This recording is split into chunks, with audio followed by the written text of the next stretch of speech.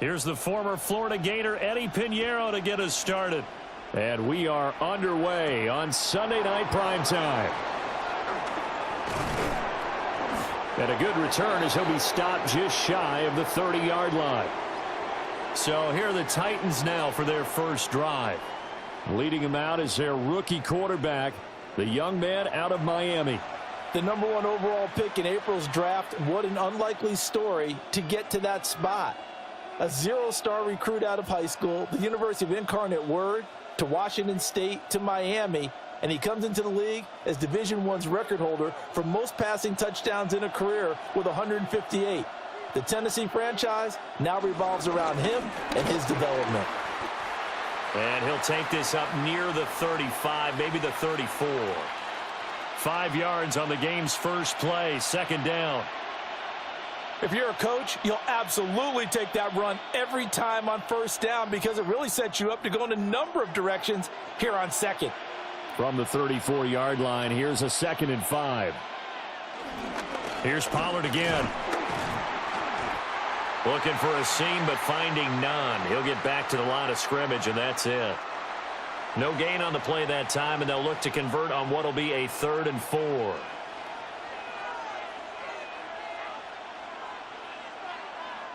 In search of 4 yards here to pick up the first down. Throwing is Ward. Able to find the open man. That's complete. And he's going to be out of bounds, but not before he takes it inside the 40. That gain on 3rd down, good for 28. That's a play that may get lost in the grand scheme of things, but one thing's for sure. You certainly don't want to go 3 and out to start the game. So that's a nice job of finding the right play call and coming up with a first down. They fake the handoff. Now Ward. Touchdown, Titans. A great play there. 37 yards. And the Titans will claim the early lead as they're on the board first here tonight. Well, Charles, kind of the future of this franchise on display right there. You had a rookie throwing it, a rookie catching it, and taking it into the end zone. Could you imagine if we were in the owner's box right now and we could look at the front office and see the grins on their faces to see the present making plays and knowing what the future will bring with these youngsters. And Joey Sly on for the extra point.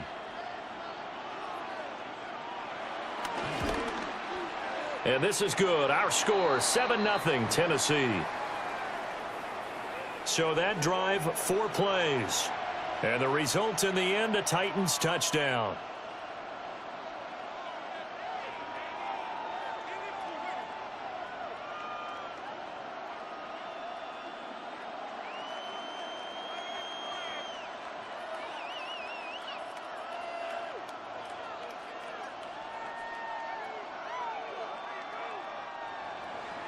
Joey Sly now to kick off after the touchdown.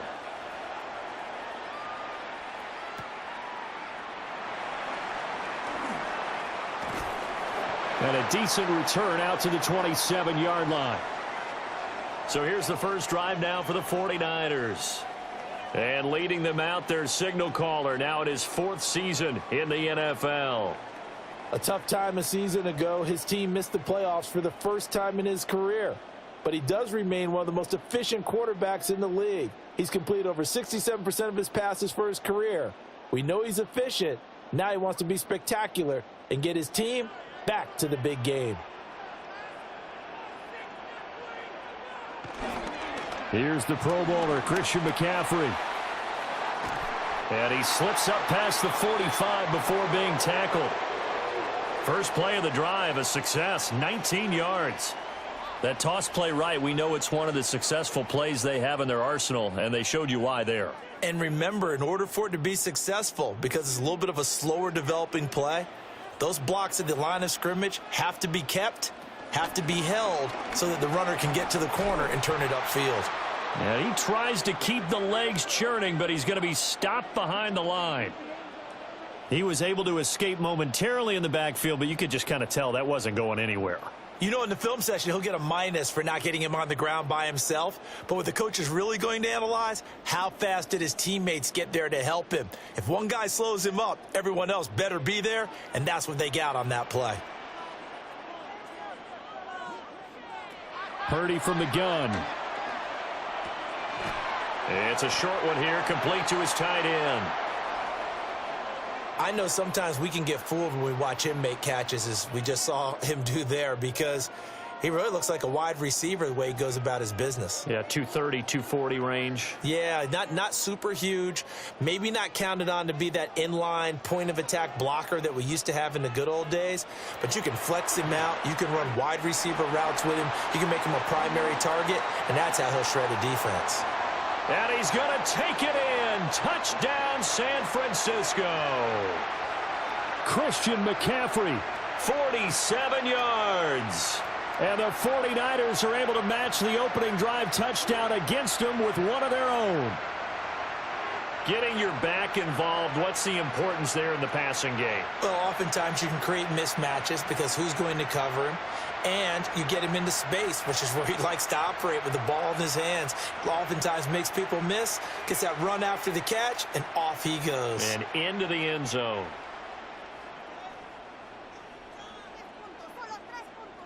Eddie Pinheiro now for the extra point.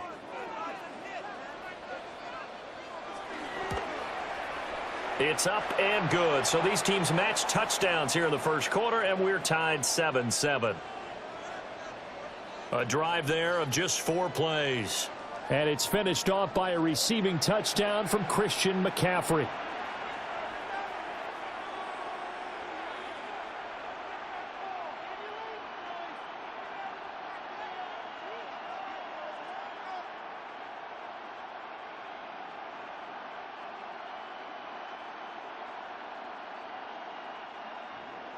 Each team's had it. Each team has scored. 7-7 here as the kick's away.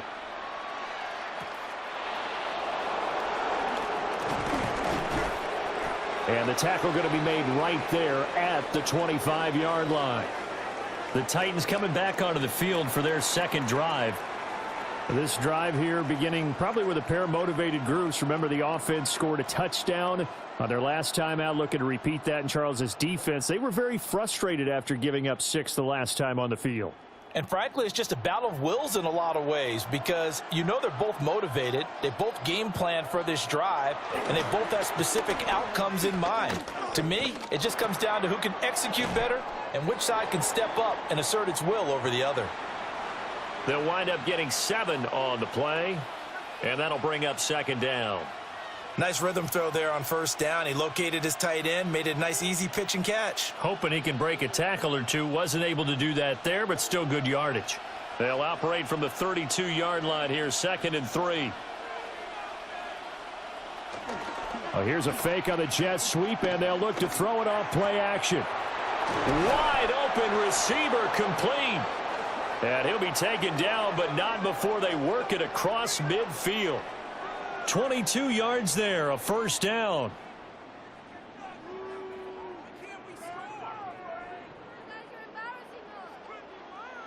Someone sharp in this game. I mean, a touchdown pass on the first drive and comes right back, and he's flinging it around really well here. A really nice throw there to pick up the first down. You kind of just feel a laser focus and confidence about him, and I think we saw that this week, didn't we? Talking to him and the coaches, they felt good about his performance coming up. Yeah, I was really impressed with that last practice we saw when they went through 2-minute drill, when they went through all the different situations. Ball hardly hit the ground, and I thought, yeah, he might be locked in for this one. 39 yards there, a big one.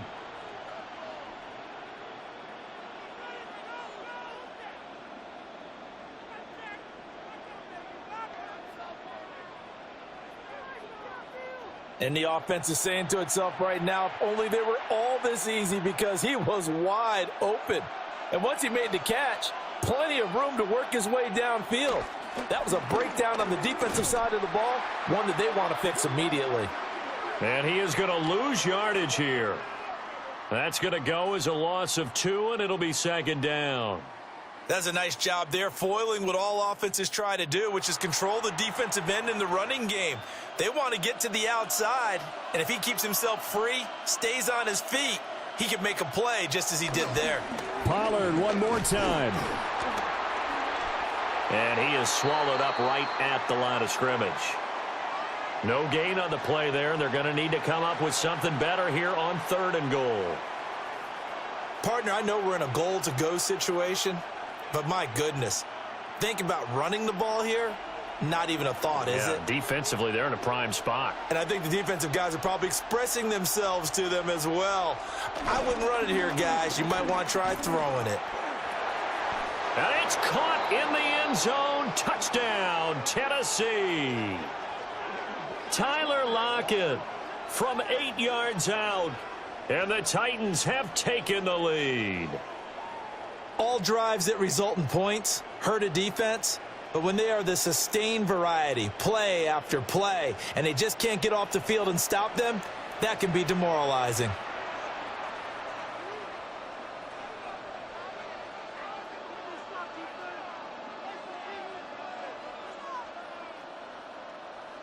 Sly on for the extra point.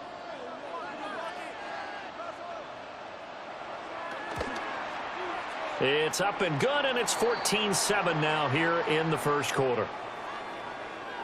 That time a 6-play drive. And it ends with a Tyler Lockett touchdown.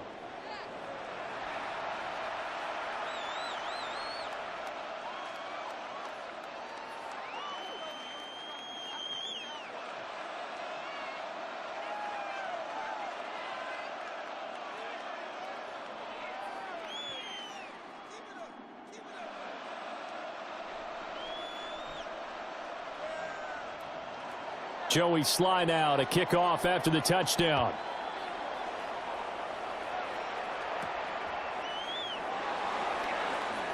Gets around him. And not much happening on the return as he'll get this to about the 23. The Niners offense led by their running back headed out for the second possession. And he has been a big component of the passing game so far. You see the numbers for this first half. This defense is going to need to find some way to key in on him because he is eating them up right now.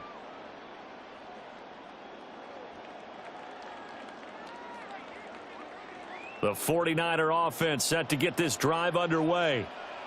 And they'll just simply be looking to build off the confidence of the last time out where they scored a touchdown. And confidence is powerful, isn't it? When you've scored once, you feel like you can go back out there and get it done again. Doesn't matter what the defense throws at them. They feel like they're in a groove right now, and they want to get out there and show it. Yeah, hoping to stay in that groove here this go-around.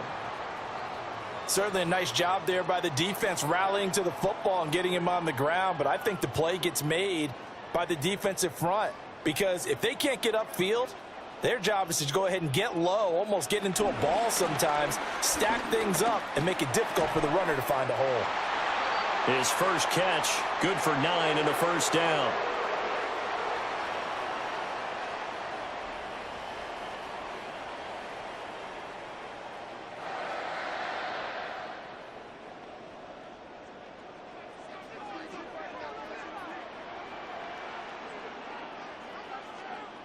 Purdy looking to throw. Looking deep for Jennings. And this one is incomplete. Not a great start dropping his first target, but let's face it, it won't be his last chance because he'll get opportunities to make up for that one throughout this game. 2nd and 10.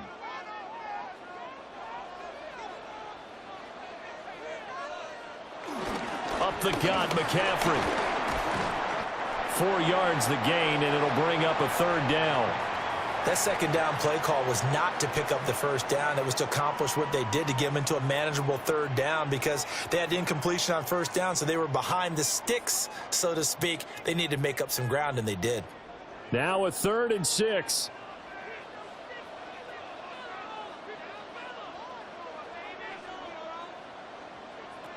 Here's Purdy. Work in the middle of the field, and he's got a man complete. And he is going to have a Niners first down as they're able to get the 3rd down conversion.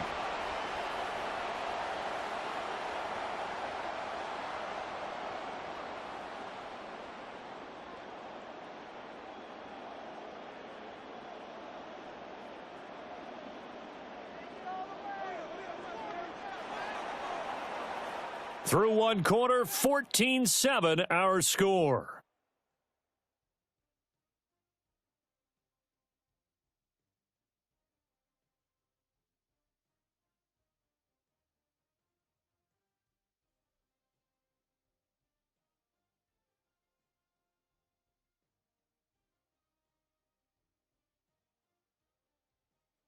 The 49ers with the football here to begin the second quarter.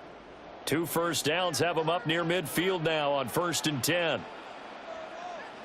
And Jennings will go in motion right. And now a fake on the jet sweep, and instead they'll give it to McCaffrey. And they'll get him down after a pickup of 8, 2nd and 2. That's a strong pickup right there on 1st down. And as this drive goes on, we're seeing an offensive line and running game imposing its will. From the 44-yard line, here's 2nd and 2. They stay on the ground. McCaffrey again. Just a gain of a yard there, and now it'll be 3rd down. But not much on that run, Charles. No, that's exactly the way to execute a run blitz there. They guessed correctly that they would move the ball on the ground, honed in on it, and stopped them. Mark that down for a win in the defense's column. Could be 4-down territory even if they don't get this, but they need just a few inches here on 3rd. Purdy on the sneak, and he is going to have a 49ers 1st down as they're able to get the 3rd down conversion. I don't know about you, but I like this call. 3rd and inches, and instead of worrying about getting it back to a running back and maybe there's some penetration from the defensive front, just go ahead and take it, move forward, and pick up the 1st down. And as we say often, shows confidence in your offensive line. Looking left side, and he's got a man. That's Jennings. That'll give him 8 that time. And that'll bring up a 2nd down in just a couple.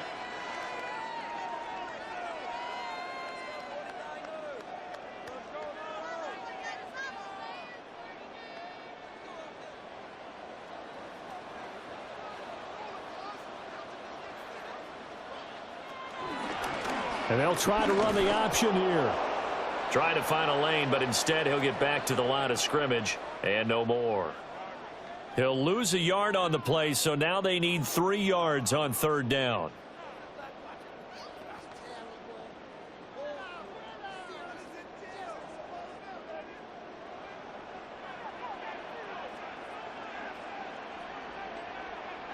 Purdy. And he's going to go down. They get to him back at the 40. And that'll bring up 4th down on a big sack with a loss of 5. And they weren't in zone coverage. They were in man, and each man did his job. And that looked like vintage, old-school coverage, didn't it? Man coverage reminded me of an old Raiders team. They had a Hall of Famer at one corner and a Defensive Player of the Year at the other, and they just locked people down.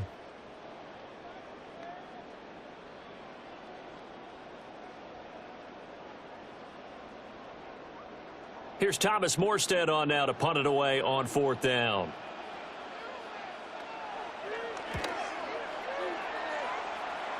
And a good result there as that'll get out of bounds and pin them back at their 10-yard line. Out is their quarterback with this offense to take over once more. He's got 2 touchdown passes on his first 2 drives, and he'll try again here on drive 3.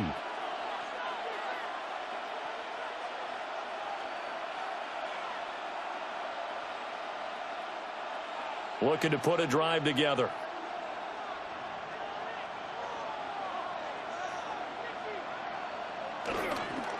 They'll run with Pollard to begin the drive. And nothing doing. He's immediately taken down at the line of scrimmage. Officially no gain on the play, and it's 2nd down. The running lanes have definitely not been there for him here in the 1st half, and I don't think it's all been his fault. His offensive line hasn't given him much space. A loss results there. 2nd down, Pollard again. And he's going to be hemmed in and brought down right at the line of scrimmage. The 2nd down play, not much better than the first, just a gain of 1 there. The passing game's been working quite well so far, but the running game's been a little bit of a struggle, and that's a surprise to me. Typically, when you can throw it, you've opened up lanes for your runners. And they'll bring the big tight end across the formation left. Ward from the gun on third down. A short throw taken in by Okonkwo. And they're going to mark him down short, maybe by about a yard, if that. So 8 yards on the completion there, and it'll be fourth down. I thought maybe when he caught, he'd have a good chance of getting that first down, but that's a nice job of holding him up and preventing him from getting to the sticks. On fourth down, the former All-Pro Johnny Hekker on to punt for Tennessee.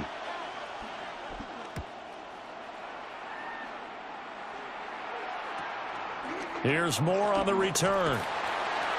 We'll call that a 49-yard punt, but a net of just 39 following the 10-yard return. And the Niners will go on offense, 1st and 10.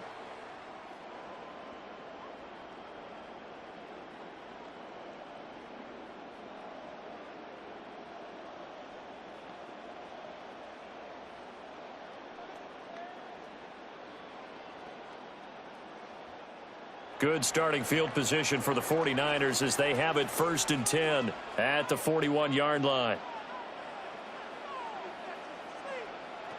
Purdy will set up to throw it here. There's the stiff arm.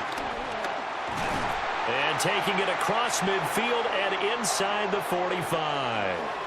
The catch and run there, good for 16 and a first.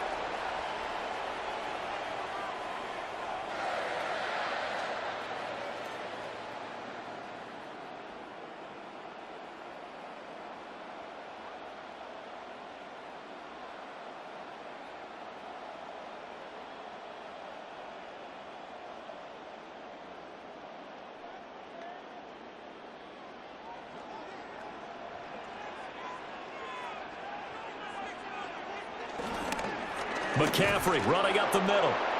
And running room scarce here. He's going to be stopped in his tracks at the line of scrimmage. He'll lose a yard there, and it's 2nd and 11. That was well played there defensively. 2 tight ends in the formation, which essentially gave them 7 blockers up front.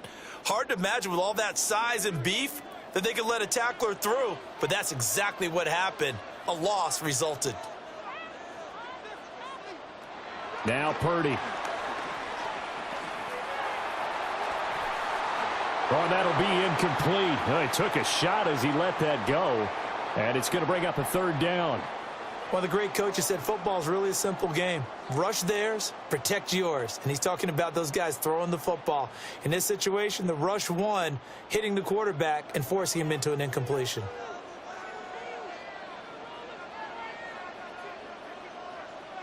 Purdy from the gun on 3rd down. And that is incomplete. I think he could have scanned downfield forever, but there wasn't anything available. Ends up throwing an incompletion, and I think he'll take that.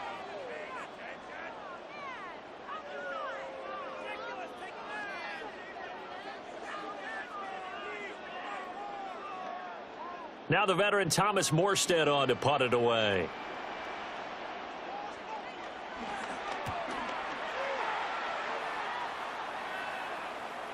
Yeah, he was looking for the checkup bounce, didn't get it. That scoots all the way into the end zone now for a touchback. And here comes Tennessee as they get set to take the field. As we eke closer and closer to intermission, Charles, remember last time out they punted. They would love to get points here, especially if this is going to be their final possession of the first half. Yeah, and this is what close games feel like because the pressure is on both sides, but sometimes the pressure is a little bit higher on the team with the slight edge because they're trying to hold on to that, trying to increase it. Let's see how this one continues. They'll start out here with a jet sweep. And he is not going to go anywhere. They're going to get to him behind the line, and that is going to get us to the 2-minute warning. We've hit the 2-minute mark of the second quarter, 14-7.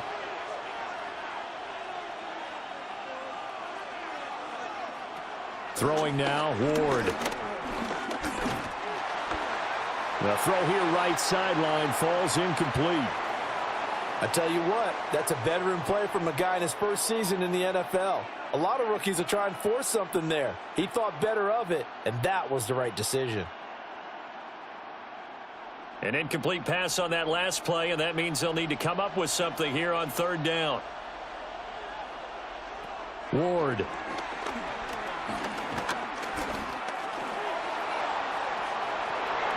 And this pass broken up.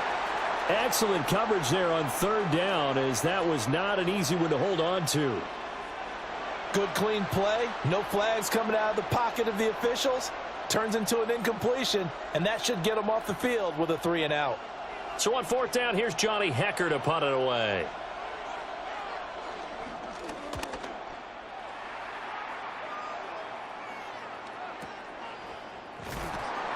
A big kick there. We'll call it 56 yards on the punt. And it will be 1st and 10 as they take over. The 49er offense now making their way out onto the field. Over on the sideline, hoping to hit that reset button between possessions. Last time out, they had to punt it away. This time hoping to finish this thing off in the end zone.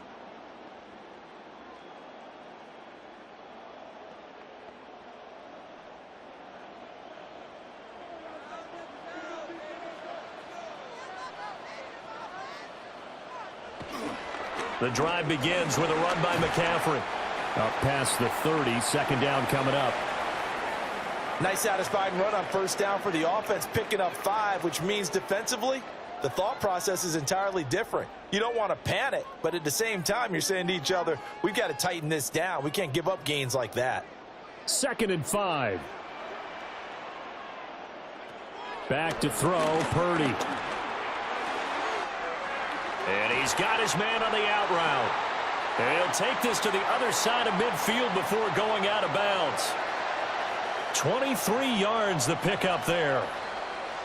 Now how about this throw right here? Had to throw it to the left sideline, and you know the timing's got to be correct on this one.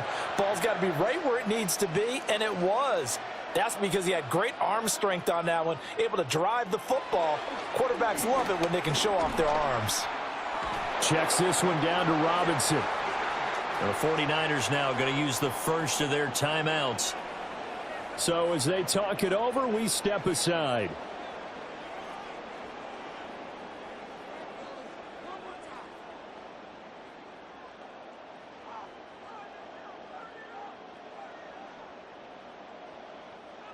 Second and 12.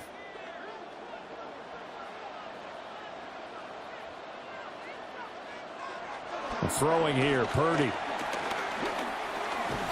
And he'll dump this off to his running back, McCaffrey. His 2nd catch, and this one not nearly as electrifying as his first. And it'll bring up 3rd down now. And we see another pitch and catch there to the running back. This position just continues to evolve. They become just as critical to the passing attack as a lot of receivers, tight ends, because their ability to make people miss in the open field can really generate big plays for an offense. And he'll get this to the 40, but that's still going to be a few yards short of the 1st down. Decent gain on the scramble to 6, but now it's 4th. They made a nice effort to stick him with a loss for that play, but it's going to take more than that to keep him from advancing the ball. Should be an entertaining battle anytime he tucks and runs over the second half of this contest. Here's Thomas Morstead now as he's on to punt for San Francisco. He's been a busy man here in this first half as he gets it away. So halftime now here on Sunday night primetime. Let's get it to Scott Hansen in Orlando with our halftime report. All right, Brandon, thanks much. Welcome in, everyone, to the Orlando studios. Scott Hansen with you for a quick halftime report. We'll let both sides catch their breath and get their orange wedges as we're going to get ready for the 3rd quarter action. So let's go back out to the stadium as we rejoin our broadcast team, Brandon Godden and Charles Davis.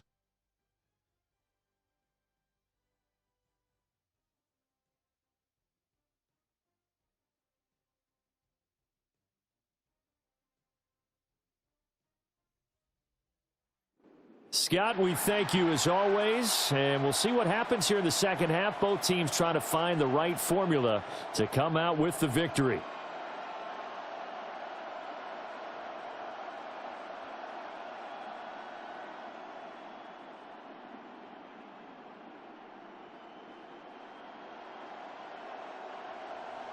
A one-touchdown ball game, 14-7 our scores. We get back at it on EA Sports. Able to slither by. And up to about the 26-yard line, just across the 25. Here comes the 49ers offensive unit as they'll have it first to begin this third quarter. Well, out of the locker rooms here they come. Their first drive of the third quarter. And, Charles, they're trailing in this ball game, but we got a tight one set up to be a very entertaining second half. And as we know, partner, in the NFL, there's trailing and there's trailing, right? Sometimes you're discouraged by how much you're down, but in this case, this is a tight ball game, so there's a sense of optimism here. I think they went into half and looked at their play sheet and said, these are the plays we really like. What do you say we use them to start the second half and get us going? A loss of a full 3 yards, and now it's second down. Yeah, another negative play in an early down situation. This one to start the drive.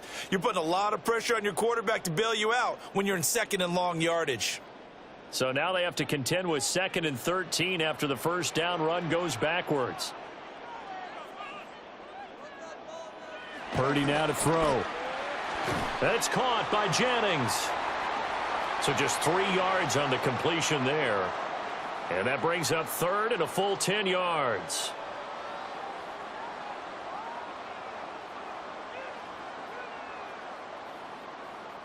Now, right where this set of downs started, they need a full 10 here to pick up the first down and move the chains. And they get him down, but not before he takes it across the 40-yard line. Opted to run for it. The decision a good one. Picking up the first, getting 14 yards on the scramble. Well, he and his offense were staring down what was likely a 3 and out.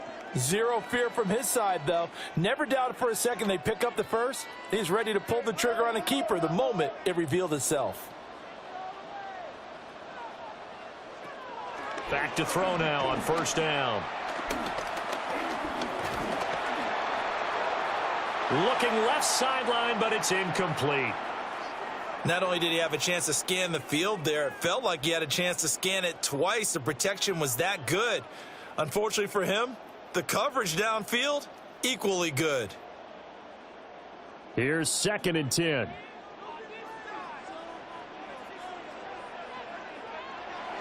Purdy bootlegging it. That's complete to Pearsall. He'll get only 3 there, so it leaves him with a 3rd and 7 ahead.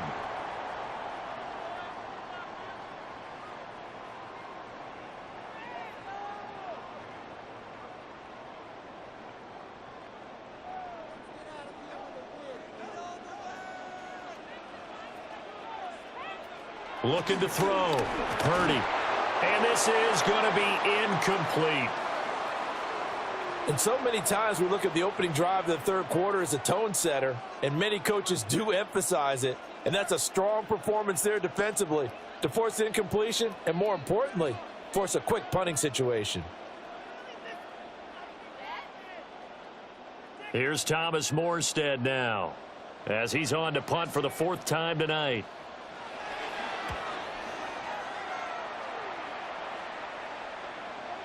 And this will hit just beyond the goal line as it's into the end zone for a touchback. The Titans offense gears up for their first possession of the second half.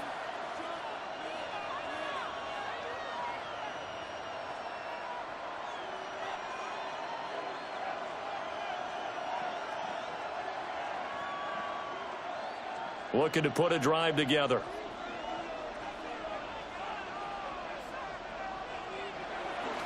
So the drive's going to start with Pollard. And he'll get what he can up the middle, 3 yards. That'll bring up second down. In the first half, he was held in check on the ground, but despite that lack of production, they still have the lead. Yeah, and they've got to feel fortunate about that. If they could actually get production from their lead horse, that would help open up this offense and widen this margin too. They'll come up 2nd and 6 now from the 24. Now Ward. And he'll take this beyond the line of scrimmage as he slides to a hole. He'll wind up with positive yardage. It's a gain of 3, but now it's 3rd down. I certainly like what he did right there because he smartly wanted to avoid forcing anything downfield because nothing appeared to be open. Nice harmless slide there to avoid the big hit, and he gets a small gain on the play. That is caught. And he will have a Titans first down as they're able to get the third down conversion.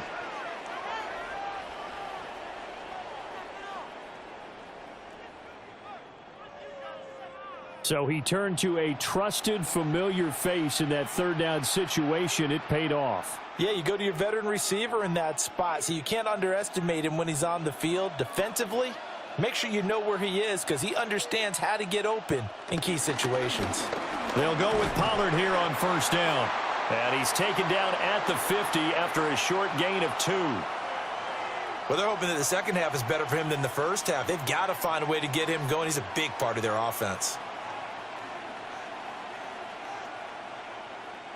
Ball right on the 50-yard line. Here's second down and 7. They go play action with Ward. That'll be complete to Okonkwo. That one a first down pickup of 8. One of the toughest things about playing quarterback is staying in the pocket, all that going on around you, and not letting your eyes go down to where the pass rush is. Instead, keeping them downfield. And that time he did and found his tight end for a first down.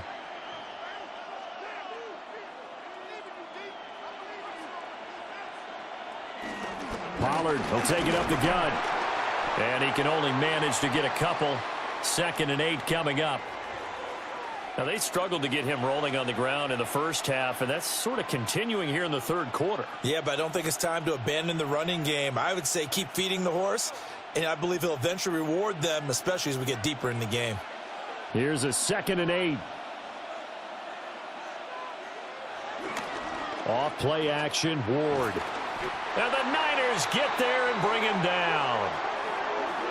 It'll go in the books as a 7-yard loss on the sack, and it's third down. All about the offense so far this drive, putting something sustained together. But the defense, they responded on that play. Second and manageable became 3rd and long. The drive marching to the end zone is one play from stalling out. A long way to go here on third down for the 8th play of the drive.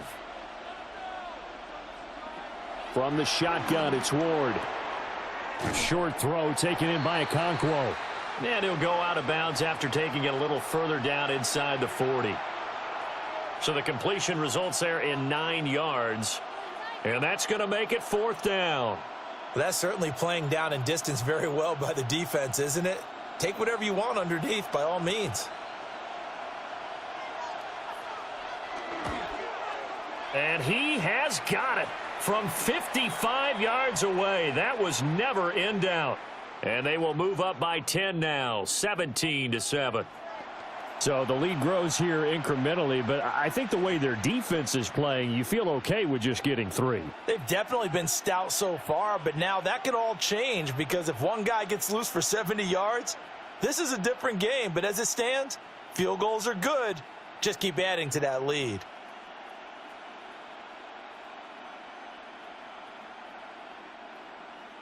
After the made field goal, here's Sly to kick this one away.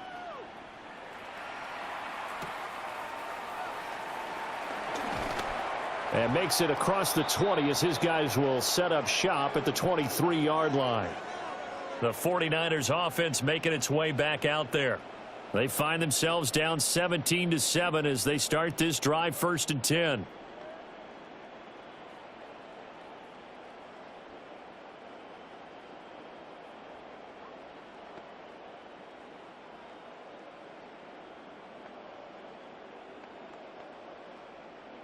Looking to put a drive together.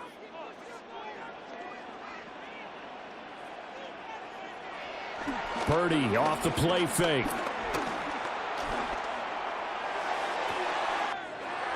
Looking downfield, and that's caught right side. He's got his man. A big play there for the Niners. 42 yards.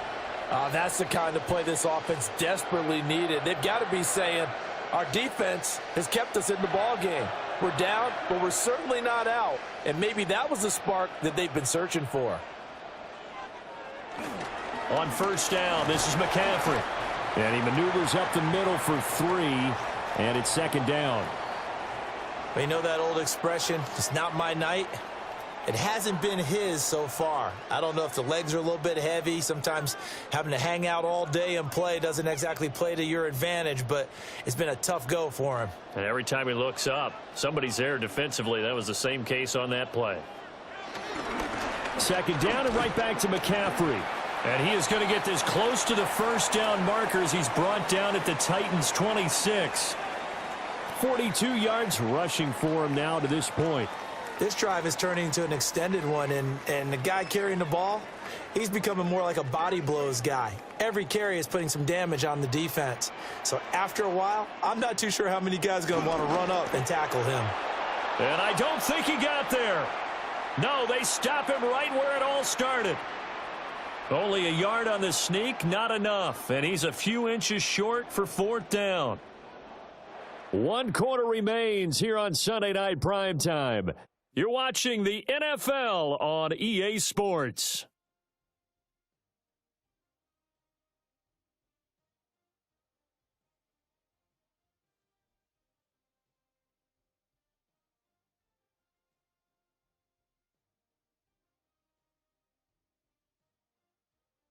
Back now here in Santa Clara. It's 49er football, but some ground to cover. They find themselves behind as we hit the fourth and final quarter.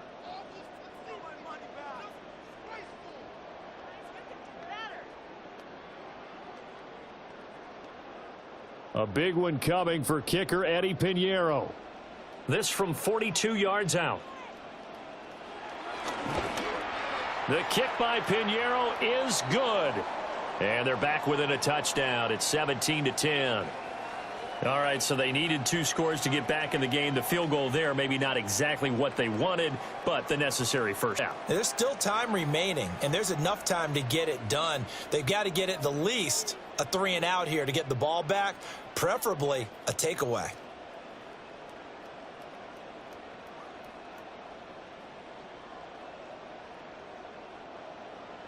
After the field goal, on to kick it away is Pinheiro.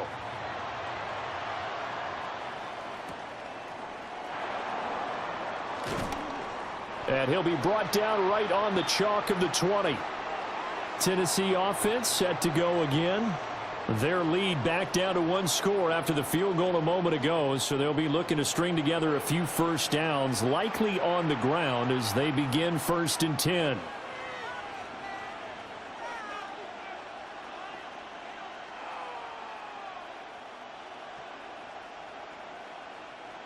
Looking to put a drive together. Throwing is Ward. He hits his target, Lockett. And he is out of bounds right around the 34. First play of the drive going for 14 and a first down.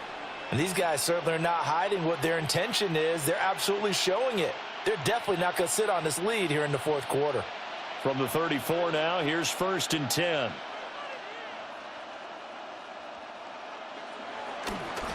They run straight ahead here with Pollard. He'll get this to about the 38. All right, that's a decent game there, but it hasn't been his best game overall. So I wonder what the mindset is of his team. Do they want him to handle the football and try and close this game out? Or are they going to make an alternative plan and maybe go in a different direction? I think they need him, and this is his time to shine. Off the bootleg, Ward. And he will find Ridley on the left side. And he'll be out of bounds after getting this one across the 40. Call it a gain of 3 on the play. And they're going to face a 3rd down. Coming up here looking for 3 yards to pick up the first. To throw, here's Ward. Flushed out right. And he'll be taken down, but he does have first down yardage. 4 yards there as they let him out of the pocket, and he got enough for the first. Now that's a killer because you think you've got it absolutely covered, and then he hot-foots it out of there and picks up a first down. Drives you crazy as a defense. Looked like, you're exactly right. Looked like a for sure stop on 3rd, and then the tables turned. Out of the gun to give to Pollard. And just no chance of turning the corner. He can only get back to the line of scrimmage. 2nd and 10 coming up. And the trend continues here in the 4th like it was in the 1st, 2nd, and 3rd. He's had nowhere to run. And you're probably thinking to yourself, why do they keep feeding him the football? Well, they trust him first and foremost. They do believe that over time he might actually pop one of these runs. But bottom line is he takes care of the ball well for them, so they'll keep handing it to him. He'll be taken down at the 48 for a pickup of 2 yards. Good reactions there defensively. That screen was a little slow in developing, and they shut that one down with little gain.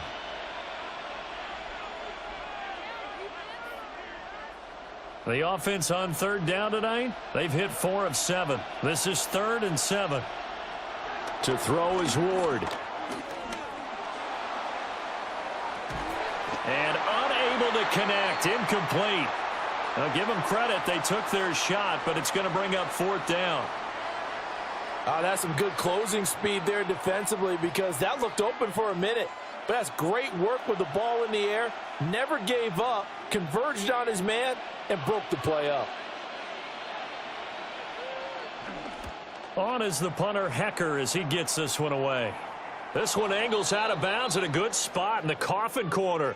And they're going to mark this out of the 5-yard line. San Francisco set to go on offense once more. And last time able to get 3. It's not what they wanted. They wanted 6, but they got at least something. They mustered something out of the drive. They'll take it. I like the way you've described it. Not ideal, but they'll take it. Anything to put some points on the board. But this time on offense, they don't even want to see the field goal kicker trot on the field. They want that ball in the end zone. Yeah, they'll be going for 6.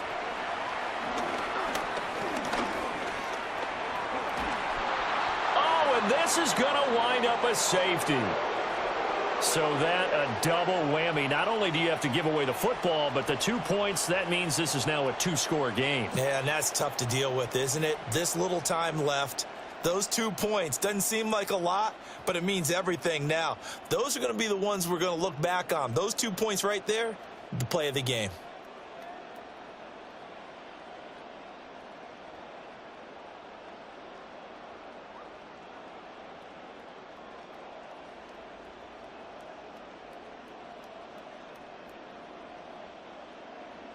And remember, following the safety, you give the football up as well, and they free kick it from the 20 now. This is taken at the 18.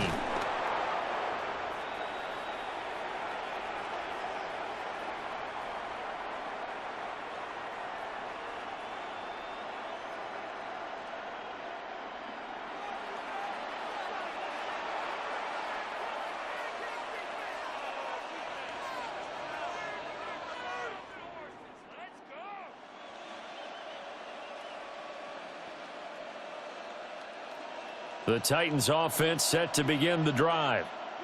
Now, there are 2 scores on the plus side. Still time here in this 4th quarter, but maybe you start thinking about playing keep away? Yeah, I think here's the situation. You're not thinking touchdowns anymore. You're just thinking first downs. To keep up with your theme there, playing keep away, first downs, they can't touch the ball.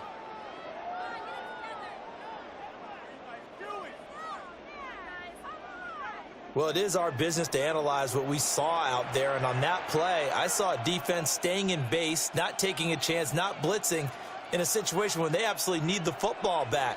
That's either a case of overthinking it or not thinking it through. If you do blitz, do you have to be careful about where you're coming from, or are you just coming from all angles? You have to be careful about where you're coming from, obviously, but at this stage, you have to take a few chances as well. And he'll be brought down, losing yardage back at the 40. That one unable to develop, never got going. A loss of a couple, and it's 2nd down. And we constantly talk about people being on the same page. In this situation, the 2 of them saw the play with the same eyes. They understood where the open spaces were going to be, and they found a way to get there to pick up a new set of downs. So it's a gain of 12 there on the reception, and they'll be faced with a 3rd and inches. The passing game continues to be their friend. Even with a stable lead here in the 4th, Charles, they're going back to that well. Yeah, with their overall philosophy, you know that they trust their quarterback. He's been able to throw it well. If they continue to throw these safe passes, who can blame them? They'll go with a keeper. And the 49ers now going to use the first of their timeouts. And as the two teams talk it over on their respective sidelines, we take a break.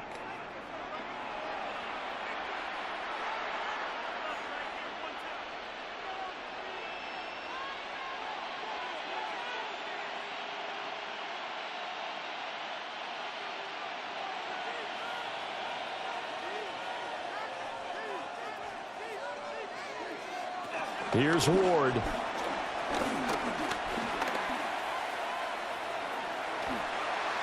And they're going to get him. He's sacked back around the 28. Now San Francisco going to call their second timeout.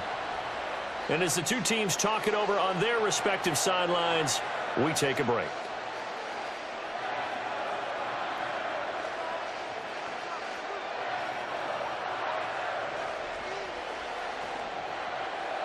Now a 2nd and 10.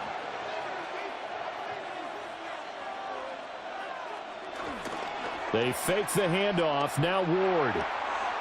And he will find Ridley. That's complete.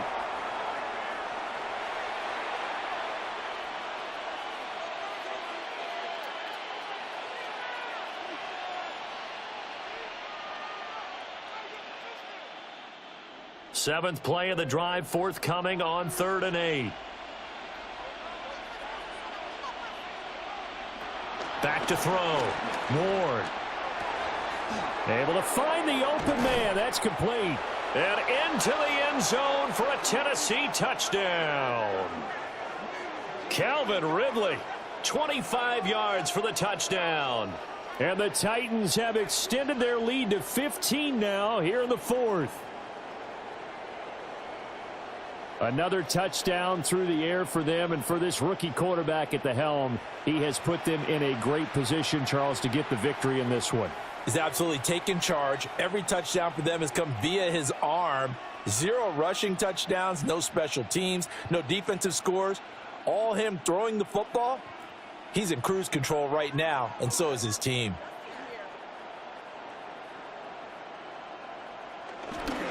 They're going to keep it on the ground.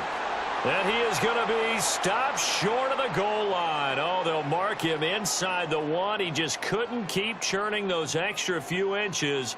And the 2-point attempt is turned aside.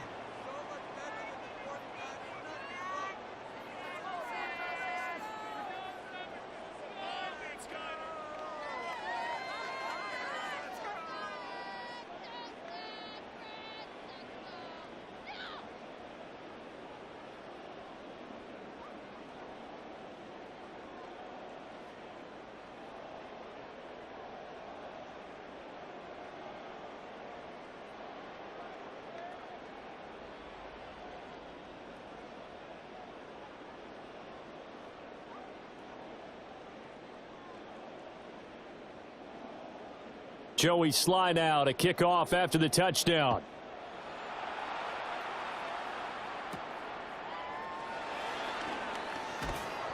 And able to get this out to the 25.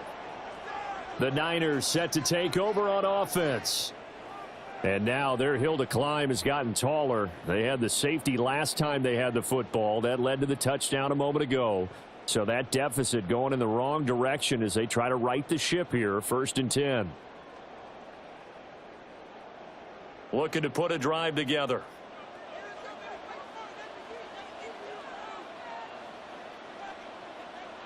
Purdy looking to throw. They'll set up the screen to McCaffrey. Even with that broken tackle, can't go very far. Stop short of the 30. Nice job by the defense figuring that play out and holding it to a short game, but I don't think the offense is going to be daunted. They actually accomplished their goal there. Now they've got them aware that they can throw a screen at them, maybe to slow the pass rush down a little bit, and they can throw it downfield. Purdy. Another grab here for the dynamic Christian McCaffrey.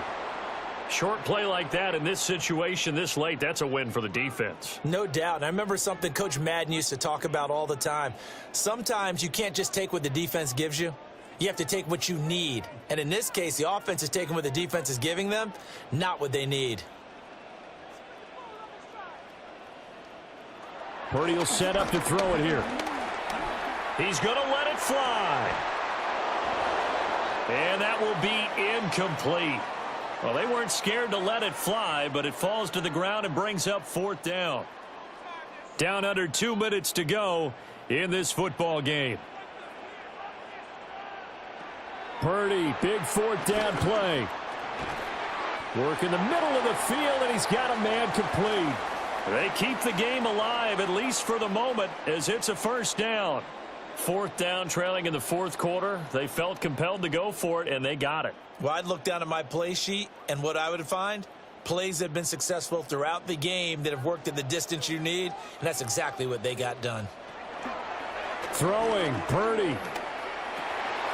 That's complete. It's Kyle Juszczyk. And he's going to be out of bounds, but not before he takes it inside the 40. Clock management definitely critical here if they want to get back in this game. Absolutely agreed. They have to up the tempo in this case, down a couple of scores. Want to make sure they have a chance to win this ball game. One timeout at their disposal, but more pressing is the need for 2 scores, obviously. Here's 1st and 10. Oh, it's a screen pass. That's complete.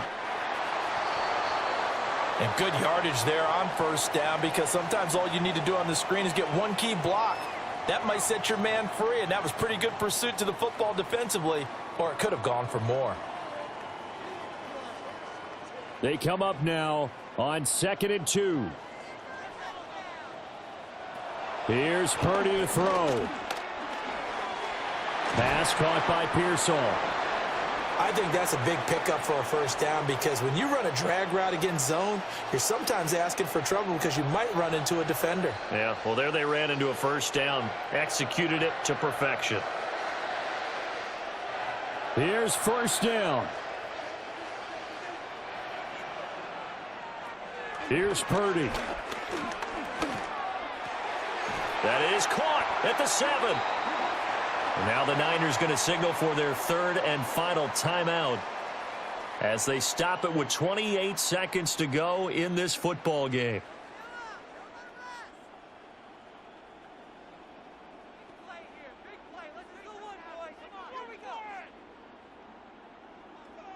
Here's 1st and goal. Purdy to throw. And this is caught now for a late touchdown. So hold everything here. This one's not over yet.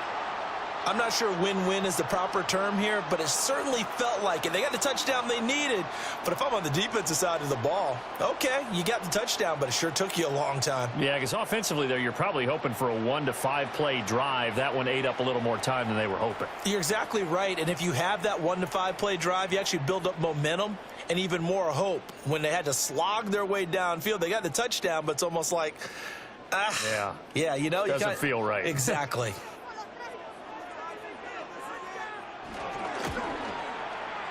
Piñeiro's extra point up and good, as this gets them back within a touchdown and a 2-point conversion.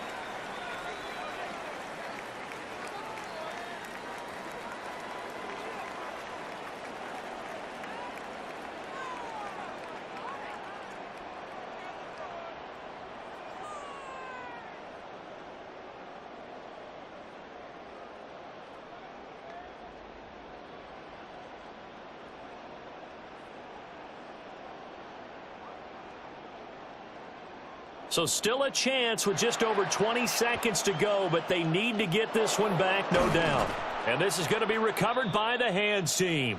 And that should just about put a capper on this one.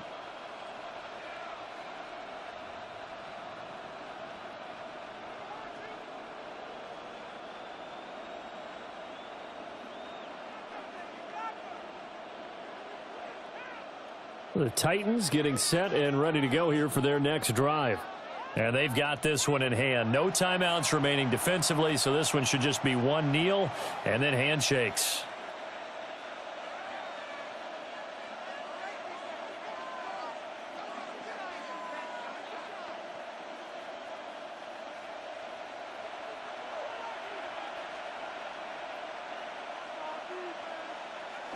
The Titans go victory formation down to a knee.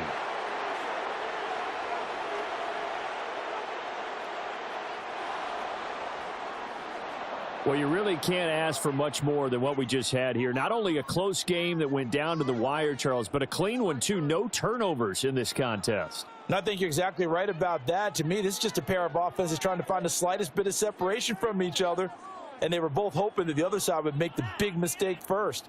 But today, neither side made that mistake. And what we got, a very entertaining game throughout. So that's a wrap for Charles Davis. I'm Brandon Gaudin. And this has been a presentation of the NFL on EA Sports. For more, check us out at easports.com. With that, we say good night from Silicon Valley.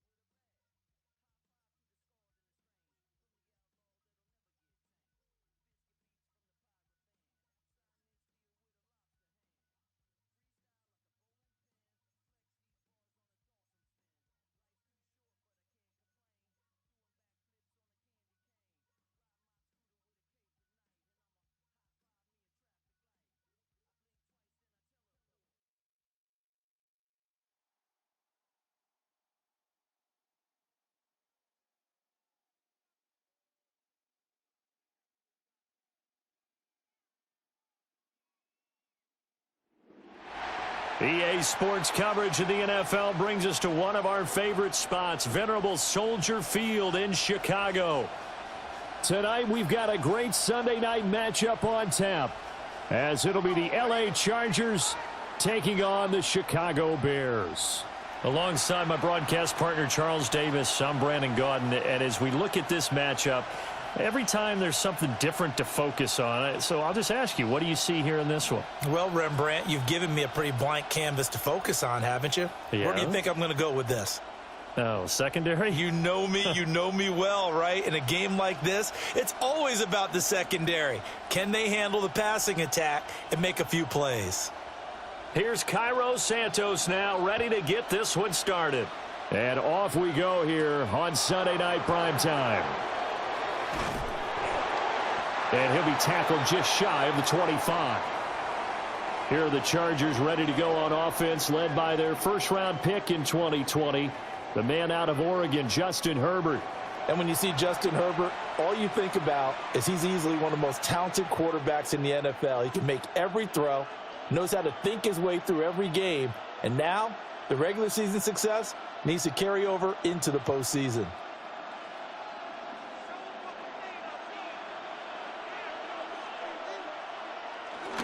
First carry of the game for Hassan Haskins. And he is met at the line of scrimmage, and he goes down right there.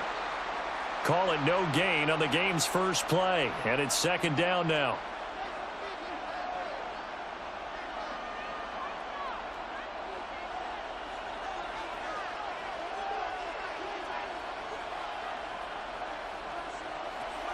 Play action this time for Justin Herbert. That's complete. It's Ladd McConkey. And they get him down, but not before he takes it across the 40-yard line. 17 yards for the Chargers there as they've got themselves a first down.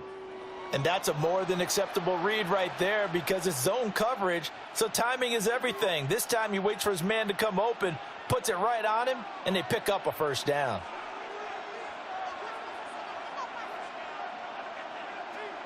They'll fake the handoff. Now Herbert. Quick hitter here. It's complete. And that's good for a gain of 6. And it'll be second down. I like it, I like it, I like it. Get everyone involved in the passing game, and you know you can create those great mismatches throwing it to your guys out of the backfield. And on the first drive, that can also help establish some rhythm, right? I think so, and gets everyone involved. They feel like they're part of it and really gets them amped up as they go forward. On the give, it's Vidal. And a solid run here as he'll pick his way down to the 42-yard line.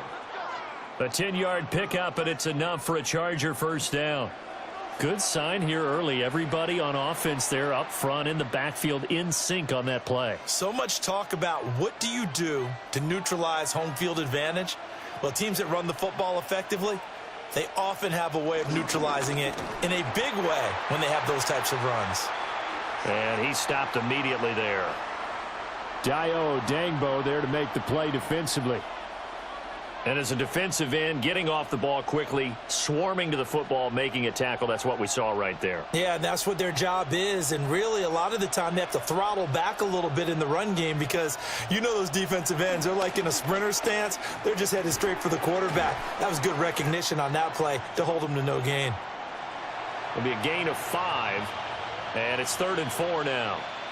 That's a staple of this offense. Drag route to the tight end. Yeah, he's unable to use his size to break off much more yardage after the catch, but still an effective gain nonetheless. Here comes the 7th play of this opening drive. They've moved it well, but here's 3rd down. That is caught. And they'll have it in the red zone before he crosses over out of bounds. The Chargers passing game rolling a bit here. They've got another first. Really a solid start here on the opening drive, Charles. He's now 4 of 4, and they're already in plus territory. Brandon, he's been so precise to start this game, like we're watching an operation taking place right now. Master surgeon at work. His throw caught right around the 6. And the Chargers are going to be looking at 1st and goal as they move this down to the 4-yard line.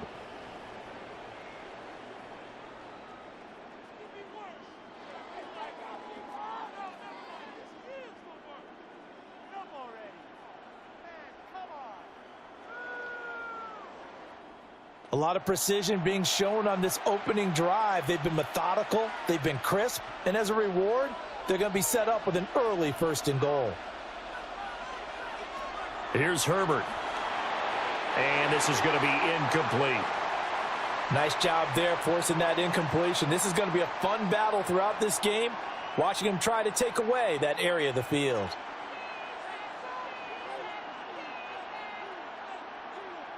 Line of scrimmage, again the 4-yard line, 2nd and goal. They'll run with Vidal. And he will push his way forward down to about the 3-yard line. Call it a gain of a yard as they get a little bit closer here. It's 3rd and goal.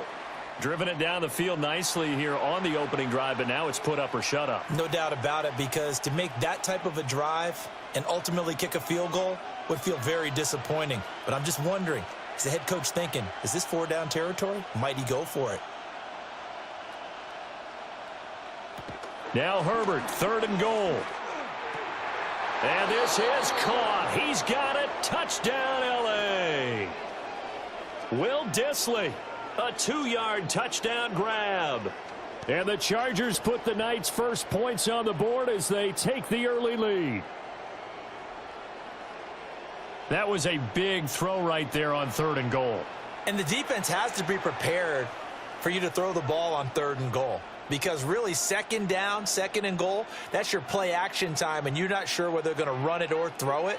3rd down, you're usually sure they're probably going to pass it. Even more impressive that they got it done. And on the opening drive of the game. Extra point up and good by Dicker. And it's now a 7-0 game. So that one a long 11-play drive.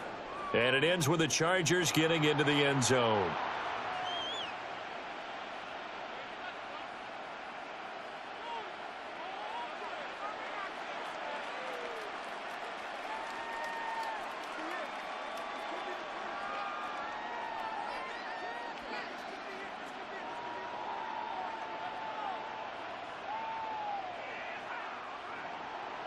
Here's Dicker now as he'll send this one away.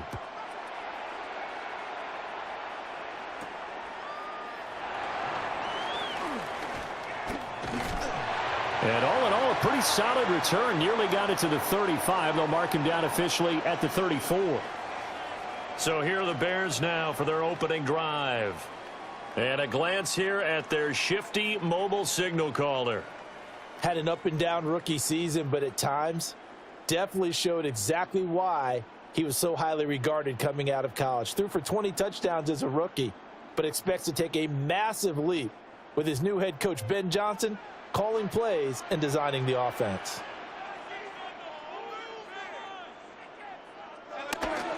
First carry for DeAndre Swift. And he is met in his tracks behind the line of scrimmage. Officially, it's a 1-yard loss. That's going to bring up 2nd and 11.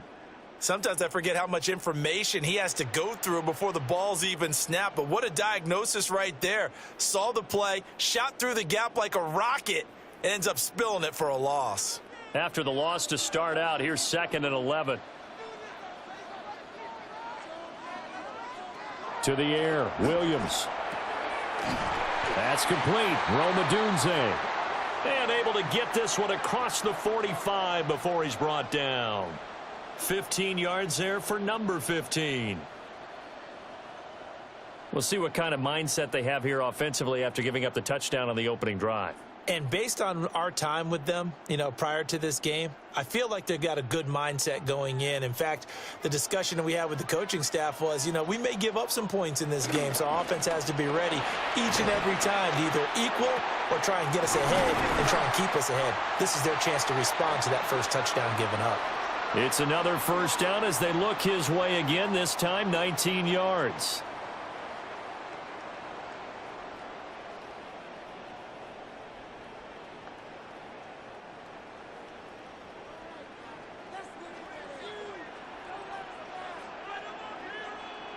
And they'll send the tight end in motion.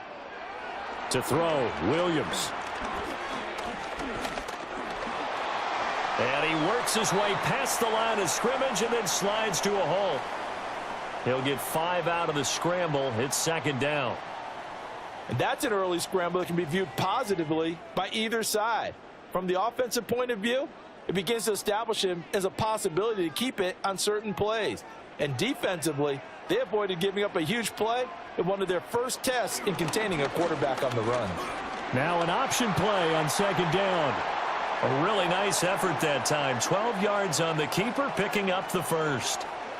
A nice run there. He calls his own number, gets the first down, and then slides to a stop before he has to take any contact. And that absolutely has to please this coaching staff because they've been drilling into his head.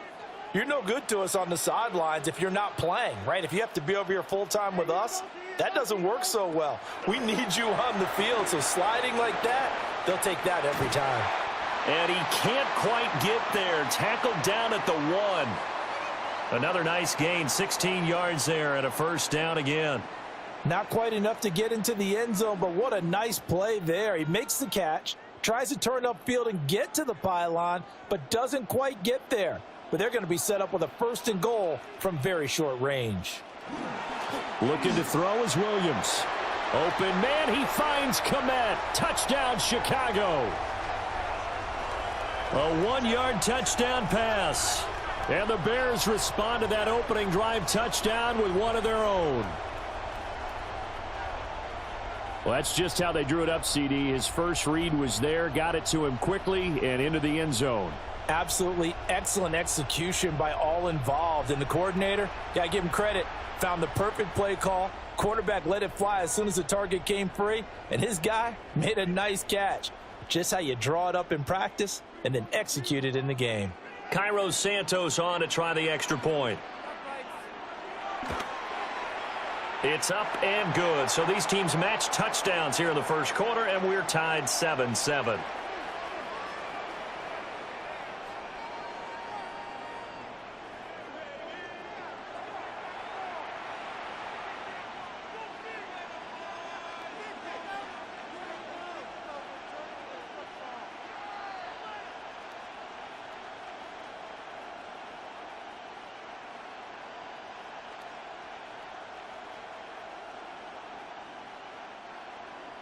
Each team's had it. Each team has scored. 7-7 here as the kick's away.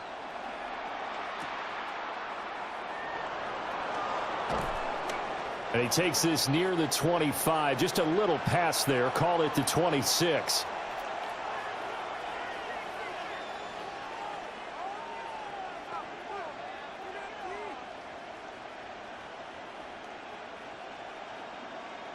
The Charger drive about to get going.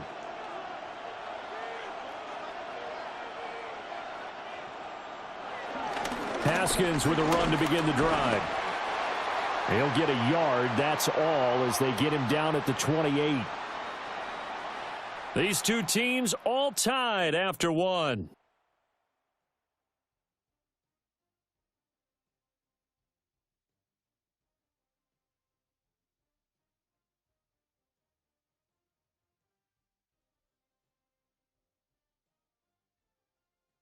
Charger football to start quarter number 2. As they've got a 2nd and 8 forthcoming.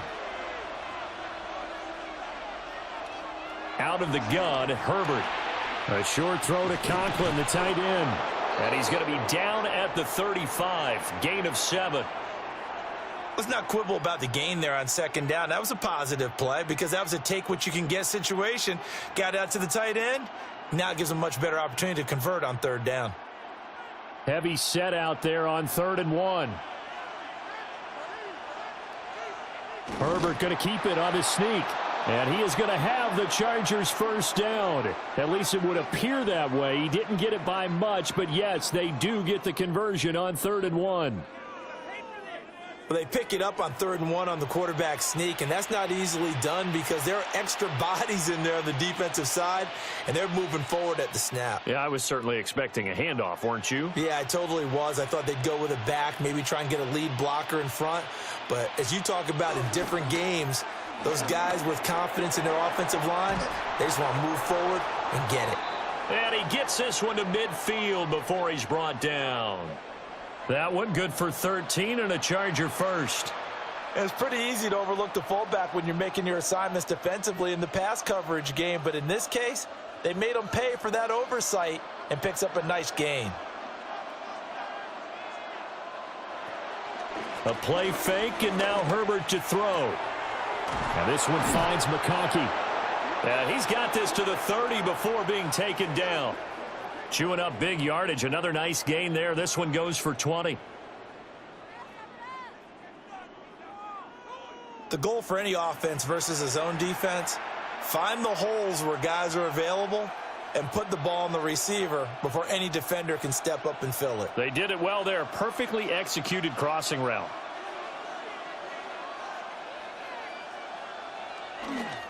Haskins now on 1st and 10. And everyone on their assignment defensively there as he'll be taken down behind the line. Tremaine Edmonds, the linebacker, was the one disrupting there defensively. Part of the thinking when you bring in extra tight ends, you're hoping that each of your guys gets those one-on-one blocks and creates a crease for your runner. You know what the converse is, though? You've got to win those one-on-one blocks, and when you don't, that's the result you end up with. Now it's Herbert. And he's got his man in stride, complete. He's going to go out of bounds, but he takes this one down just shy of the 20. It's a pickup of 12, and that'll set up a 3rd down.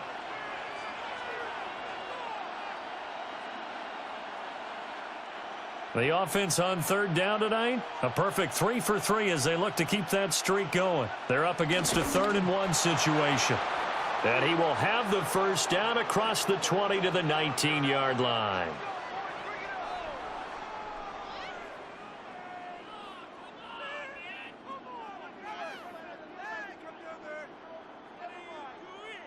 It's been a good drive so far. They just wanted to keep it going, so they call low-risk, low-reward play. No one's worried about picking up big yardage here. Quarterback sneak, keep the chains moving, and pick up another first down. After the run, now Herbert to throw. That one complete to McConkey. That's good. The completion there for 7 yards. And that's going to bring up 2nd down. I always laugh when people say, what's the toughest route to defend? And I'm like, any of them, especially if it's a good receiver. That makes things very difficult. But when you're running a drag route, something short, shallow, going through defenders, using guys almost as screens in order to get open, that makes things tough for guys trying to get to the football. And they corral him just a couple yards shy of the end zone. It's a 10-yard gain there to set him up 1st and goal. It's all pretty simple sometimes, isn't it? Go where the defenders are not, and he does exactly that. Makes a nice catch to move the chains. Defense got to find a better way of accounting for the shorter routes that are being run against them. Now they'll bring one of their tight ends in motion right. Herbert now. And he's going to go down just outside of the 5, right around the 6-yard line. Multiple players combined for their team's first sack of the game. Well, if you're going to throw the ball on 1st and goal from the 2, the worst thing that should result is an incompletion for you offensively. But, Brandon, this is a different type of football. Back in my day, 1st and goal from the 2, a lot of big people with big neck rolls, they were on the field trying to ram it into the end zone. 2nd and goal from the 6 this time. Justin Herbert looking to pass. His pass caught at the 4. And he takes it in for a Charger touchdown. A 5-yard touchdown. And the Chargers have taken the lead. Well, down in this part of the field, CD, they love to get him the football. And right there, a little pitch and catch for the score. Yeah, and he's such a weapon when it's that close to the end zone, and they love being able to rely on him to make those kind of catches. Talk about trust, talk about confidence, and he produces.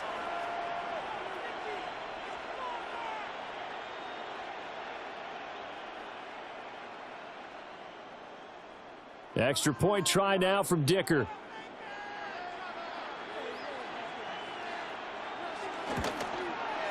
And he's got it. It's now a 14-7 ball game. That one in the books as a 12-play drive. And it winds up with a touchdown for Los Angeles.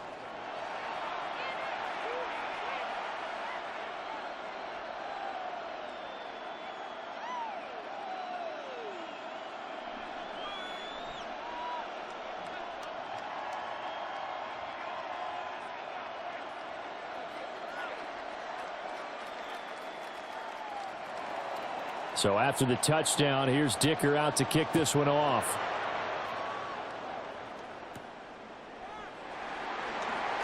Shifts by him. And he'll be stopped up at the 25. Chicago works their way back onto the field here for their 2nd drive of the game. That last drive, it was a good mix. Run, pass, defense on their toes.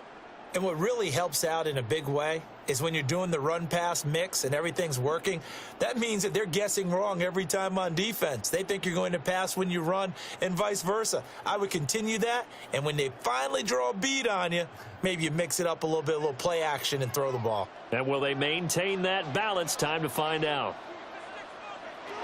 Throwing is Williams. That's complete to his rookie 2nd-round pick. And they work this well upfield across the 45.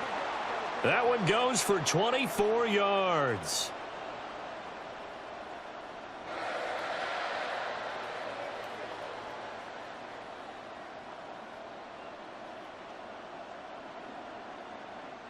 What an intelligent play as he found open grass and uncovered quickly. A nice clutch play to move the chains.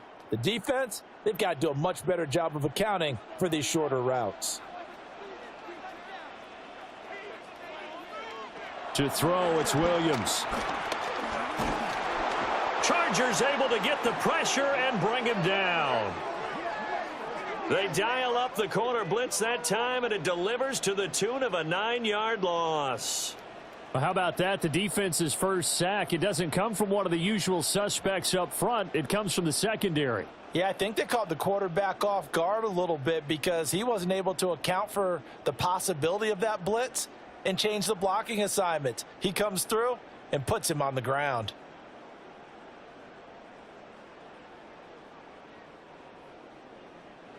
We've hit the 2-minute mark of the 2nd quarter, 14-7. After the sack, it's 2nd and 19, and the road gets a bit tougher from here. Here's Williams. He's going to get that to Swift underneath. So the completion results there in 9 yards. And that'll lead here to a 3rd down.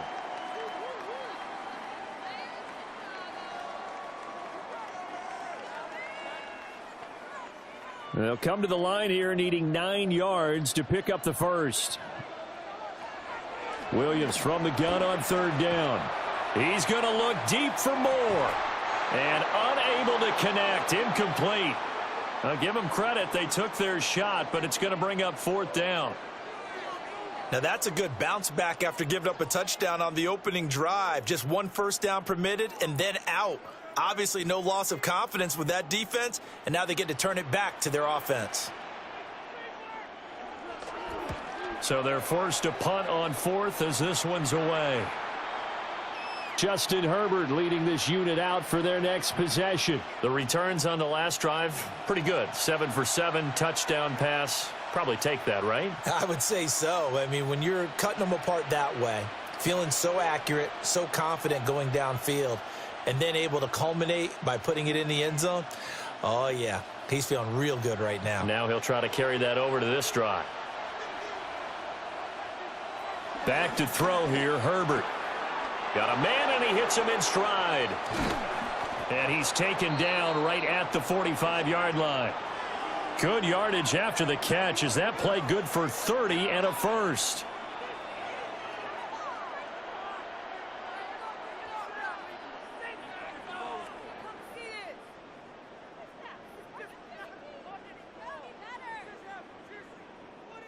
It's not a surprise when you read scouting reports and watch tape because you know he's a heck of a player.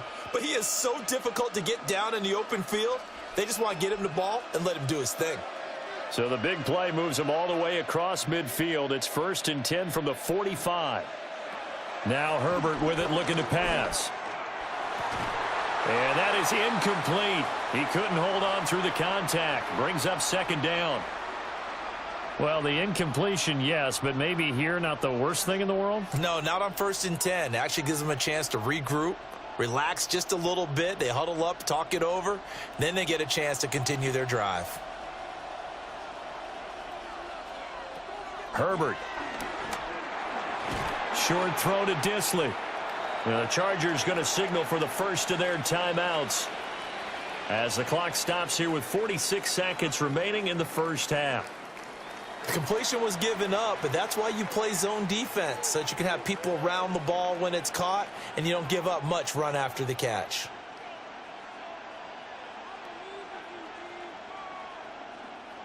And they'll need to get to the 35 if they want to keep this drive going on 3rd down. Herbert back to the air. To the left side, he's got McConkey. And I don't think he got there, no. He's short by maybe a foot, maybe. Call it 4th and inches. Well, it looks like they got what they wanted. They got the completion, but they weren't able to break any tackles or gain nearly enough yardage to pick up the first down. Now to be 4th and short.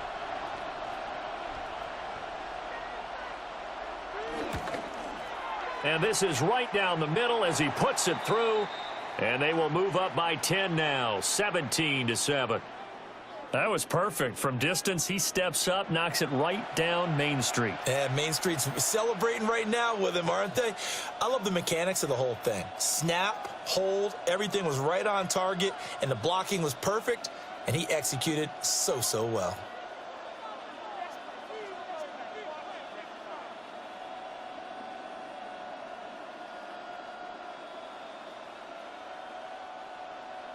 So with 3 seconds remaining in the half, they will line up to kick this one away. Taken at the goal line.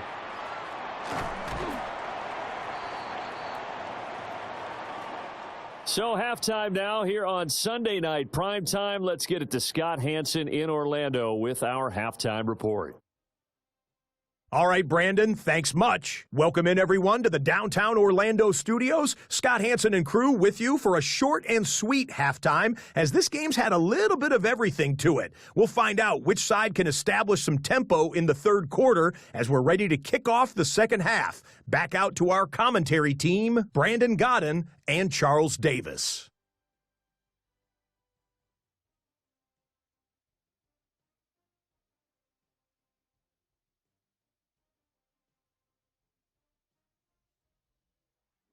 Scott, thank you very much. We are ready to get started here with the second half.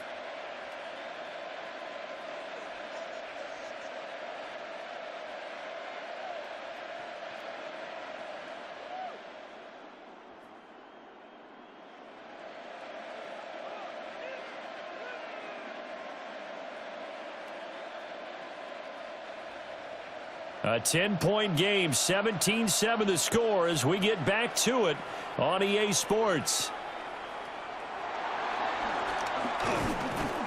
And he'll go down as this drive will start at the 25-yard line. So here's the Bears offense now as they get set to start this third quarter. And they're still very much in this game, although they do trail. What's the game plan, Charles, for the second half? It might be a little counterintuitive because most people will think losing equals passing the ball more, but I'd establish the running game. They kind of went away from it in the first half. I think if they get back in balance, it'll help them when they put the ball back in the air. Third quarter starts with a run from Swift. And he'll push his way forward to about the 32. It's a 7-yard carry to set them up with a 2nd and 3. Well, no matter how they phrase it, staying on schedule, staying ahead of the sticks, whatever you want to call it, 7 yards on first down, that fits the bill. They'll operate from the 32-yard line here, 2nd and 3. Looking to throw. Williams. He'll look middle here and get it to Odunze. And able to get this one across the 45 before he's brought down. 2 catches in the first half. Now he's got a third here, and it's good for a first.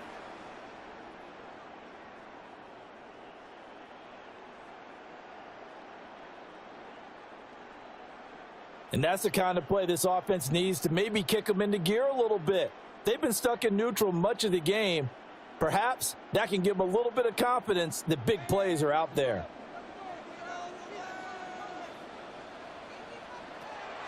They'll go play action here with Williams. He'll fire deep, looking for more. And it's knocked away and incomplete.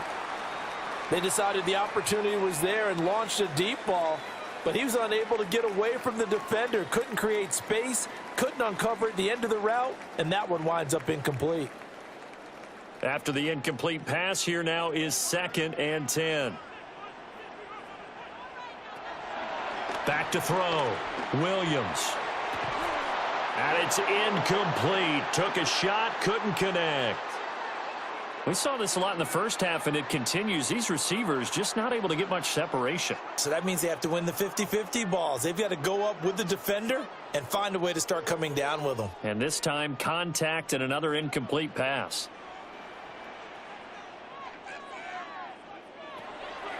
They'll look to throw again.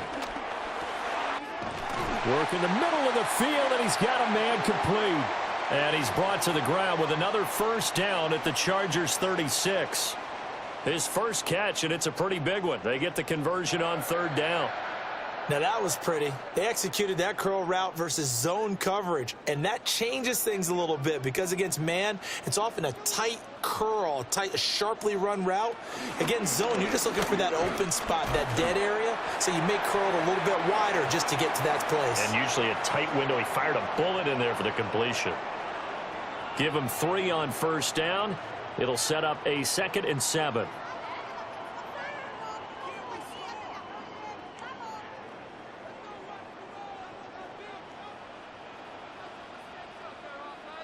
And they'll send the tight end in motion here. Here's a 2nd and 7. That's complete to DeAndre Swift out of the backfield. And they'll be inside the 25 now at the 24. That one, a first down pickup of 8. One of my old teammates called me the other day when he was watching the game. He's like, man, trying to watch an NFL game and trying to account for their passing game, that's difficult. And just when you think you get everything covered, here comes a back out of the backfield. And in this case, he picks up a first down. That pass complete to Moore. That was the 8th play of the drive, so a somewhat fitting pickup of 8 yards.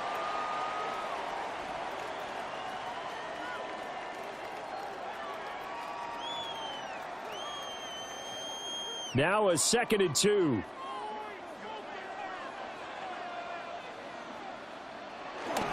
Back to the running game with Swift. And he'll get it here to the 10-yard line. 7 yards there and a first down.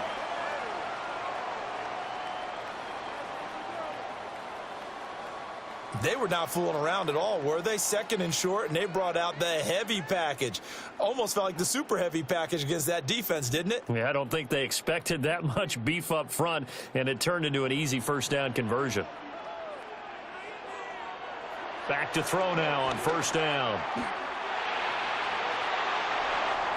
And he is in. Touchdown, Chicago. Caleb Williams. A 10-yard touchdown run. And the Bears are back within a score. Hey, you're down on the scoreboard, but now your offense is in close, and this is where, as a quarterback, you say, I've got to make a play here. Doesn't matter whether it's a pinpoint throw or a scramble like this one. He takes matters into his own hands and delivers a touchdown run. Now the point after try for Santos.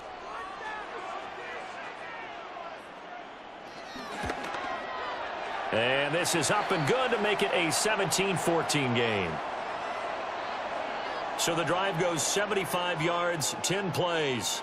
And it was finished off with a 10-yard touchdown scamper.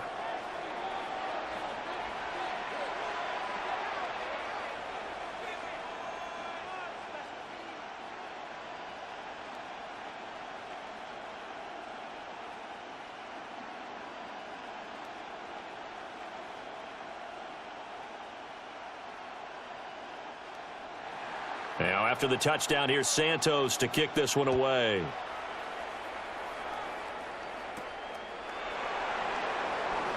A nice little juke.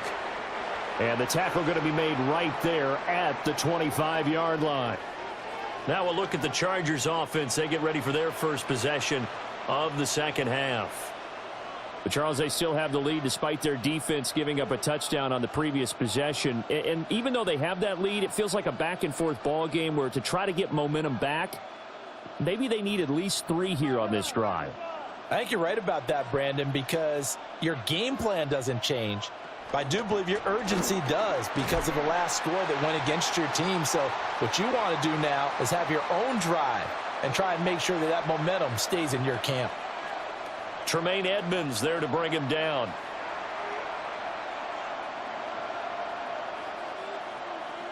Man, I just love being in this stadium. So much history, tradition, so many great teams and games, and we're seeing a pretty good one right now. Hotly contested in the third quarter. Short throw to Disley. They'll give him 4 yards there, and that's going to bring up 3rd and 2. Well, the strategy was evident there. Get it to your tight end and make it a one-on-one play with a cornerback. Who's usually going to win that one? The tight end, but not there. Not in this situation. How about the corner defeating that logic and making a really nice tackle? Here's Herbert. And he'll be taken down, but he does have first down yardage. Able to get what they need to keep the drive going with a 6-yard pickup on 3rd down.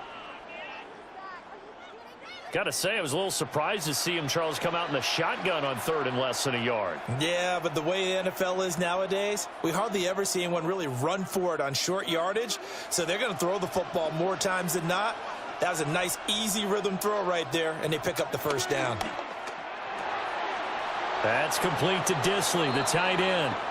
And he'll be taken down across the 50 at the 45 in enemy territory.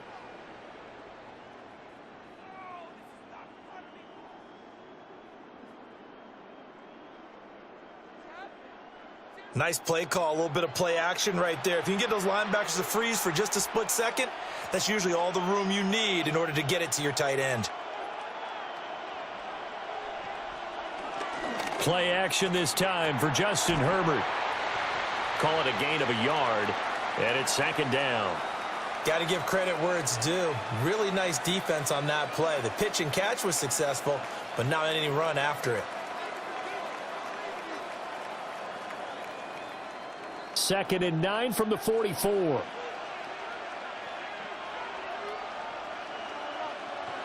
Herbert throwing again. Firing quickly here, and that's complete. So give him 5 yards there on the pitch and catch. And that'll bring us to a 3rd and 4.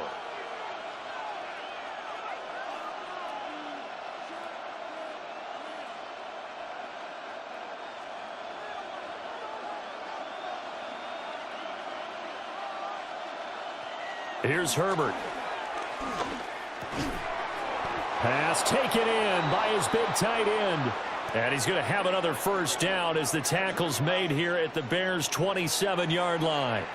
And that's well executed there on 3rd down. And I love the confidence that they had to let their tight end try and find some space in the middle of the field, right in their quarterback's line of vision.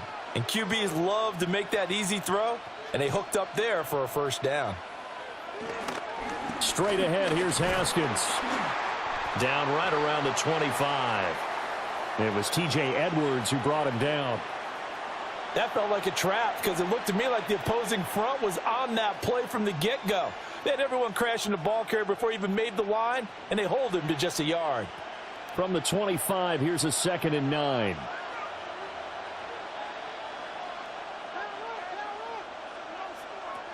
Looking to throw. Herbert. Now they go screen. It's complete. And he's going to lose yards. They take him down at the 26.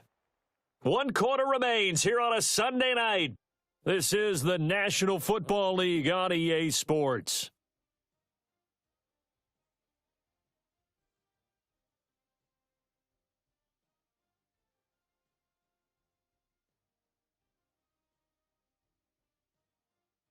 Back now at Soldier Field. It's been a very hotly contested game to this point. Just a field goal separating these two teams as we get set for the 4th quarter. On 3rd down, he'll drop to throw. Eluding the pressure right. And he'll go out of bounds in the red zone just inside the 20.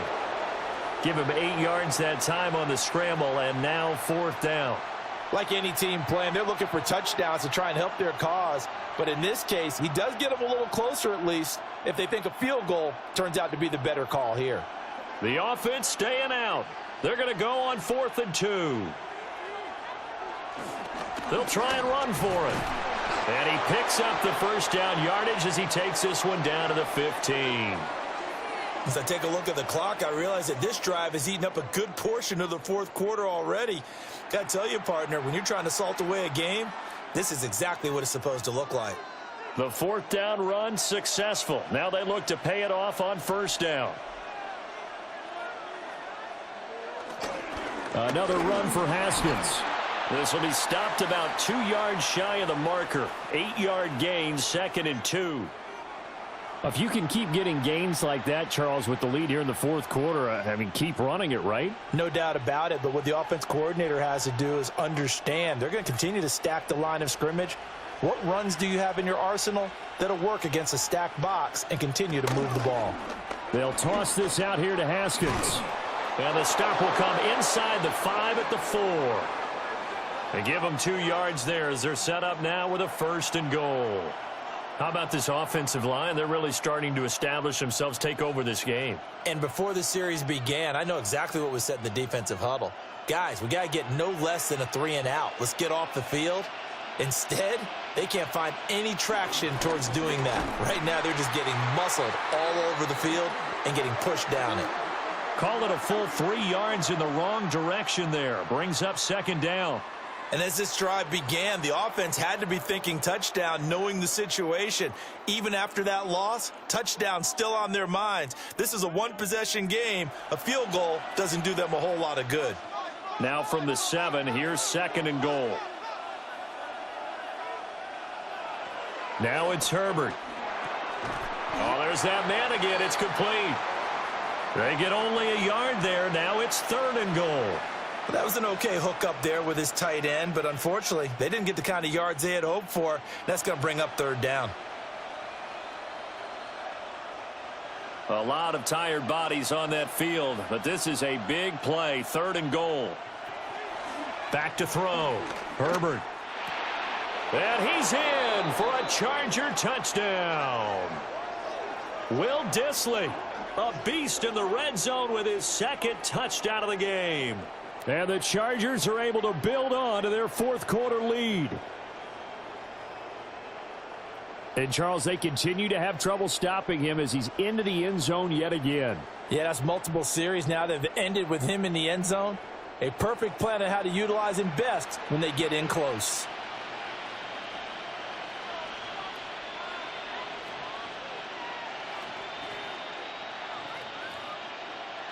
Dicker now to tack on the extra point.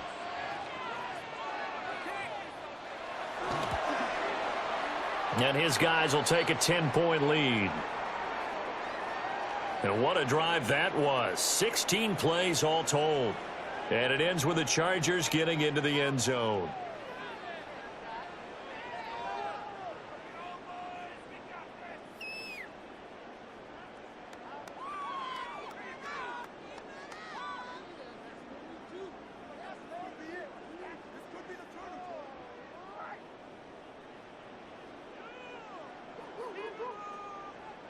Now, after the Dicker field goal, he's back out, ready to send it away.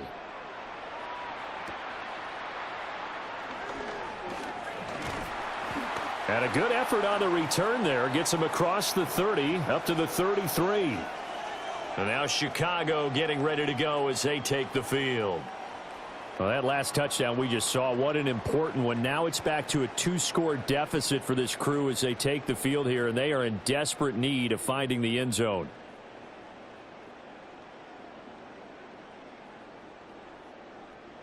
Looking to put a drive together. On the ground, it's Swift to start the drive. And he'll rumble for about 5, up close to the 40. If you're in the offensive huddle, you're smiling after that play because you've certainly got them guessing now. 2nd and short, could they just hand it off for another big gain? Or do they take advantage of this spot to take a big shot downfield? Ball on the 39. Here's a 2nd and 4. Looking to throw is Williams. And he'll bring it up here to right at the 40-yard line. One thing I think that's safe to say defensively, the tackling's been really good. And because of that, it's been very, very hard for them to move the ball because you're not getting the benefits of run after catch. They're tackling them almost on the spot. That means you have to run extra plays, harder to move it. To throw, Williams. And the Chargers rush is going to get there. Down he goes. The safety blitz staged to perfection that time as they sack him for a loss of 6. Oh, free safety blitz, that can be a gamble, but it proves fruitful there. Yeah, you're exactly right about the gamble because oftentimes the free safety is the last line of defense against a long pass. And when he comes at the quarterback, he better get home and make the play. Otherwise, a big play could result for the offense. And he slips up past the 45 before being tackled. The time to pull out the stops is now, and they convert there on 4th down. Now, correct me if I'm wrong. You're down 2 scores. I don't think you need to rush just yet, but you can't take your time either. Yeah, even if you don't want to commit to full 2-minute offense, you have to up the tempo, up the urgency. Maybe you're starting to call 2 plays in a huddle each time you snap the ball. Showed the nice footwork and then hit and drop shy of the 45. That'll go for a gain of 7, and that will bring up 2nd down. That's tough to play zone defense when they can just curl up right there in front of you. Yeah, absolutely. Well, we talk about finding the soft spot. Defensively, how do you make sure they don't find the soft spot like they did there? Tough to do because what they normally will do is run routes that'll pull you out of that spot they want to get into. That's what we call not taking the cheese, right? Don't go for the mousetrap. But it's hard to do because when you see a guy cutting that in that direction, you tend to go towards him. All 3 timeouts plus the 2-minute warning. Here's 1st and 10. To the air once more. Williams. Over the middle, complete. It's Moore. And he'll get this one down to about the 20-yard line. What a drive this has been, just chewing up the yardage. And here's one of their best plays yet as they finally get down into the red zone and look to finish this off with 6. 2 minutes left to play in this football game here on EA Sports. So the Bears with the football here as we welcome you back. They've got a 1st and 10 as they search for a late score. From the gun, here's Williams. Over the middle, he's going to find Burden. And a good gain here of 9 from the 19 down to the 10. Of course, remember, you need a touchdown here and a field goal. Doesn't matter the order, but they have to get it done and get it done fast. Now 2nd down and a few inches. To throw once more, here's Williams. And the stop will come inside the 5 at the 4. Now the Bears going to call the first of their timeouts, as they'll get it with just over 90 seconds to go in the ball game. As he came to the line of scrimmage, he knew he didn't need much to reset the chain, so when he saw the space he needed, no hesitation. He went to the marker and got his guys a first down. Now 1st and goal.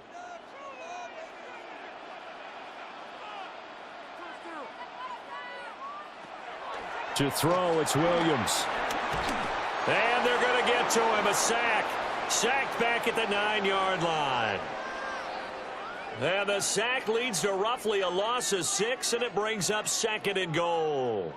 Well, that's not how you hope to draw it up there on 1st and goal, CD, by taking a sack like that.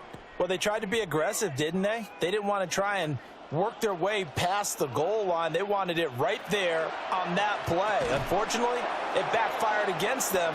Now they have to try and pick it up here moving forward. And that falls to the ground, incomplete.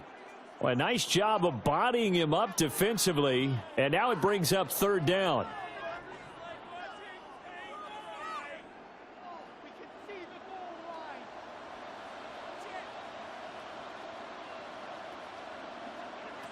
They'll look to throw for it with Williams.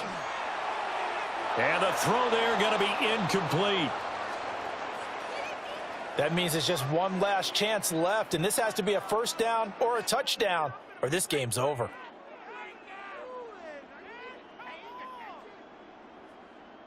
So here we go. Maybe the biggest kick of the game forthcoming. This to get it back to a 1-score game. Santos' kick is up and through. And this is back down to a 7-point game. Well, he was a spectator for much of this game. This is his first field goal opportunity of the entire contest, but he's able to connect. Yeah, he had a pretty good seat to this one, didn't he? But let's face it, all kickers that you and I know, they want to contribute. They want their opportunity, and he seized his.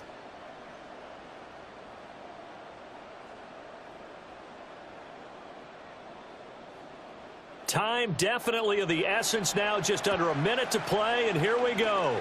And this is going to be taken in by the Chargers, and it appears they're going to win this football game.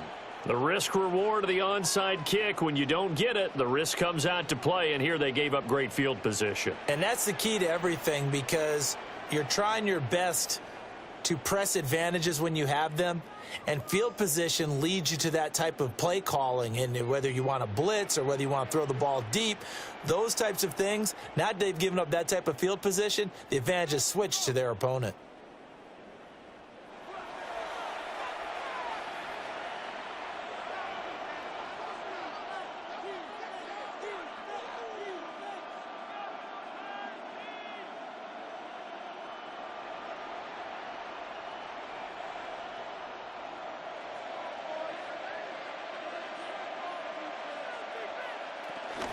We got to have two hands on the football here as they run on 1st down.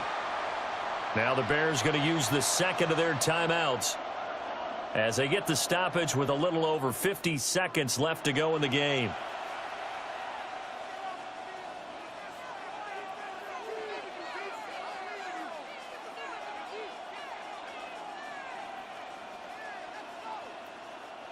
So 2nd and 9, and you'd have to figure just about all 11 probably crashing the line here. With the late lead, Herbert's going to throw it. He gets it to Johnston. And he's across for the touchdown. And in the final minute, that should just about seal it. As a fan, is there anything prettier than a well-executed post route? No, it's a thing of beauty, especially when it's done like that for a touchdown. The throw, the catch, and how about the run after to get it to the end zone?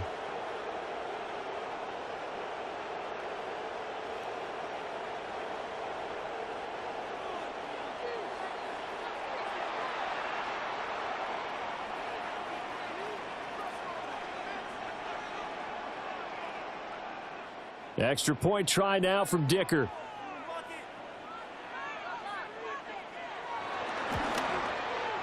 And the lead is up to 14. Pretty clean and simple there. Just 2 plays. The long pass resulting in the touchdown on play number 2.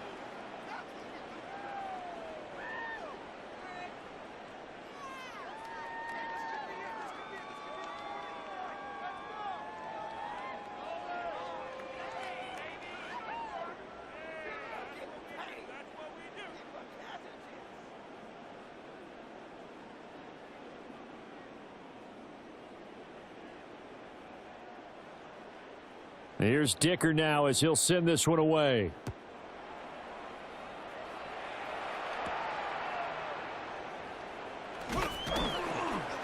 And he'll take it up past the 25 to the 26-yard line. So now the Bears down by 2 touchdowns, 40 seconds to go. It's an extremely tall order in front of them, but they've got the ball with a first down.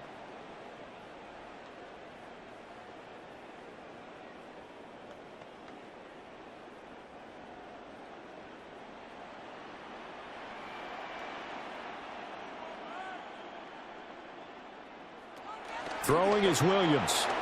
A pass complete to Adunze. Now the Bears will use their 3rd and final timeout, as it'll come with 36 seconds to go in half number 2. At this stage, this drive's got to be touchdown or bust because you need 2 of them. And if I'm the offensive play caller, I'm not just looking at my dagger plays downfield. I'm looking at some of my specials, something that can fool them and give you a big play now. With a sense of urgency. No doubt. To the air, Williams. Pass caught by Burden. And able to get this one across the 45 before he's brought down.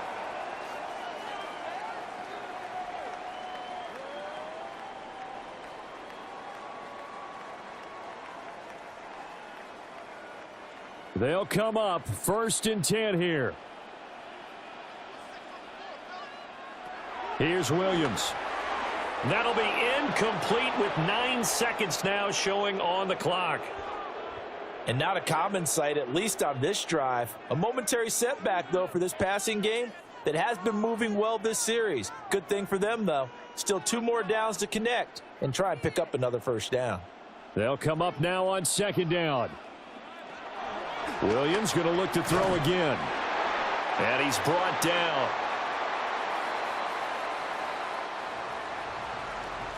So this one's over. It's in the win column for the LA Chargers. And you look back over the score sheet, interesting. A very clean game, no turnovers by either side. An absolute rarity when we watch games now because defenses have put such an emphasis on taking the ball away. Well, what we saw here was offenses spending their time saying, look, you know they're coming for it. Ball security is paramount. So they worked on that, not just a week of practice, but I'm sure all during training camp. Make sure when you have it, tuck it away because danger lurks everywhere you turn. So that'll do it for us. For Charles Davis and all our crew, I'm Brandon Gaudin. You've been watching the NFL on EA Sports. With that, we say good night from Chicago.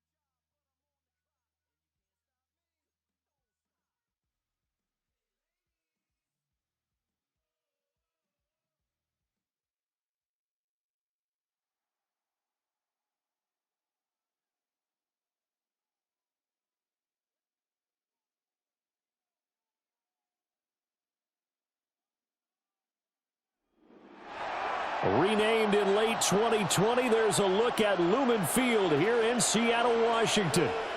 Tonight, we've got a great Sunday night matchup on tap, as it'll be the Cincinnati Bengals taking on the Seattle Seahawks. Brandon Gaudin and Charles Davis on hand. Kickoff just moments away. Charles, quickly, keys to the game. For me, it's coaching. Who prepared his team the best going into this one to give them the confidence to believe that they would win the game? That's who's going to come out of this one on top.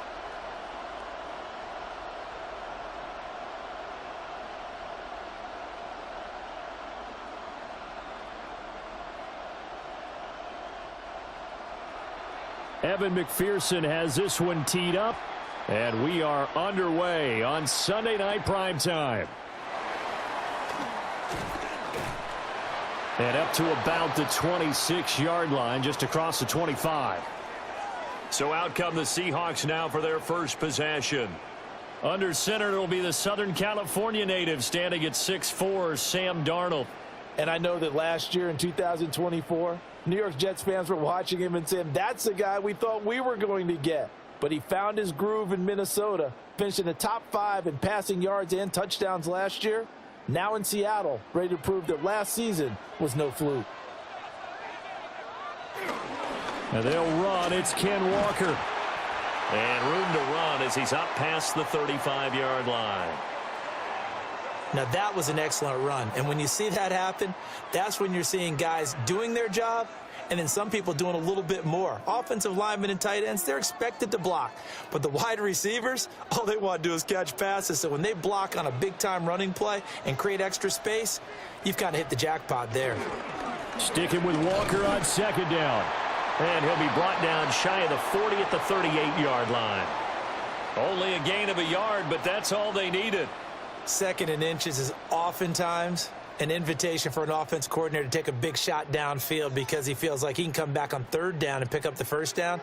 But sometimes you just don't want to break tendency. Stay with what you are, stay with who you know, and go get the first down. That's exactly what they did. And he'll get it out near the 40 to the 39. As a defense, you're more balanced when you're in zone coverage because you're able to keep your eyes on the quarterback and see the play develop in front of you. They're able to keep the quick pass in front of them and stop it right at the line of scrimmage. Here now, 2nd and 9 from the 39-yard line. Off of play action, Darnold.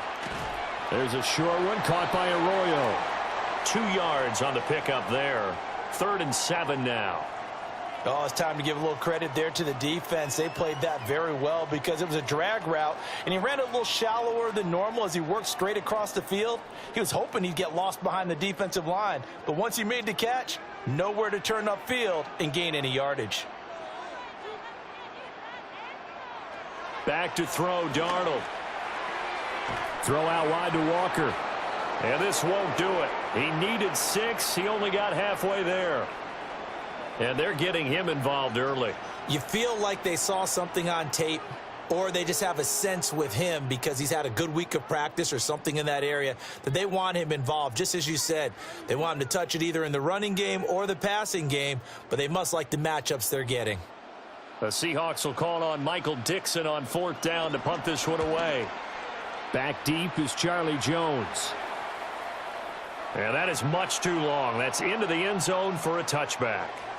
Here come the Bengals now to take over. They'll be led out by their veteran QB, the former Delaware Blue Hen, Joe Flacco. And what a marvel Joe Flacco is. Continues to be a reliable quarterback into his 40s. And we say it all the time. He came off of his couch and made a team better.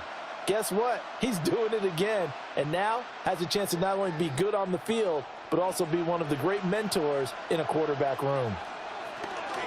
They defer to Brown to start the drive. And he's swallowed up right near the line of scrimmage.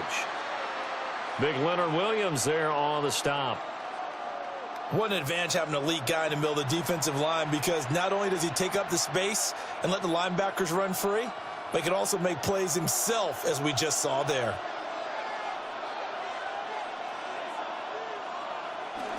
They keep it on the ground. Again, it's Brown.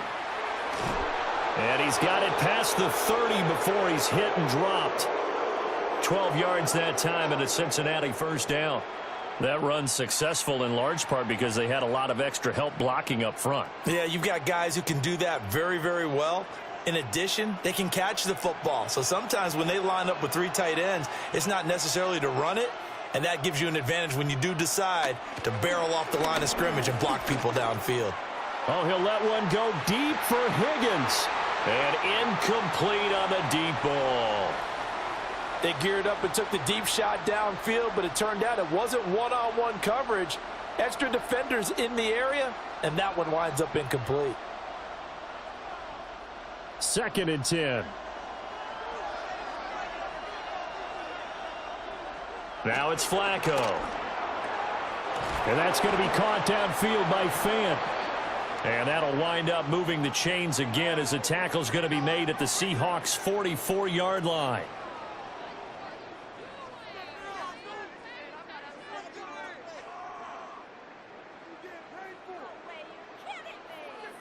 Well, the first drive here and the first time that we've called a big tight end's name, but I can assure you this, Charles, it won't be the last. No, it won't, because when he gets going, now it opens up opportunities on the perimeter because that'll draw the defense towards him in the middle of the field. Now your wide receivers are getting involved as this game goes on. Pressure comes. He's taken down by the Seahawk defense. Leonard Williams, the former number 6 overall pick, got the sack that time. What a nice read and play by the defensive tackle. Never bought the play-action fake. Went right for the quarterback and put him on the ground.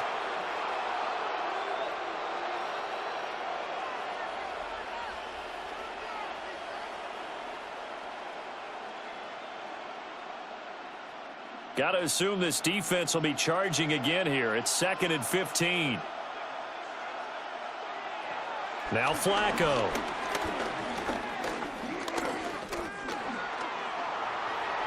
And that's to the left sideline and incomplete. Well, that play was certainly a little bit different because on the previous play he was sacked. This time, protection a lot better. Had time to survey the field and still couldn't find an open receiver. 7th play of this drive coming up, but a long way to go on 3rd down. In motion, the tight end. Now on 3rd and long, they'll look to throw. That's caught, Andre Yoshivas. And he's going to be out of bounds, but not before he takes it inside the 40. It'll be a gain of 12, but it will also lead to 4th down.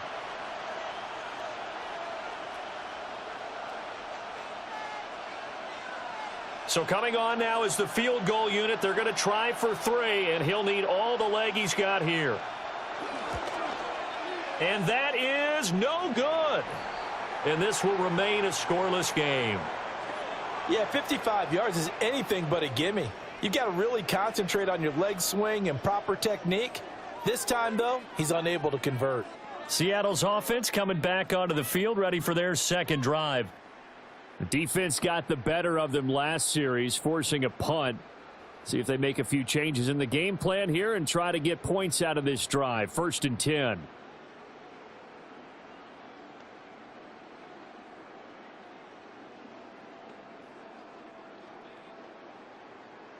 Now they're set up nicely at the 45-yard line after the missed field goal from 55.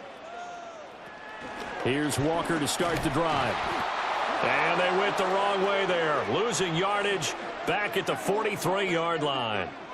Well, you see the speed there of Daxton Hill reaching him before he could get back to the line of scrimmage.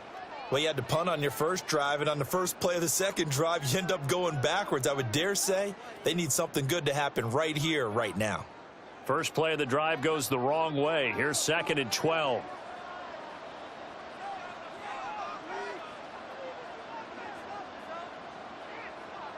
To throw is Darnold. He completes this to Walker. And this play will be blown up. He'll lose yardage back at the 38. So they'll wind up losing 5 yards on the play. And they're going to face an uphill battle here on 3rd and long. Well, I know it goes against the instincts of the person catching the ball because all you're ever taught is catch the football, don't drop it. But drop it there. Yeah, in that situation, dropping it would have been better. End up losing yardage, even though they completed the pass. As good as a sack. Yeah, how about that? Although they won't get the same credit for it, and it won't help them at contract time.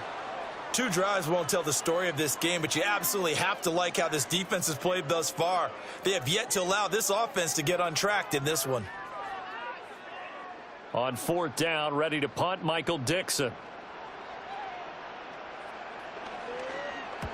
He steps into this one, and this is a rocket.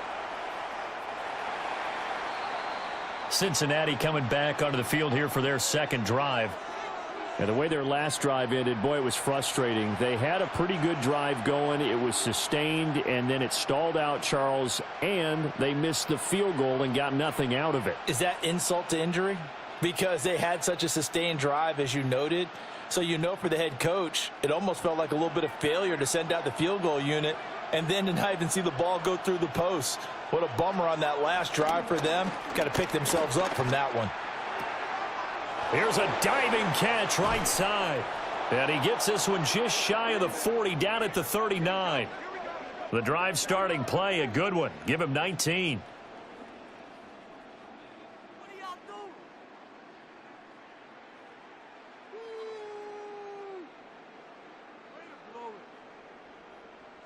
When you're a player of his stature, you don't just circle the games on your team's calendar.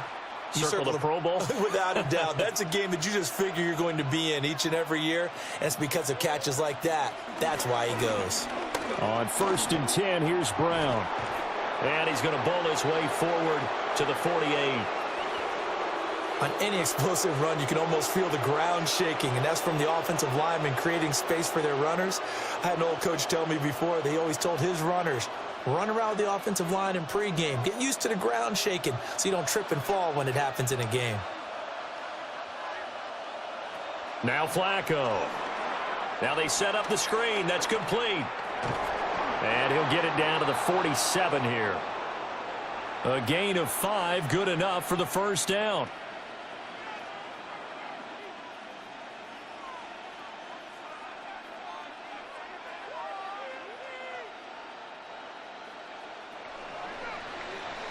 We're scoreless after 1.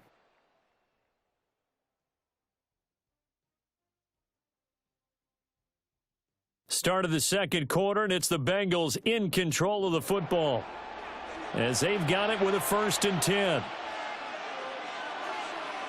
Flacco. And he's going to be sacked. They sack him back right at the midfield stripe. He'll wind up losing 3 there on the sack. Good pressure, and it's 2nd down. And on that one, the protection just broke down. You've got to have that leverage, don't you? We always talk about low man wins in the running game for an offensive lineman versus a defensive lineman. It's essentially the same thing in pass protection. Get lower than that defensive lineman so that you can keep your balance and keep him away from your guy trying to throw the football. So after the sack, they'll come up on a still manageable 2nd and 13.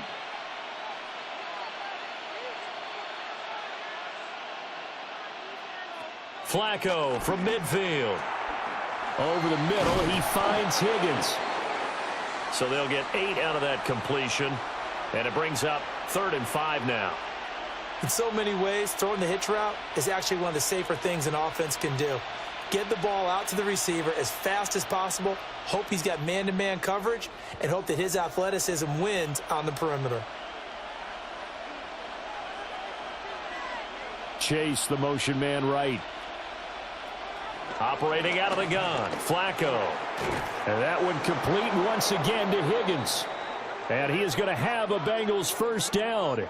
They needed 5 there on 3rd down. He winds up getting 7. As an unbiased observer, I think it would have been interesting to see what they would have done if they hadn't gotten the 1st down there. But since they did, I guess the point is moot. Yeah, they're right there in that middle ground, field goal range, punt, go for it. But as you said, they picked it up. And the Seahawk defense gets to him, and they bring him down.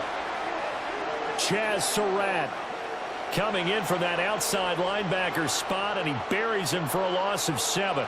So, Charles, no turnovers yet for this offense, but those sacks now, they're starting to pile up. And one thing usually leads to another because they've got to figure out how the offensive line and everyone else involved in protection can keep their quarterback upright and allow him a chance to throw the ball downfield.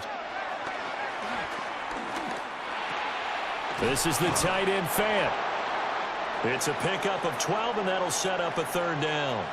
And that was yardage that they needed there after the sack on 1st down. They didn't get all of it back, but now they look at 3rd down as a manageable situation, one that they have a much better chance of picking up.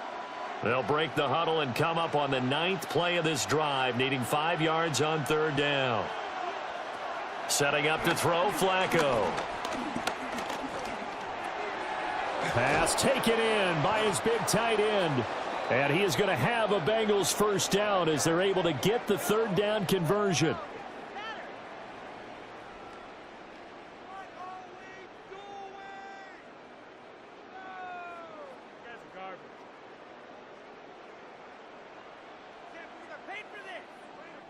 And there was absolutely zero pressure on the quarterback on that play. 3rd down, and he has all the time in the world to eventually find an open receiver for a 1st down pickup.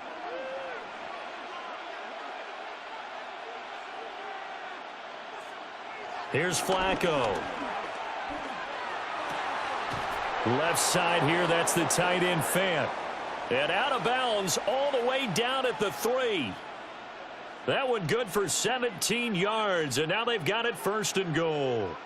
And now at this point in the 1st half, you've got to realize as an offense, you're not going to get it all back in one fell swoop. This is going to be about sustained drives and making sure you finish with points. And that's a good throw there for a 1st down. And he is going to be stopped cold behind the line of scrimmage. That's going to wind up a loss of a full 3 yards on 1st down. Well, that's not an easy play for a defensive end because most of his responsibility has him getting upfield and working, but how about his vision to see where the play was going, crashed down inside, and tackled him for a loss.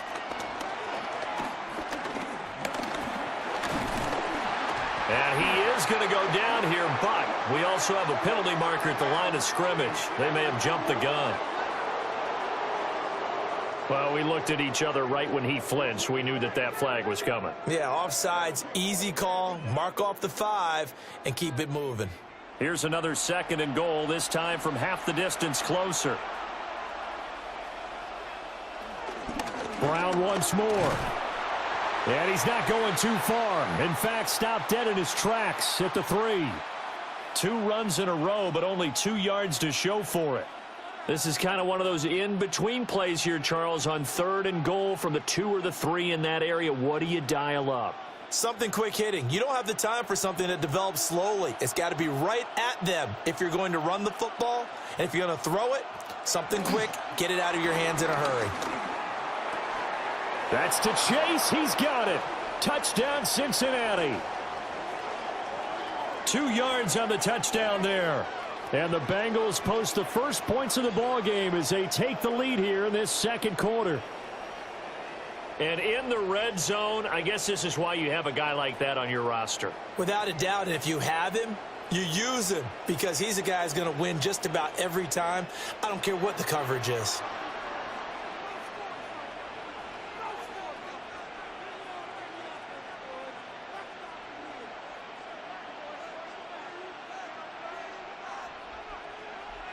Evan McPherson for the extra point.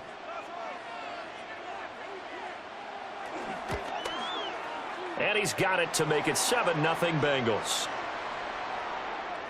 So that one a 13-play drive in total. And it was Jamar Chase who finished it off with a touchdown reception.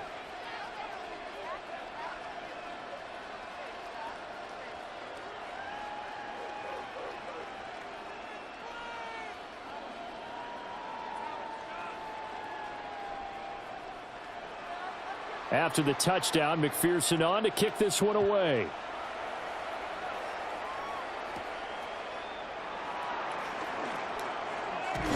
And they'll start this drive just across the 30. Pretty nice work on the return. The Seattle now ready to march out of the field.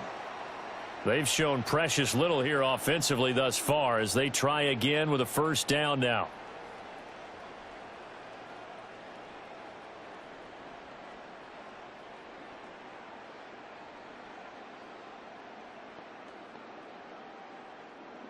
Looking to put a drive together.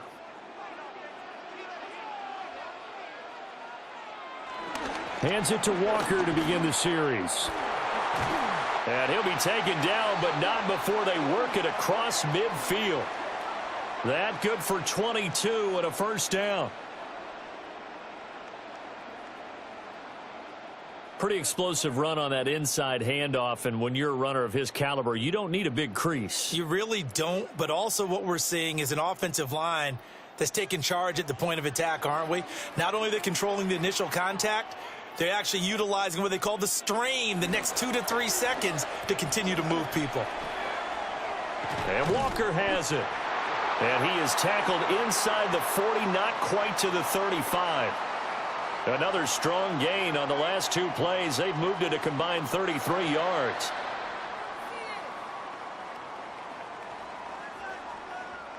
This offense finding its legs now. Here's another 1st and 10. Now off the bootleg, Darnold. It's a short one here, complete to the tight end. 1:57 to go in this first half on EA Sports. They work now on 2nd and 9.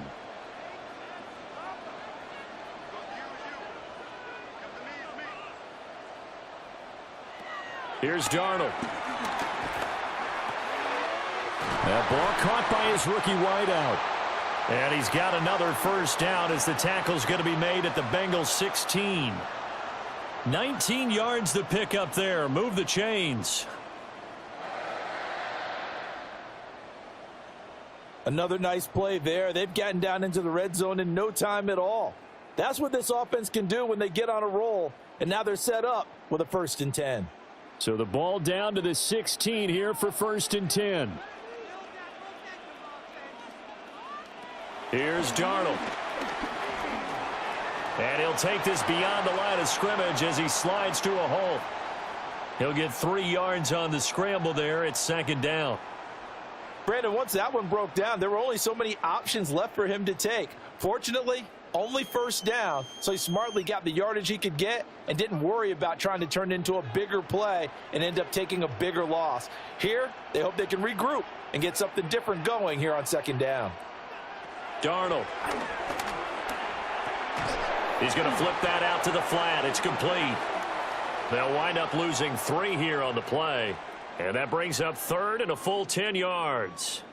I believe I could see what they were trying to do there, but unfortunately, the back ran out of room, too close to the sideline. And for defenders, we're often taught, 11 on the field, those sidelines can become the 12th defender. It worked to the defense's advantage on that play. He finds Smith and Jigba in the end zone for the Seahawk touchdown. A 15-yard touchdown grab. And the Seahawks are on the board here in the final minute of the first half.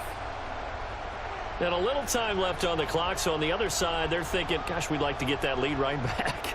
Yeah, thanks for pointing that out. Here I am going ahead and tapping out the first half. Well, there's still time. They've got to make a decision about what they want to do on the kickoff, whether they want to let their return guy touch it.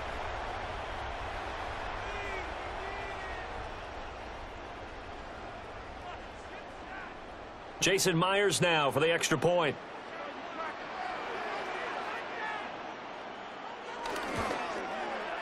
It's up and good, and we're tied at 7 here in quarter number 2.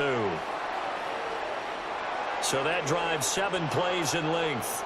And it was capped off by a Jackson Smith and Jigba touchdown catch.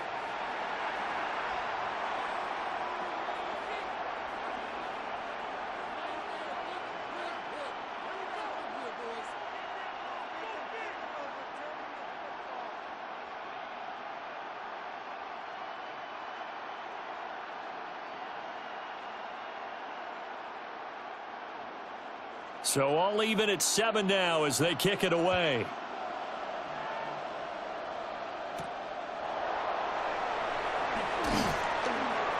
And able to get this across the 20, but not much further as he's dropped it to 23-yard line. The Bengals going to take over late in this first half, as they will take over here with a little more than 30 seconds remaining.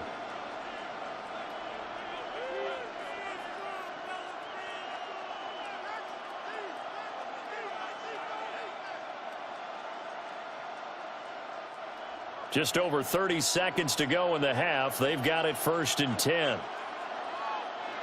To pass, Flacco. That's caught over the middle by Fant. Now the Bengals going to use the first of their timeouts as they get it right at the 30-second mark of this first half. I know the halftime's approaching, but I don't think he's going to want to take a break. That's his 5th catch. Yeah, they've really been targeting the tight end.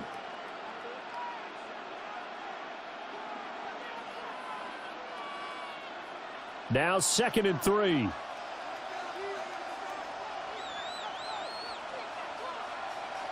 Flacco looks to throw. Oh, he's got a man wide open, complete.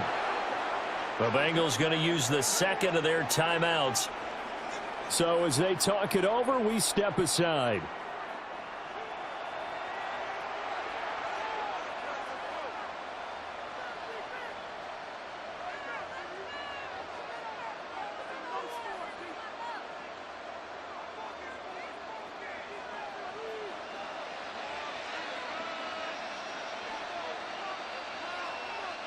Flacco.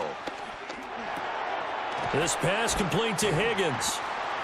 Now the Bengals going to signal for their 3rd and final timeout as they stop it with 19 seconds to go in half number 1. He decided to run a hitch route. It really helps to have a guy who can turn it loose. And, boy, he rifled one in there on that one. Not much run after catch, but it worked really well.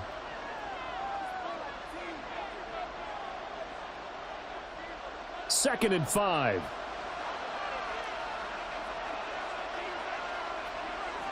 They fake the handoff. Now Flacco to pass. Pressure comes. He's taken down by the Seahawk defense. That sack, it goes to Boye Mafe.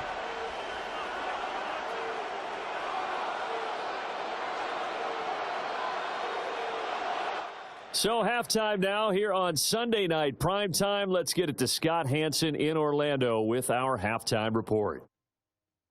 All right, Brandon, thanks much. Scott Hanson here with an abridged version of the halftime report. Both offenses still trying to find their way. Tight competitive game, though, as we are tied at the half. To find out who will come out on top, let's rejoin our broadcast team, Brandon Godden and Charles Davis.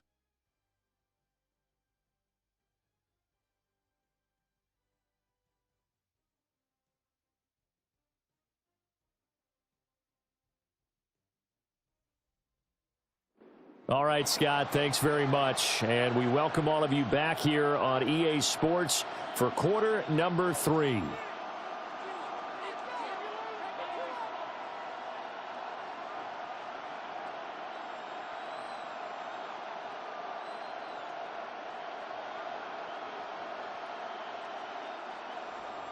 Set and ready to go for the second half. 1 touchdown apiece, 7-7 our score.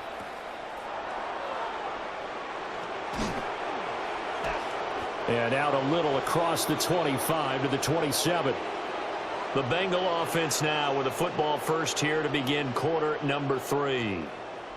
Well, the first half very even. I mean, really in all facets. This ball game tied, Charles. So as we start the third quarter, curious to see what the second half brings us. Certainly am. I'm with you on that one. And we all know a lot of coaches from the NFL all the way down to the Pee-wee level.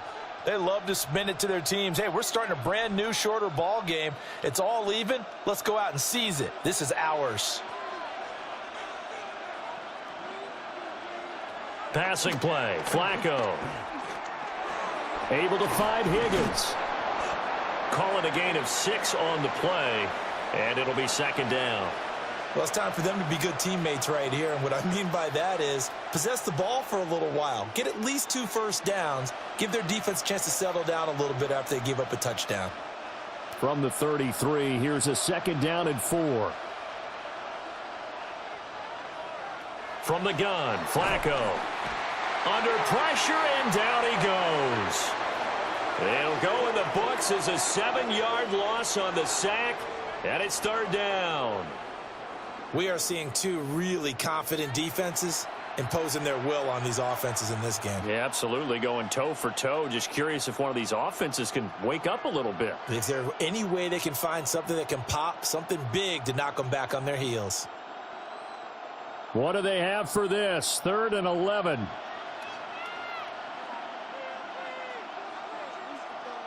Here's Flacco. And pressure coming, and they got him once again. Boye Mafe able to drop him that time for his 2nd sack of the evening. I don't know what else can be said about this pass rush. They have been sensational, CD. That is now 6 sacks for them. And how many times do we talk to offensive coordinators and they say a sack is a result of everyone on offense not doing their job? But let's be honest about this one. This is the offensive line unable to counter the pass rush. They've been teeing off all game long. The Bengals bring out their punter now as the drive goes backwards, so he's on to punt it away. Here's Horton. And he'll be out of bounds right at the 40. All told, that a 55-yard punt with a net of 40 after the return. And it'll be Seahawk football, 1st and 10.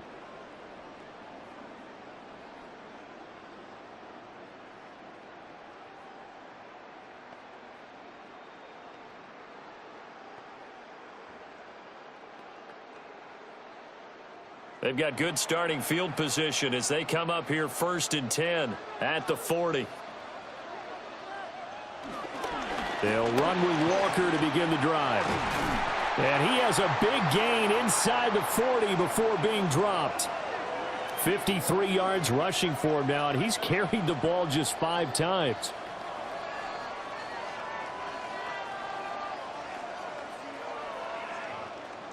At halftime, you had to feel like the defense had to be in a good position. They had to feel good about themselves. They'd had this guy boxed in all game long, but after that run, that might be the breakthrough that he's looking for. Now they may have some difficulty dealing with him the rest of today. Now it's Darnold. He finds Smith and Jigba. They'll wind up getting just a yard, and that'll make it 2nd down.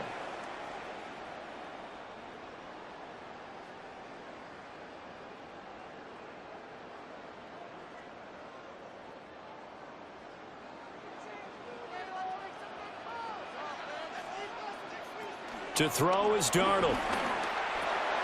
There's a short one caught by Arroyo.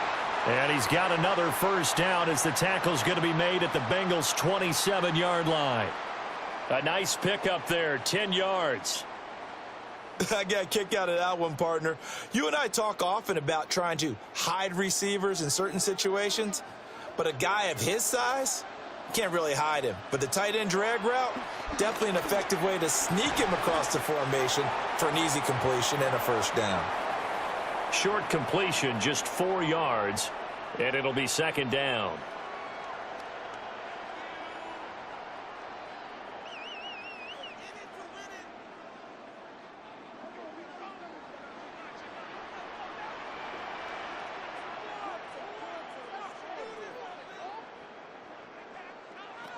Out of the shotgun, here's Darnold. This one goes underneath to Walker.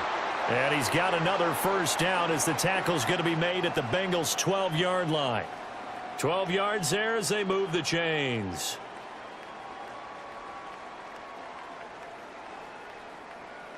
From down at the 12, it's 1st and 10.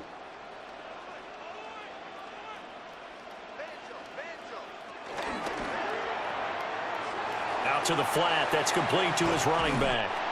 And inside the 5 here before he's out of bounds right at the 3. So the completion results there in 9 yards. And they'll have a 2nd and 1 forthcoming.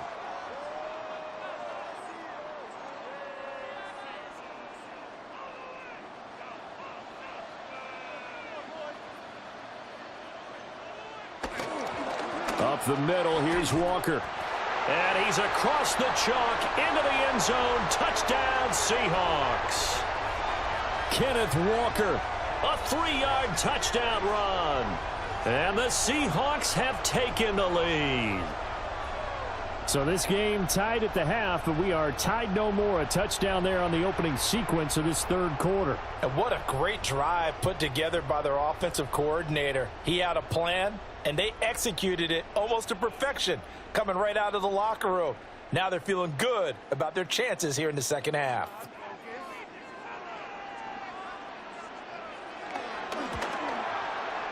Extra point up and through by Myers.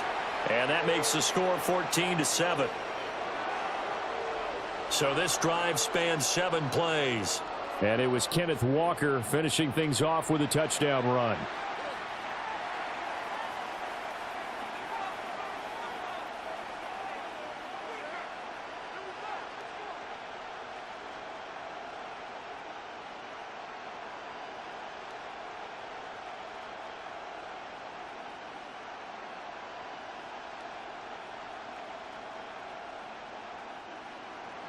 And after the touchdown, here's Myers to boot it away.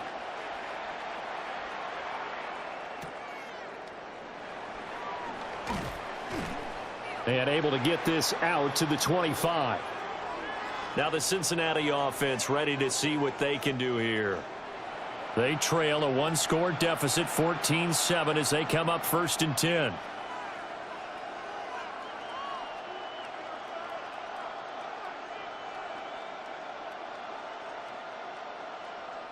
Looking to put a drive together.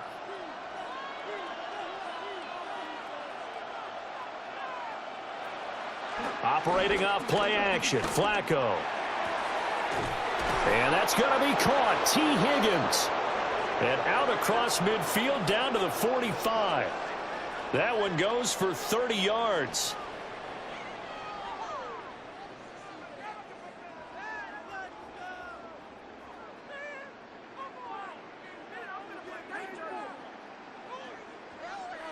And this is how you answer a touchdown the other end. You come out throwing to start your own drive. And not just throwing, but pushing it down the field. And they come up with a big play as they try to answer back with a score of their own. Now Flacco. Open man downfield is Chase. He's got it. And all the way in for a Cincinnati score. Jamar Chase. His second touchdown of the night. And the Bengals are an extra point away from drawing level. I know Paul Revere talked about by land or by sea, right? You know, 1 by land, 2 by sea. He didn't mention air because right now we're seeing a big-time performance, aren't we? That's 2 touchdowns so far in this game. Where'd you pull that one from? And, you know, every now and then I actually listened in history class. And you're just a scholar all the way around. You're reading all the time. I like that you fit that into the broadcast. You know, I just grab a nugget when I can. McPherson on for the point after.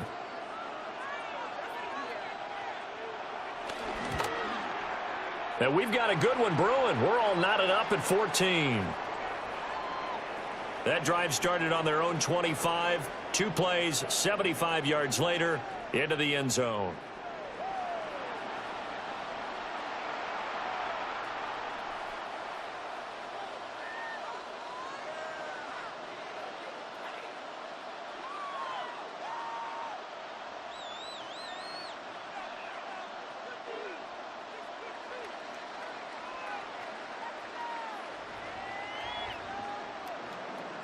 This one tied at 14 now as he sends this one away.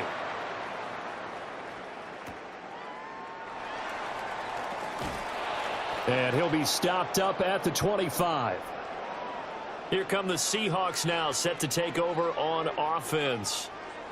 We got a brand new ball game, all even after that last touchdown, so every drive now becoming a little more critical here in the second half.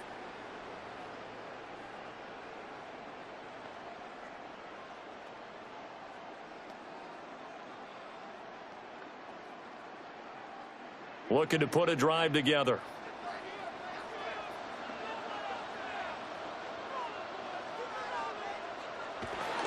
A play fake, and it's Darnold. Throw left side complete. That's Horton. A good pickup there, 21 yards. Well, certainly as a fan, you get a little bit nervous when you see him make those kind of throws. But they work on that in practice more than we know. And most of them now know their limits and know what they can get away with. And there's a completion right there. Faking the give, Darnold. And that's going to be incomplete. Too tough to hold on to that one. It's second down. To give you an idea of how accurate he's been throwing the football, we're in the second half. That's just his second incompletion. Well, if he's that locked in, that means everyone's locked in, because to me it's like throwing a no-hitter in baseball. The pitcher may get the credit. A lot of people making plays behind him in the field. They'll fake the handoff. Now Darnold. And he got blown up. Losing yardage on the play back at the 44. It'll go as a loss of a yard, so now they deal with 3rd and 11. Heck of a play there to get to him quickly and get him down for a loss. I think they did a really nice job getting ready for this game, scouting, watching film, and understanding defensively what the play design was. Backed up here. Tough spot, needing 11 yards to pick up the first. Darnold now to throw.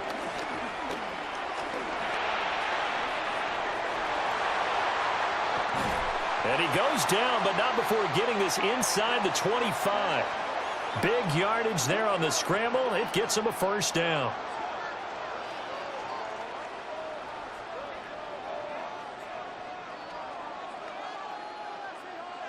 He really looked comfortable there, scanning the situation, analyzing things, feeling the pressure, and then stepping up right through the middle and sprinting for a first down.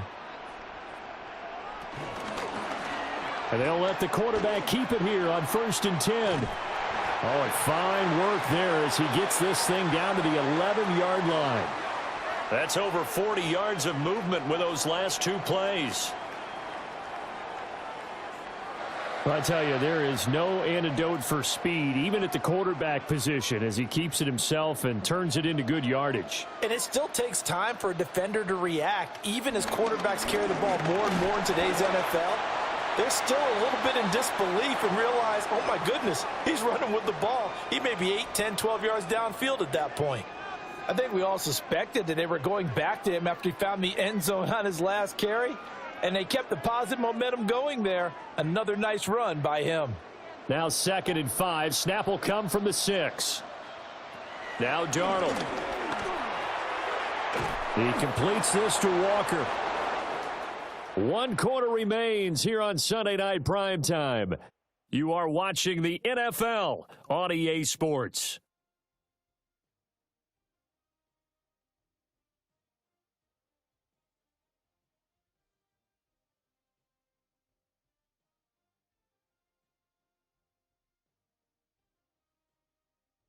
Back now in Seattle, Washington. All even as we get ready to start the 4th.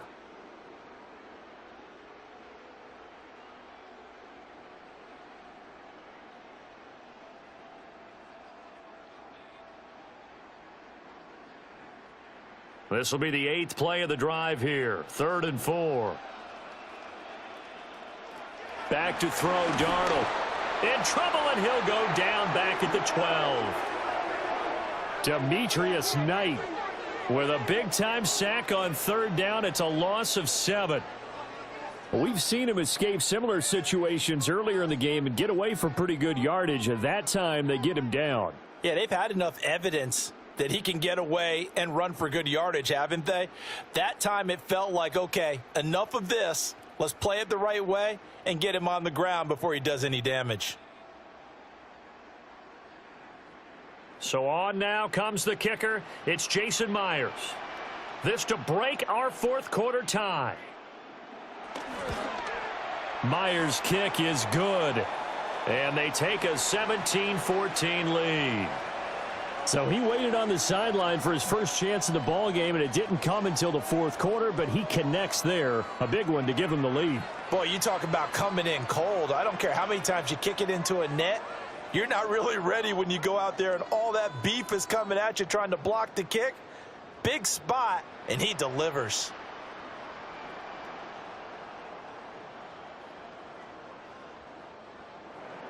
Myers now converted on the field goal try. Now he's on to kick it away.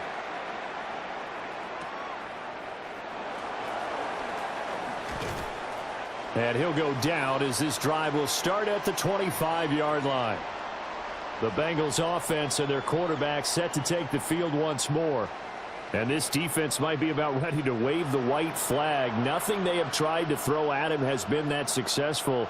He just processes things so quickly and makes a right read seemingly every time.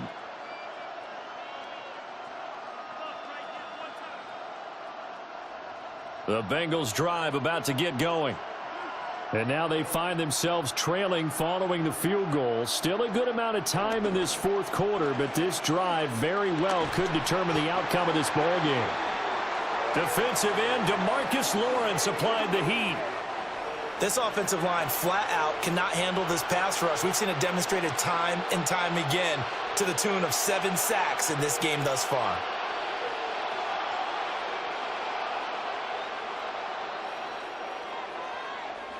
Pass protection has been a problem all night long as they come up facing second and a bundle. Here's Flacco. Man open left side is Brown. Now he's free up the left sideline. And he gets us to the other side of midfield across the 45 before going out. How about a 39-yard pickup? They'll take it. That could very well be a defining play in this game. A touchdown, that gives them a lead, and they took a major step towards getting there with that big play right there.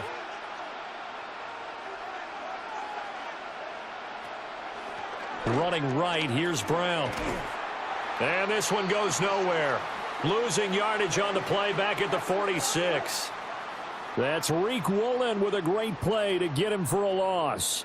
Now, we've seen this a few times in this game. That offensive line just, I don't know if you want to call it out physical, out tough, whatever you want to use. And what people do when that is happening, when they're getting dominated that way, they spread things out a little bit, make it more of a space game, and allow your skill position players to make a few plays out in open field.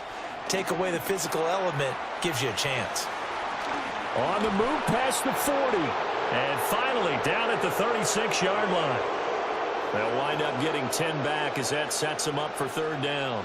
Well, they've certainly had their share of troubles running the football in this one, but this play is almost an extension of the running game right here. They set up the screen, let him work out in space on the perimeter, and he turns it into a big pickup. And they'll send the tight end in motion left. Flacco. That's to the sideline and incomplete. That close on third down, I think everybody probably expecting a run. Instead, they go to the air on third and short yardage. I realize this is a passing league, and they're liable to throw the ball on any down and distance. But that short, I do question the call. Run the football and pick it up. McPherson's kick is good. And in the fourth quarter, this game is tied. So he missed his first attempt, remember, but this time he gets back on the bike and knocks it home. Yeah, and sometimes that first one can really impact you moving forward. It can just stay with you too long and affect everything else you do during the game. In this case, though, able to shake it off. He's riding high again.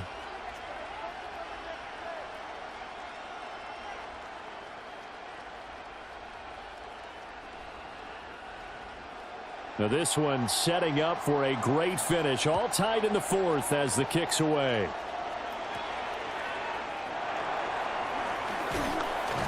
And he brings us out past the 20 to the 24. The Seattle now ready to march onto the field. And we essentially have a brand new ball game. After that last field goal has tied us all up, we brace for what should be an exciting rest of this fourth quarter.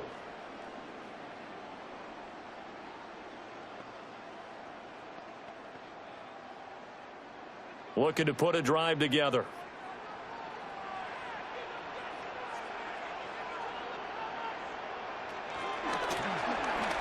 Walker now on 1st and 10.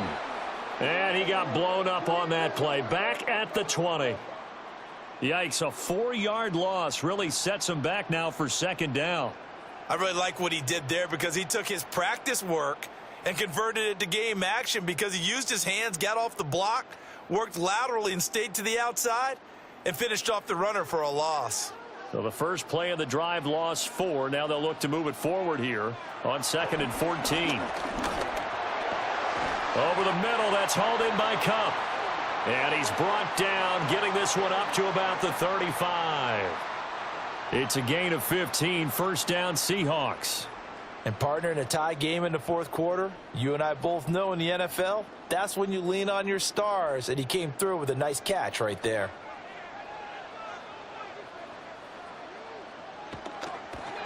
Off of play action, Darnold. He'll wind up getting right about 4 there on the scramble, and it's second down. His running ability has been an extra dimension of their game plan thus far. For once, though, he doesn't create any magic against the front that's prepared for him to try and take off. 2nd and 6.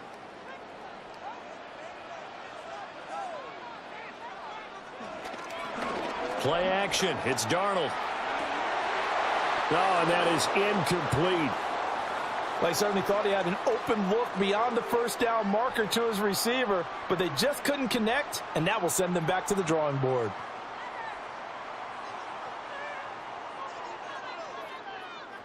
The Seahawks on 3rd down, 2 for 5 to this point. This will be 3rd and 6. Work in the middle of the field, and he's got a man complete. And he's got another first down as the tackle's going to be made at the Bengals' 41-yard line.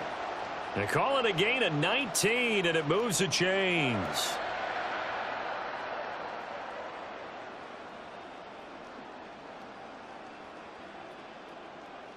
Well, a lot of times when you get a manageable 3rd down situation like this, you have to think about your tight end, and he comes through for him, picking up the first down.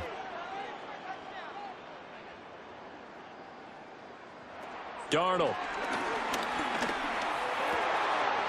He finds his man, complete. That's Horton. And he gets this one inside the 15, just a yard or 2 shy of the 10. Good yardage after the catch. Is that play good for 30 and a first?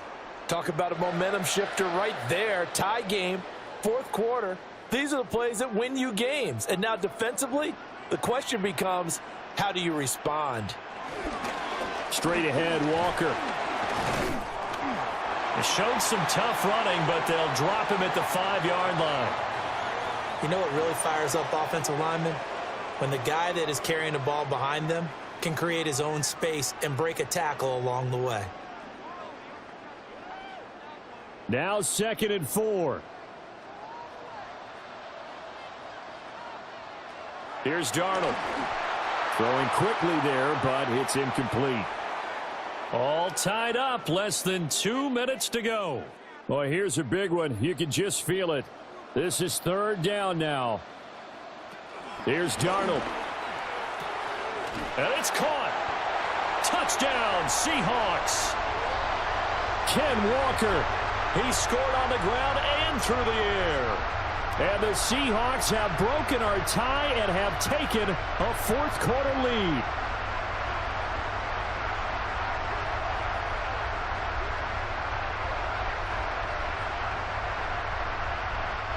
Hey, that score deserves our respect, deserves our excitement. But I'm looking at the clock, and I'm thinking there's a long way to go in this one. Ideally, they would have liked to milk a little bit more time off. Now, on the other sideline, you start to get the crew together and say, this is what we practiced the 2-minute drill for, right? Yeah, you hope you've been in that situation before, and if you haven't, you just have the confidence, hey, let's go down there and get this thing done. But, boy, that's a big score right there to give them the advantage.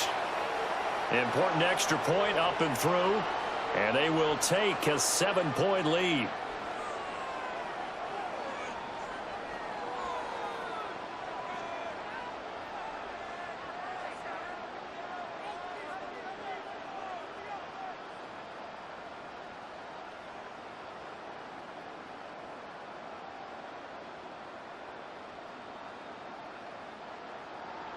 And after the touchdown, here's Myers to boot it away.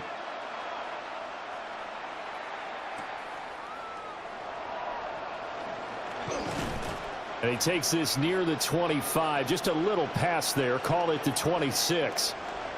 Flacco set to lead this offense. Down by 7. 1:51 on the clock. They need a touchdown to the PAT to tie it as they come up 1st and 10.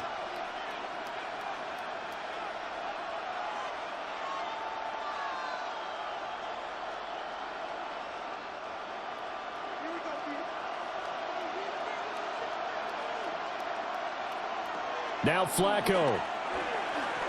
Open man is Yoshibas. Now the Bengals going to use the first of their timeouts as they'll talk things over prior to this upcoming second down play. And his play caller does a nice job of giving him an easy throw to start this drive, and he takes advantage of it. The completion sets up a manageable second down.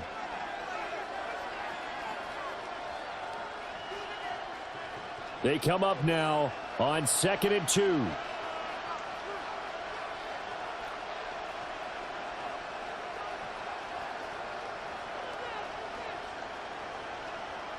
Flacco. Pass complete to Higgins. And he'll be stopped right at midfield.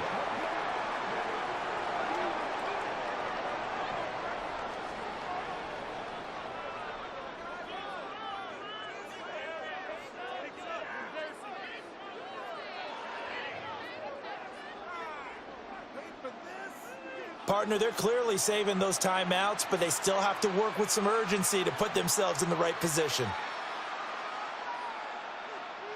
Plenty of time and 2 timeouts still at their disposal. 1st and 10 here. This is Fant on the short completion. And he's able to take it across midfield before going out of bounds. Not a big window to throw. Coverage wasn't too bad there. Yeah, they had him under wraps pretty well, but somehow able to muscle his way open and catch the ball. Here's a 2nd and 7.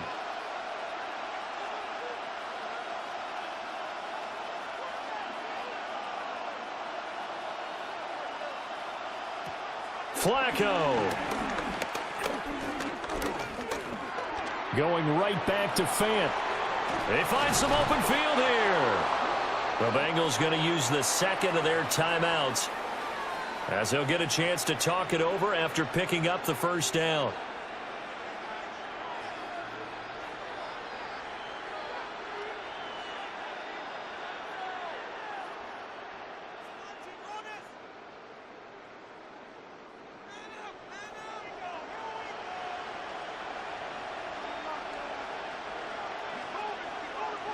Flacco to throw. That's to Chase. He's got it. Touchdown, Cincinnati. Jamar Chase. 26 yards. And the Bengals are an extra point away from tying this game here in the final minutes. Well, the hard part's done. Now they just need to split the posts, tie it up, but then their defense is going to have to hold up to send it to overtime. Yeah, no matter what. I know there's an inclination in it when you have momentum to go for 2 here, but if you miss it, you don't give your defense a chance at all. Plus, it's been a good game. I want to see overtime. I'm selfish. You obviously don't have a flight to catch. Tomorrow. And McPherson on for the extra point. And no sweat. He puts it through, and we are tied here in the 4th. The drive summary that time, 5 plays. And it was Jamar Chase who finished it off with a touchdown reception.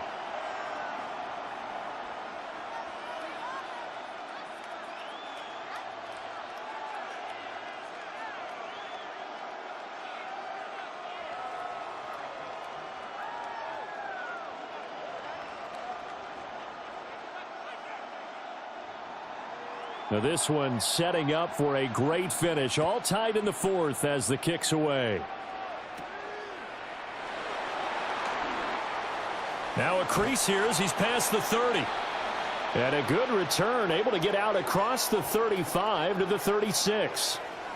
And the Seahawks get ready to trot out on the field. They need to get this around the 40 to have a chance to win it in regulation. From the 40, it's a 57-yard field goal, so that gives you a gauge. And all they're trying to do now is pick up yardage in good chunks and get out of bounds to stop the clock. If they end up running a play and get tackled in bounds, they're worried the clock may run out on them and finish the game. And they'll have to be careful how they handle this. Now Darnold. Over the middle into traffic, and that's complete. Now the Seahawks going to use the first of their timeouts as the clock will stop with 55 seconds remaining in the football game.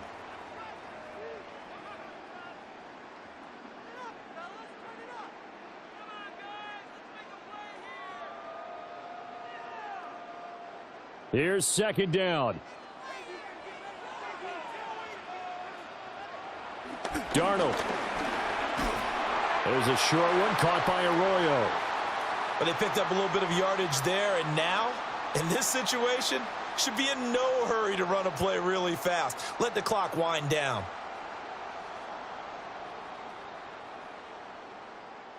Two timeouts still available in this final minute. It's 1st and 10 now. Darnold to throw. That'll be caught by Cup.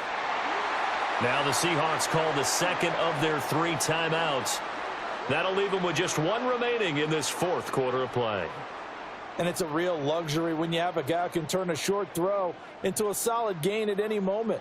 Once he caught that ball, he ID'd where the open grass was and got there in a hurry to pick up a new set of downs for his offense. Here's 1st and 10.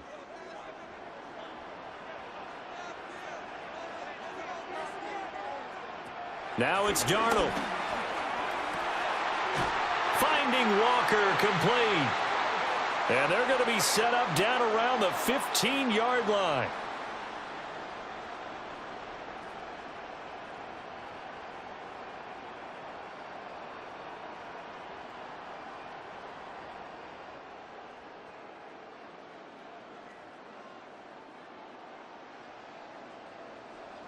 And now they're going to get the timeout.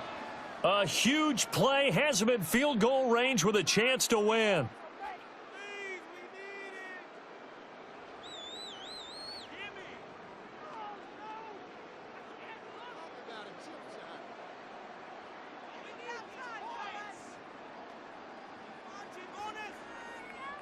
So now this one will rest on the right foot of Jason Myers.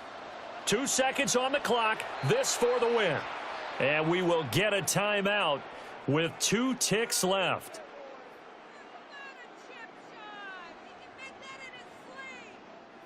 And now it all rests on the right foot of their kicker. He's hit on his one earlier attempt tonight, but this a little more pressure-packed for the win. And it is good. He splits the uprights on the chip shot. And they'll be celebrating in Pioneer Square tonight. The Seahawks have won the game. So no shortage of offense in this game, but a very clean game too, Charles. Each side got its points, but they did so without committing a single turnover. That's so true, and it certainly felt like NFL football at its finest, right? You talk about the highest level from both of these offenses. Neither one of them afraid of taking risks, and both of them aggressively pushing it downfield. I did like, Brandon, how smart they were about going about their business, though. They were high-flying, but they took care of the ball. Yeah, they did. And just keeping it clean in a game like this with all these points, you don't see that very often, even at the highest level. Job well done by both sides. And for Charles Davis and our entire crew here at EA Sports, I'm Brandon Gaudin saying so long, everybody.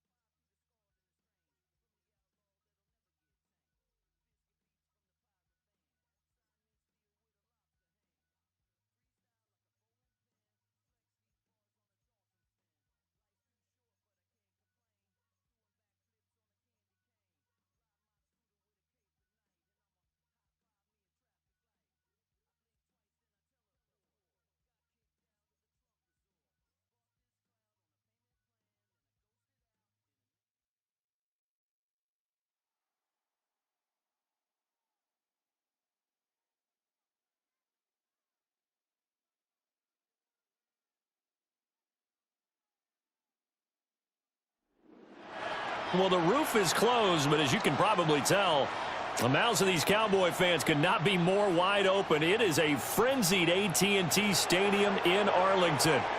Tonight, we've got a great Sunday night matchup on tap, as it'll be the Miami Dolphins taking on the Dallas Cowboys.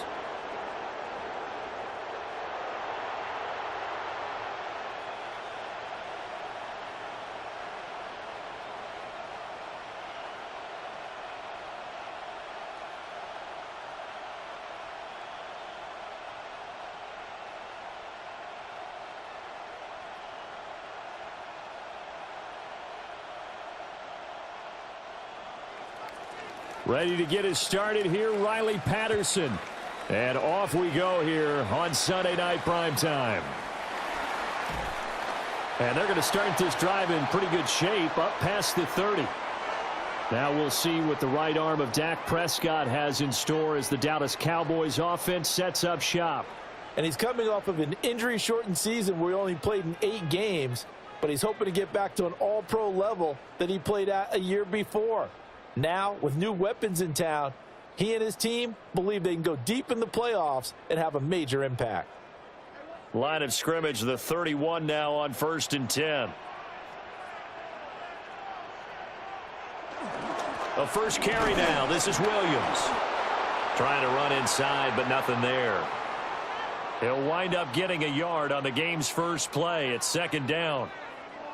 Oh, there's plenty of traffic waiting for him up the middle. But give him credit, he tried barreling through anyway. They're fortunate to get a yard out of that one. 2nd and 9.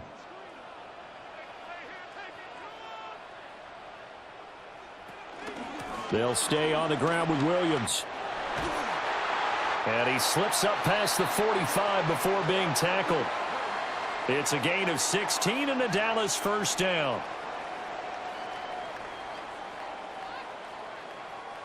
That's pretty much meat and potatoes right there, wasn't it? Just go right at them and let your big horse charge up the middle. Not too fancy there, was it? Nothing fancy at all, challenging that defense, and on that go-around, the offense won the challenge. Now a first down carry. It's Williams. And he's across midfield and into Miami territory. 3 yards on the pickup there, and it'll be 2nd down. Give credit to the defense for stringing that play out, and they gave up no cutback angle. You know he was trying to dart through. No place for him to go. A nice job there, only giving up a 3-yard gain. Prescott to throw it. The short one there taken in by Ferguson. That one a first down pickup of 8. And the tight end is certainly a position built to move the chains because they can control space underneath. If they've got good hands, then, of course, they're a dynamic target. But one other thing is they're right in the sight lines of a quarterback on just about every play, and that makes it easier for the quarterback to pick him out and deliver. Here's Prescott. Going right back to Ferguson. And past the 35, he'll be dropped a yard or 2 shy of the 30. Right back to him for 10 more and a first. And what a nice example there of a tight end doing exactly what he needs to do. How about how he worked his way to the outside, made sure he secured the catch, and then anything after that, we count that as a bonus. And indeed, he gets enough for the first down. And he is going to lose yardage here. Bradley Chubb came in and got him. That was well defense right there. He saw the play in front of him and able to hold the point of attack. Then he sheds him and goes and makes a tackle for a loss. Now they contend with a 2nd and 12 after the loss.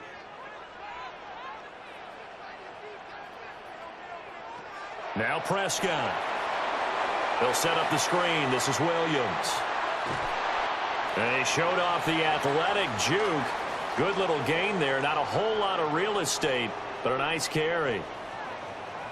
When you run a screen pass really well, you got to like the look of it because so many parts come together to make it work well. The offensive linemen where they're faking people out, the back slipping out there, catching the football, then all of them going together as one unit downfield.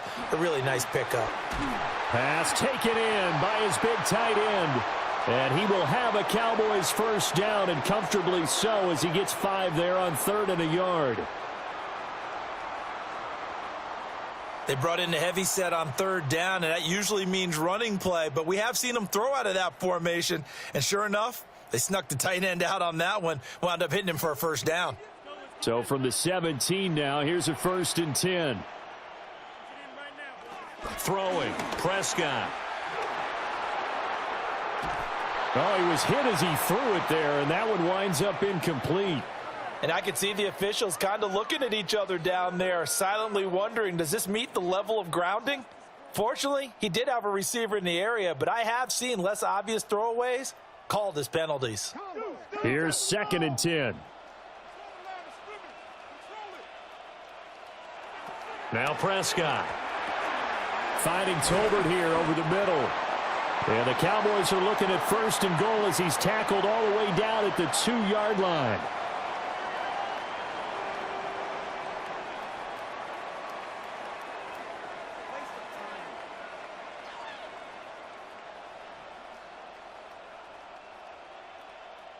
And oftentimes we think about statement drives in the second halves of games, especially in the fourth quarter. But here, it's happening early, a definite statement. They've held on to the ball for a healthy portion of this first quarter already. And he is going to go down back at the 11-yard line. Ashton Davis. It'll go as a loss of about 8 as he gets in there to drop him.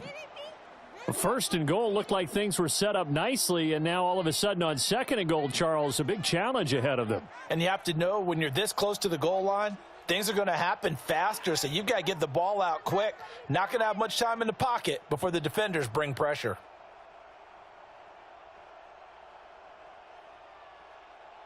So they get pushed back to the 11, and here's 2nd and goal.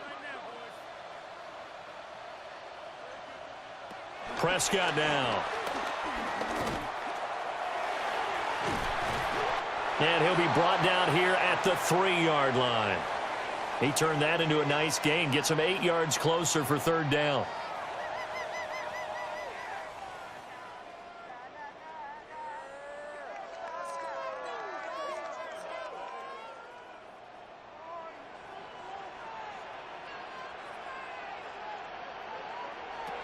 Prescott. And he'll take it into the end zone for a Cowboy touchdown. Dak Prescott taking it in from 2 yards out. And the Cowboys will claim the early lead as they're on the board first here tonight. Solid finish to a solid opening drive, and that's the threat that he represents. He can take off and score on you. What he makes it is 11-on-11 football, because a lot of the times the quarterback isn't much of a runner, so you don't have to account for him. Well, you do with him, and now he actually gets a lead blocker instead, and he's able to cash that one in. Brandon Aubrey now for the extra point.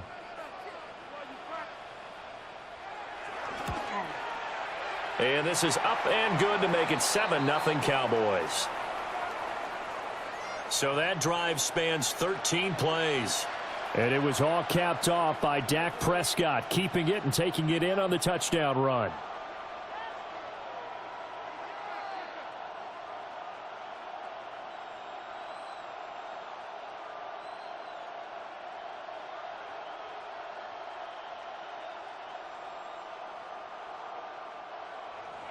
So after the touchdown, Aubrey now to kick this one away.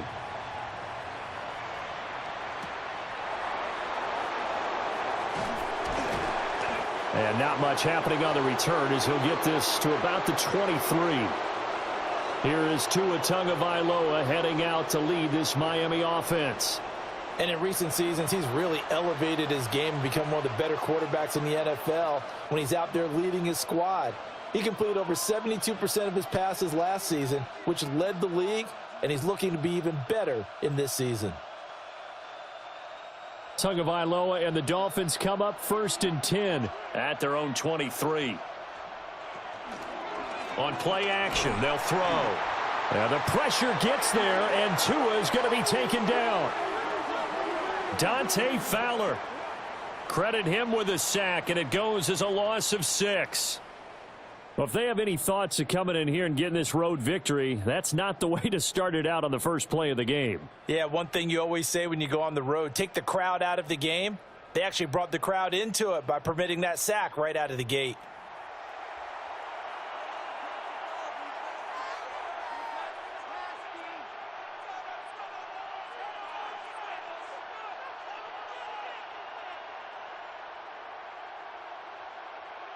Work to be done here on 2nd and 16 after the sack.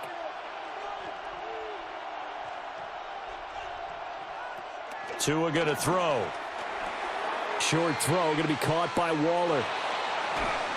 And he's going to be out up around the 45-yard line. 28 yards the gain there on the catch and run. And this was a nice example of an offensive coordinator scheming his guy open. Just a little underneath route, just trying to free up some space, and it worked awfully well. Got him not just space, but plenty of room to run after the catch to pick up really nice yardage. A man who was both a prep and collegiate star here in the Lone Star State, Devon Achane.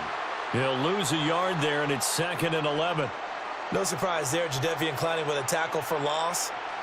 We all know how he became one of the most famous players in football, though, don't we remember? Oh, that one play. Yeah, that one big-time play. It was on highlights everywhere. They want to see more of that here in the NFL. Tagovailoa working out of the gun. Oh, that's into a double team, and it's intercepted. And he'll take this across midfield and inside the 45. Well, that one was in the air for an agonizingly long time. Just begging to be picked off, wasn't it?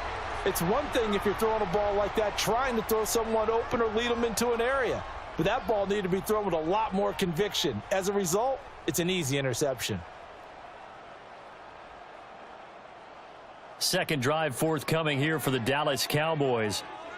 This could end up being a pretty big drive. I mean, look, yes, it's early in this game, but they scored the touchdown. They got the stop. And now if they could get in the end zone here again, CD, they could grab an early stranglehold on this one. Yeah, they certainly can, and that's what you're looking for. Where's the advantage? Can you gain it? Can you press it? Now for them, finishing it off, because right now it's out there for them. They've just got to go seize it. A give to Williams, running right. And they're going to stop him right at the line of scrimmage. Just no cutback lane to be found whatsoever. 2nd and 10. Defensively, though, they had a chance there to hit him for a loss. Couldn't get it done. Looked like someone was able to knife into the backfield, but he wasn't able to get him down. But his compatriots, they were able to grab him at the line of scrimmage and not let him get any further downfield. Williams going to get it again on 2nd down. Oh, a heck of a move. Man. And he'll be taken down as that will take us to the end of the first quarter of play. After one, 7-0 on EA Sports.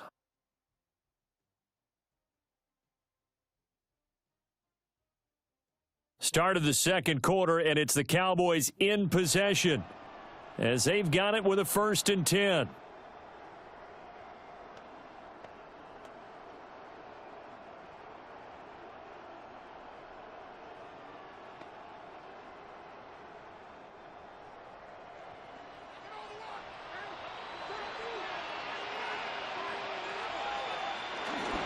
Now a give up the middle to Williams.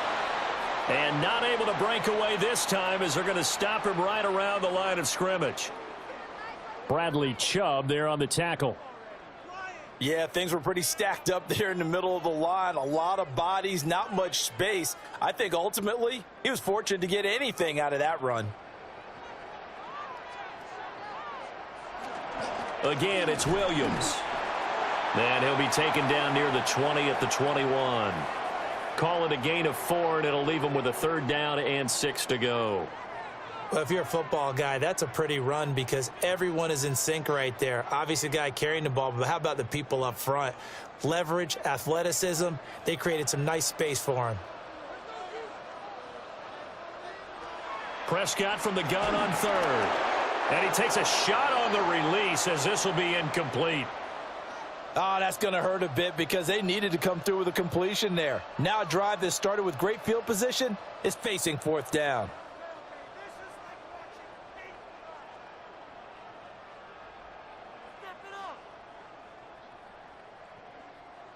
So on 4th down, Prescott off, and on is Aubrey for the Cowboy field goal.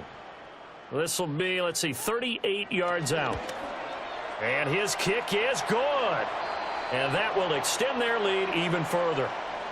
So, Charles, they get to them with their first turnover of the game and then make it hurt a little bit extra with a field goal. And anytime you give the ball up, what's the first thing a coach tells his defense? Don't let them score off of this. You've got to put out the fire. In fact, in 2021, that's what one NFL coach termed his defense, the firemen. Go out there, guys, and don't let them put some points on the board. So after the made field goal, back out is Aubrey to kick this away.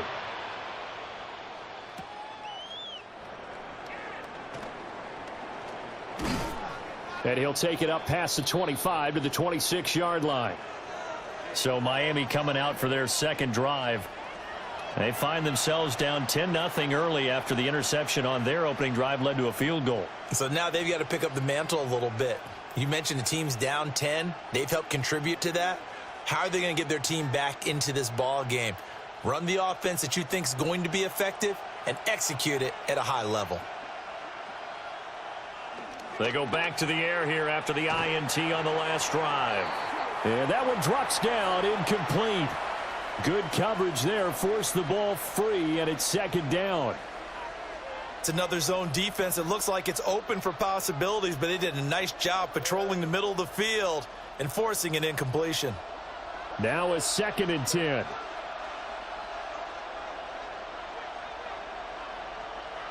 Going to the air, Tagovailoa.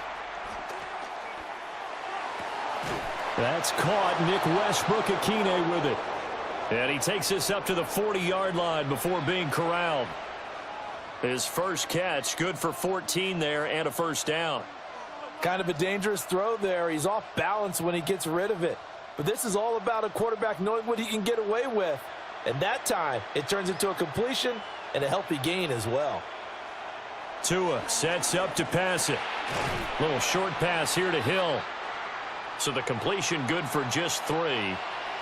And it's second down. They gave up the completion there, but this is what zone defenses count on. Catching the ball and not much run after the catch. From the 44-yard line, here's a 2nd and 7.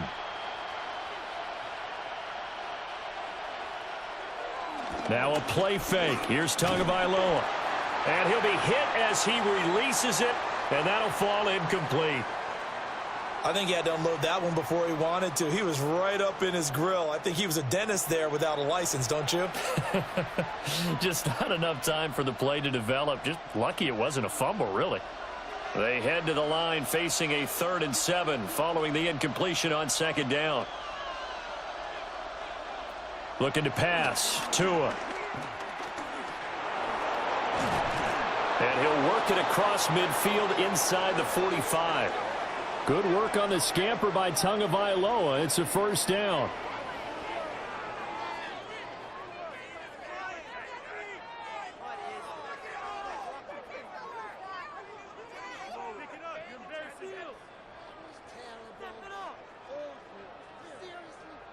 Evident there that he learned his lesson from the last drive. No way he was going to force a throw that time. When nothing broke open, kept it, and ended up running for a first down himself. Now Achane on 1st and 10. And he is met in his tracks behind the line of scrimmage. Officially, it's a 1-yard loss. That's going to bring up 2nd and 11.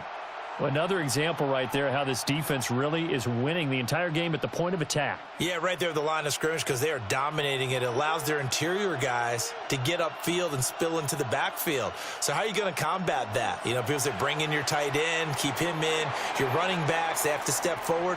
Bottom line, your offensive line has to block them first to give yourself a chance. So he's 3 for 7 throwing the football right now. Not an awful start, but also not the sharpest of starts. No, I would agree with that. But if you're a confident quarterback and to play that position you have to be, you just act like there's something wrong with the wind currents or something wrong with the ball. It is not you. Keep throwing. That timing usually develops. It's incomplete. Took a shot, couldn't connect. From a defensive perspective, they had exactly what you want anytime they want to throw the football. There was pressure on the quarterback. They were getting after him, and they tightened down on the receivers and forced the incompletion. So on 4th down, here's Jake Bailey to punt for the Dolphins. Kevontae Turpin deep for the Cowboys. And this will be out of bounds. Now it's a question of where they'll mark it. And they'll say it crosses at the 11-yard line. The offense getting set again. We spotlight Javonte Williams, the running back. He's been effective so far over the 40-yard mark here in the second quarter. Don't forget about those guys up front, though. They've been effective, too. The leverage game has been in their favor. They've been the ones who've been able to bend their knees, drop their hips, and get a little bit lower than the guys on the other side of the football, and they've moved them out of the way for the runner. Sometimes that's tough for those big fellas. Not an easy thing for them to do.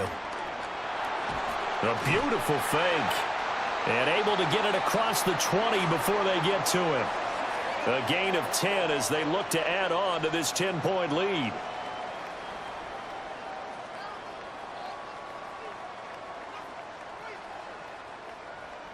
Now, this is an example of breaking down a defense, because on a lot of these runs, he's getting past the point of attack, and guess what he's doing? Forcing the secondary guys to have to make a lot of tackles. Looking to throw. Prescott. Able to hit his target, Lamb. It'll go down as a gain of 6, and that'll bring up 2nd down.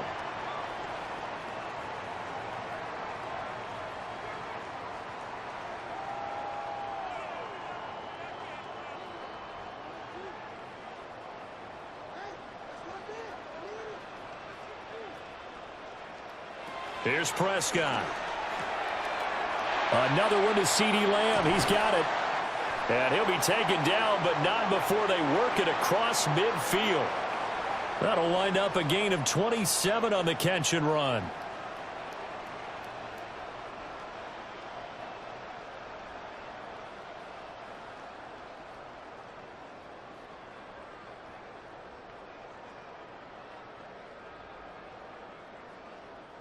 So now 1st and 10 as they've crossed into Miami territory at the 46. And he can't get rid of it. He's taken down. Jalen Phillips, the former first-rounder, getting in there for the sack. He's certainly one of those quarterbacks that can burn you with his mobility, but that time able to hem him in and get him to the ground. Perfect descriptor right there about how they kept him in the pocket. Excellent job of containment, but they were still able to continue to bring such strong pressure without letting him escape. But how about those guys in the secondary as well? Kept the coverage tight, plastered to the receivers, and left no real options for him to throw it downfield. Prescott and Lamb hooking up for the Cowboy first. So many times in my career I've heard coaches talk about completions are one thing, but as long as we're there at the catch and we get guys on the ground, we can live with that. But if you're going to give up 10, 12, 15 yards after the catch, then your defense is going to be in a lot of trouble. We've hit the 2-minute mark of the first half. 10-0 our score. To throw is Prescott. That's into the hands of Tolbert. And inside the 20 before he's brought down. Back-to-back nice gains. That one for 14 yards and another first.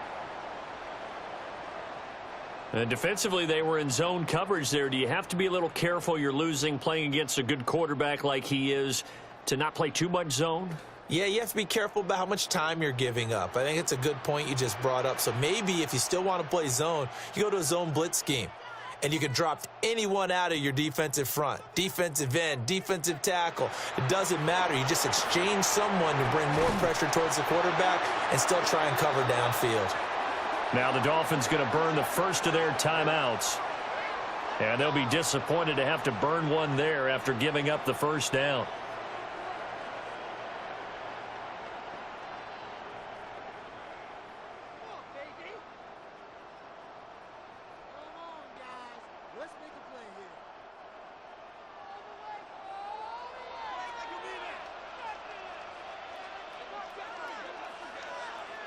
Prescott yet again. Oh, this one incomplete. The pressure got to him as he released it, and it's 2nd down. I see the surprise in your face there, partner. That is a rare incompletion from him. He's been on point this entire game. He has percentage completion-wise way up. Not that time. They'll try again here from the 7 on 2nd and goal. They'll stick with the passing game as he looks to throw. Touchdown, Cowboys! Jalen Tolbert from 6 yards away. And his guys now an extra point away from taking a 3-score lead. The defense is doing their best, but they're struggling right now. They'll look for some help from their own offense to keep them in the game.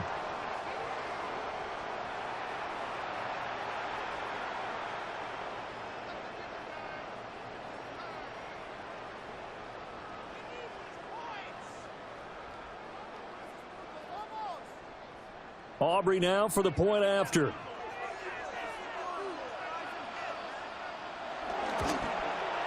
He's got it, and it's 17-0. That time, a 9-play drive. And it was finished off by a Jalen Tolbert touchdown grab.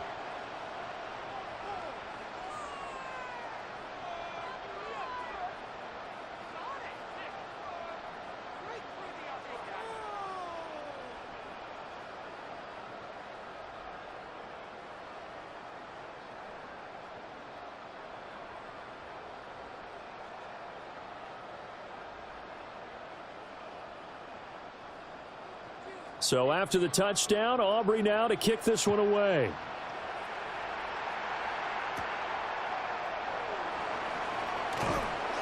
And he won't quite make it to the 25.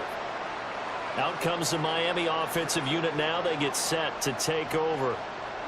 Charles, we'll see what they can do here. Not a ton of time left, but enough certainly to get points out of this drive, and they need them right now because they're trailing. Yeah, and this is exactly why you practice a 2-minute drill all through camp and at least one practice each week before a game. A minute left, more than enough time to string a few completions together, reach the end zone, and then make that walk back to the locker room just a little more animated. Throwing now is Tagovailoa. And he bats it away, and it falls down incomplete. Quarterbacks work all the time on manipulating a defense with their eyes and their head movement. In this case, he just stared the receiver down. That allowed for excellent coverage, able to knock that one away. An incomplete pass on first down. That leads to a 2nd and 10. Here's Tua.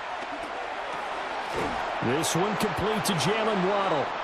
And he's taken down, but able to slip across the 35. Tua to his Alabama teammate Waddle. First down, Miami. When you're struggling on offense, you're looking for anything possible to get you going. Sometimes you do it like basketball teams that don't normally press. You put a press on, bring people to life, make them move a little bit quicker. Maybe that'll help them as they head towards the half. A short one here, secured by the tight end Waller. And he'll be out of bounds up near the 45 at the 44. Well, that's always a good place to throw it just because he's one of the biggest targets not only on this team but in the National Football League. And you and I both know the quarterbacks love these large-bodied tight ends, and why not? Nowadays, they're really wide receivers who are just taller and have a little bit more weight. These guys catch the football, make big plays downfield. In the old days, we wanted them to block. Now coaches want him to catch the football first. And he'll be brought down just shy of midfield at the 49-yard line. The Dolphins going to take their 2nd timeout as the clock will stop with 34 seconds to go before halftime.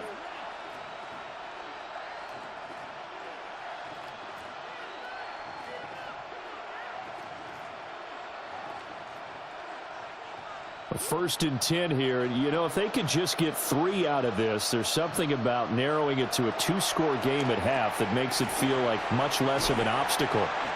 So the completion good for 7 there. And it'll be 2nd down. Now the Dolphins will use the last of their timeouts. And with halftime on the horizon, they'll be out of timeouts from here forward.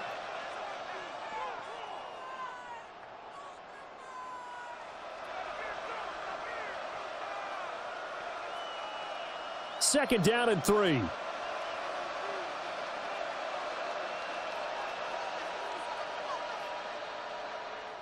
They'll send the big tight end in motion right. Now Tua. And that one off the mark behind him, incomplete. Well, this defense is certainly organized and playing off of each other because the rush is providing pressure and the coverage is forcing incompletions and capitalizing on mistakes. When you get every level on defense hitting at once, you get first half scores just like this one. Tua setting up shop to throw again. And incomplete. They tried to drop it off, but he couldn't hold on. Like what I see so far out of this defense because they've been showing their best coverages on third down. So far, only allowed one conversion on a handful of attempts. One area of their game plan that they've executed to perfection. Now, the offense is not leaving the field. They're going to stay out and go for it on 4th and 3. They'll go. Achane. And he's going to have the first down at about the 38. A solid pickup of 5 and a very solid 4th down conversion, and defensively pure frustration.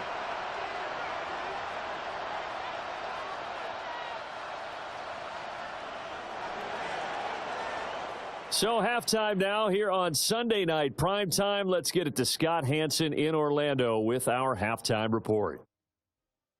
All right, Brandon, thanks much. Welcome in, everyone, to the Orlando studios. Scott Hanson with you for a quick recap of the first half, which has been strongly one-sided. This is heading towards blowout territory unless they can come from behind and get themselves a victory. Let's find out what happens in the second half. Let's go back out to the commentary team, Brandon Godden and Charles Davis.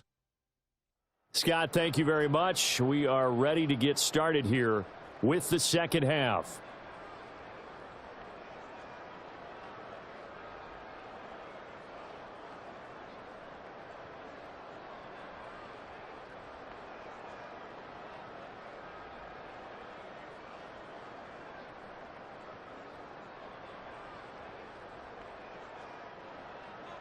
A very one-sided first half. 17-0 our score as we get going in quarter number 3. The lane opens here. He's past the 30. The Dolphins getting set to go back to work here in quarter number 3. And you have to think, Charles, down 3 scores already. They need to play an almost perfect second half to have a solid chance. And that absolutely starts with finding some way to put together a touchdown drive here. They need to be smart, fast, efficient, get the ball into the end zone, and do it again multiple times in order to have a chance to win this game. Here's Tagovailoa to throw. Little short pass here to Hill. And he slips up past the 45 before being tackled. Give him 13 yards on the opening play of the drive and also give him a first down. And this is what they're going to need more of. It's the third quarter. You're trailing. You've got to come out with a renewed sense of purpose. And that's a nice way to kick off the drive with good yardage and a first down. Slot man moves right. They'll fake it on the jet sweep, and instead a handoff up the middle. Looking for a seam, but finding none. He'll get back to the line of scrimmage, and that's it. Dante Fowler in on the stop. And he got off the end there very quickly to make that play. Yeah, it was almost like the bullet train, wasn't it? I mean, just zoom. Quick, quick, quick. And what a terrific play, holding them to no gain. Back to throw now on 2nd and 10. They kept the receiver in the short field, but that let his quarterback get the ball quickly to him before either guy in double coverage could react.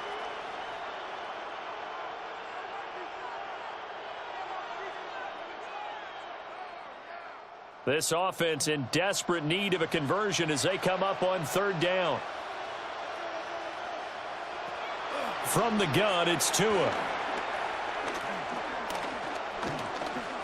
He's going to float this one deep right side. And that will be incomplete. Well, they weren't scared to let it fly, but it falls to the ground and brings up 4th down. Well, if they have any designs on getting back into this football game in the second half, they're going to need to be much sharper offensively than they were on this opening possession. Not much happening here, and it'll lead to a 4th down. The Dolphins will send out the punter now as he'll punt it away for the 2nd time. And the kick's away as he angles this one for the sideline. And this punt sails over the sideline, And the spot, it looks to be right at the 25-yard line. The Cowboys offense now, they head out for their first possession of the second half. They have to be pleased with the way that they moved the football thus far. And why wouldn't they be? 2 touchdowns on a field goal in their first 3 possessions. They're playing so well right now, the field goal probably feels like a disappointment. So Prescott and the Cowboys now with a 1st and 10 at their 25-yard line. Here's a play fake as they set up to throw. Rush coming, and he's taken down. Willie Gay getting in there and picking up the sack. Pressure can come from all over when you're plotting a defensive strategy. On that particular play, it just came from the outside.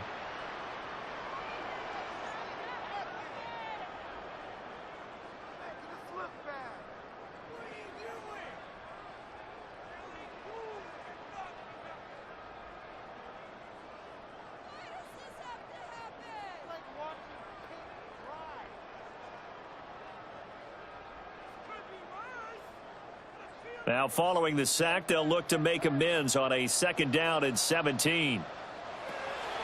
Now a 10th carry. Here's Williams. He is taken down at the 21 after a short gain of 2. Just not a whole lot of room to operate there on that carry. No, not at all. They did a really nice job staying in their proper places and not allowing any lanes to open up.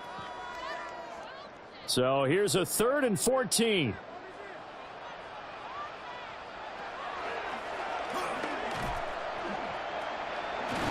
And boy, he is very close to a 1st down, but from where they're spotting that football, he's going to be a foot or so short.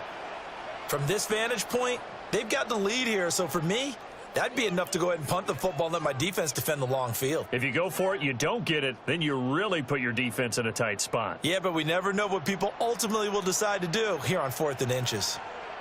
On to punt now, Anger, as he boots this one away. And he couldn't get it to check up. That kicks all the way into the end zone for a touchback. Miami's offense set and ready to go.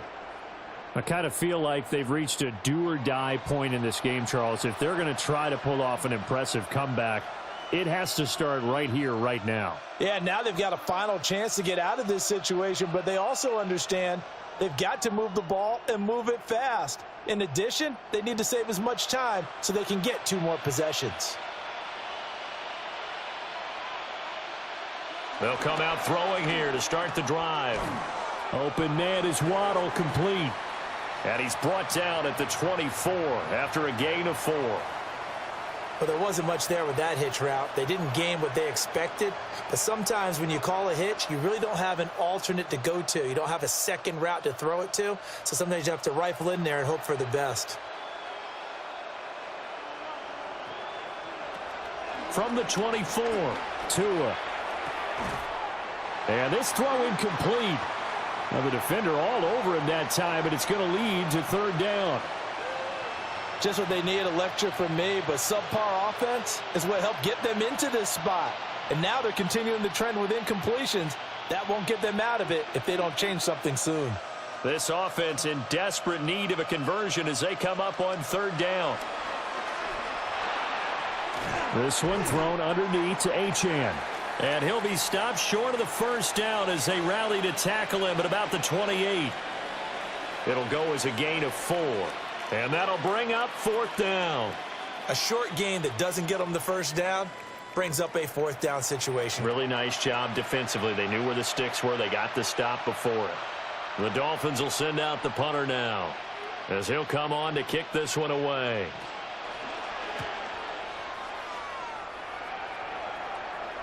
Fair catch signaled for and taken just shy of the 30-yard line. A 40-yard punt, no return. And the Cowboys will take over the football with a 1st and 10.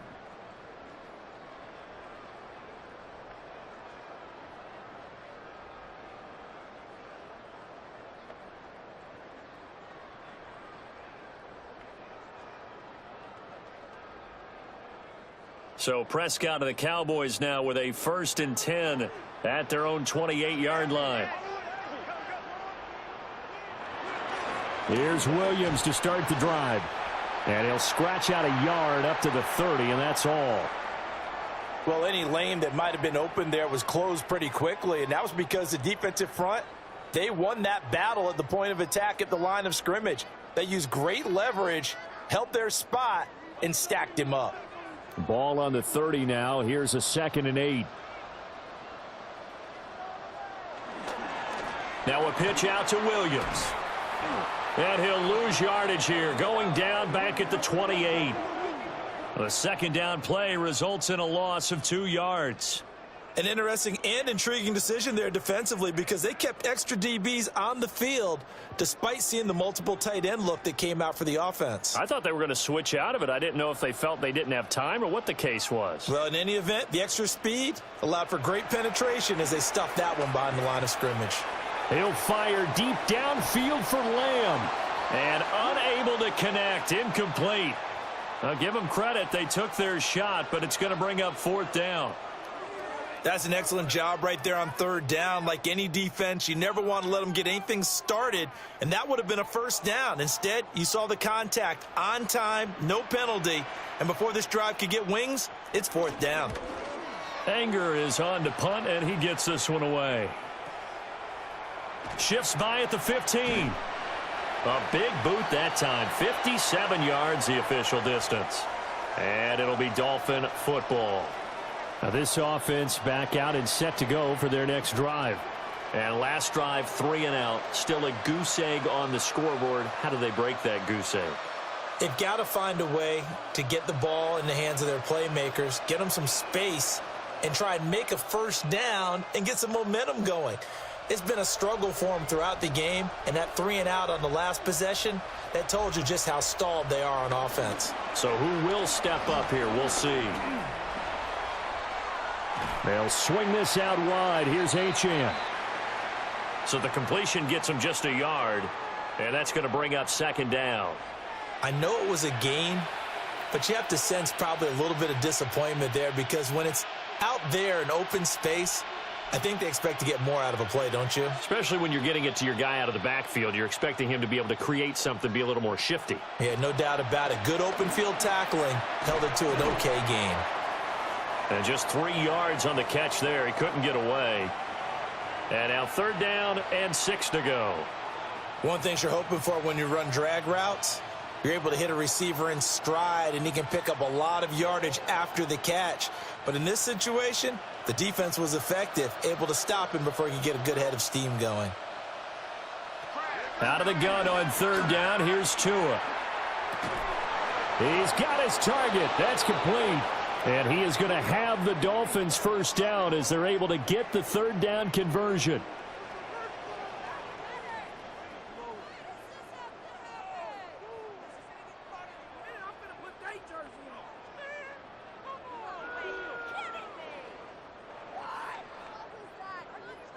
Well, we talk all the time about playing situational football, and right now I think the scoreboard is dictating what they need to do. Where they are in this game, they've got to push the ball downfield, take their shots, try and get big chunks of yardage in a short amount of time. That was a nice play there. Yeah, boy, this defense again really making things tough on him as they stop him for no gain. As usual, the hallmark of a good run defense, linebackers making plays near the line of scrimmage. Absolutely nowhere to run there. 2nd and 10.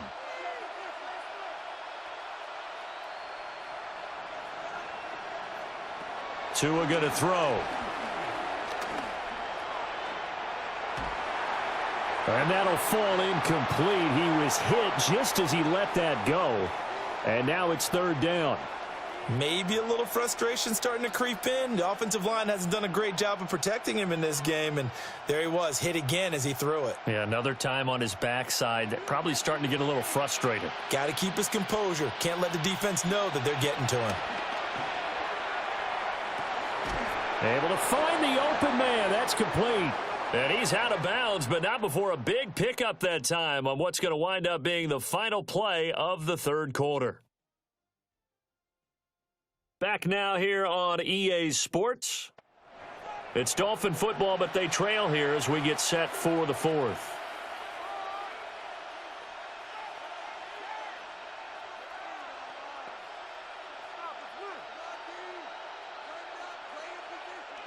So from Cowboy territory now, here's 1st and 10 down at the 33. Off of play action, Tagovailoa. Little short pass here to Hill. Give him a gain of 5 on the completion. And it's 2nd down. You got the big lead defensively. Willing to give him that underneath stuff, right? And this is why you work on your tackling. Tackle them after the catch, inbounds, keep the clock running. Just go ahead and bleed the game out that way. From the 28, it's 2nd and 5. Going to the air, Tagovailoa. That's going to be caught by Waddle. And Waddle going to have a Dolphins 1st down as he'll be brought down just outside the red zone. Mark him at the 21.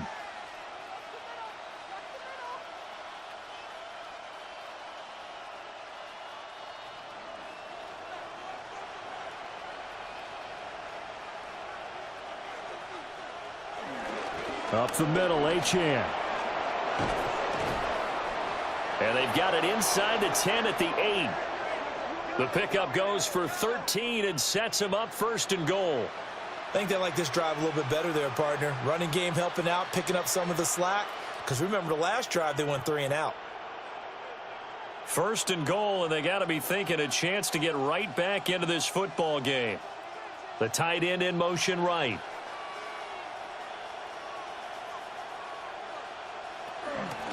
They'll run, Achane. And it's been like this all night long. Nowhere to run as they stop him behind the line. That's going to go as a loss of a yard, and it'll be 2nd down. There's no question that coming into this game, this defense was pretty vocal about its desire to take this running back out of his game. And all that pregame wolfing has turned into results. Now from the 9, here's 2nd and goal. Tua sets up to pass it. And he will find his man on the outside. And he's able to get this down to the 5-yard line before he's out of bounds.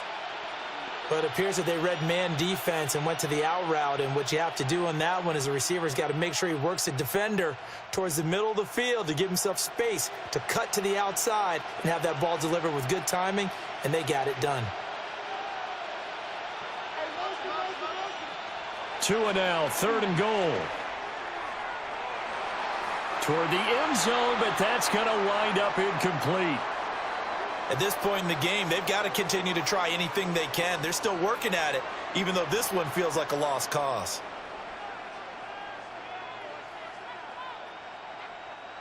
A field goal does you no good, so they're going to stay out there and go for it on 4th. They're going for it. Here's Tua with it. He's got it. Touchdown, Dolphins. Nick Westbrook-Ikhine from 4 yards out. And the Dolphins are finally into the end zone here in this 4th quarter. So a little bit of a letdown there defensively. I mean, look, you're still 2 scores to the good, CD, but things may be a little more uncomfortable than they had hoped. Yeah, if you'd kept him out of the end zone there, this game's over. You've locked the door on him. Instead, it's still open a little bit, and they've got a puncher's chance. Riley Patterson now for the extra point.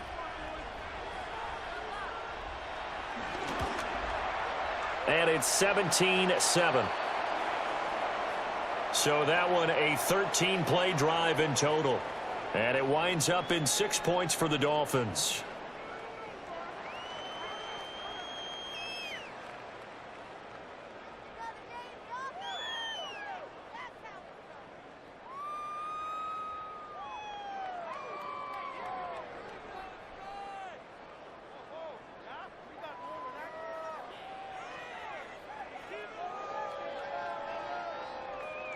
And Patterson back out there to send this one away.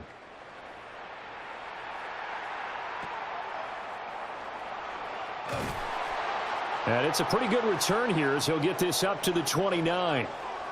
The Cowboys about set to take over on offense. Now all of a sudden we've got an interesting game here. You just saw them go down and score a touchdown.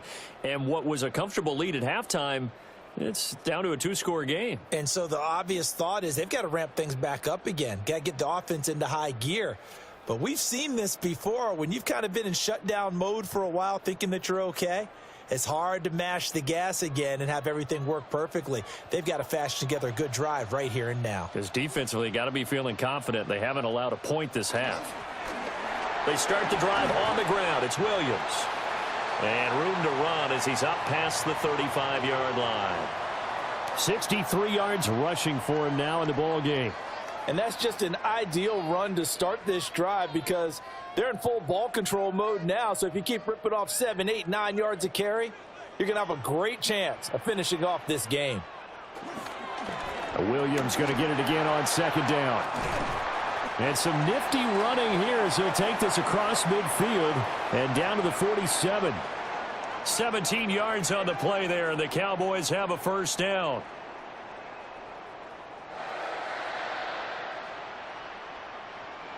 Well, that's a carry they have to be satisfied with, and throughout this game, they've been satisfied with what he's given them. Whenever they've needed a big run, a first down, he's the guy they've turned to. And it doesn't matter what the defense thinks.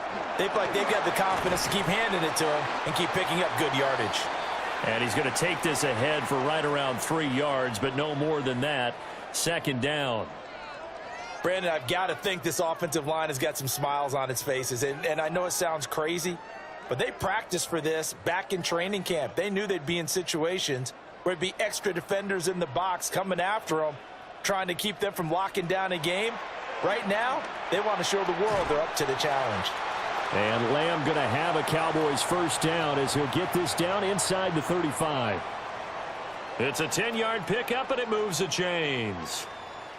Partner, I like that they're staying aggressive on offense because, to me, this drive is what is known as a put-away drive. You score here, that might put this one to bed. I like the fact that they're playing with confidence and not playing with fear. The busy night continues for Williams. And he's going to get 7 out of this before being taken down at the 27. Starting to become a tough spot for this defense. You're down fourth quarter, looking a little fatigued maybe on that side of the ball. Partner, we've seen this before, haven't we? Because every coach we've ever talked to says body language is important. And now you're seeing guys with their hands on their hips, they're bent over, hands on their knees. And the offensive guys are just saying, let's just keep running it at them. We've got them now. Now the Dolphins going to burn the first of their timeouts. And as the two teams talk it over on their respective sidelines, we take a break.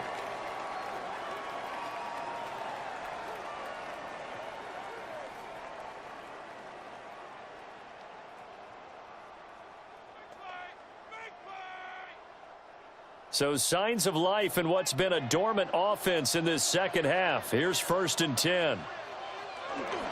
They run it again with Williams. And they'll lose yardage here. Knocked back to the 19-yard line. The Dolphins going to take their second timeout. That's going to leave them with just 1 remaining here in this fourth quarter.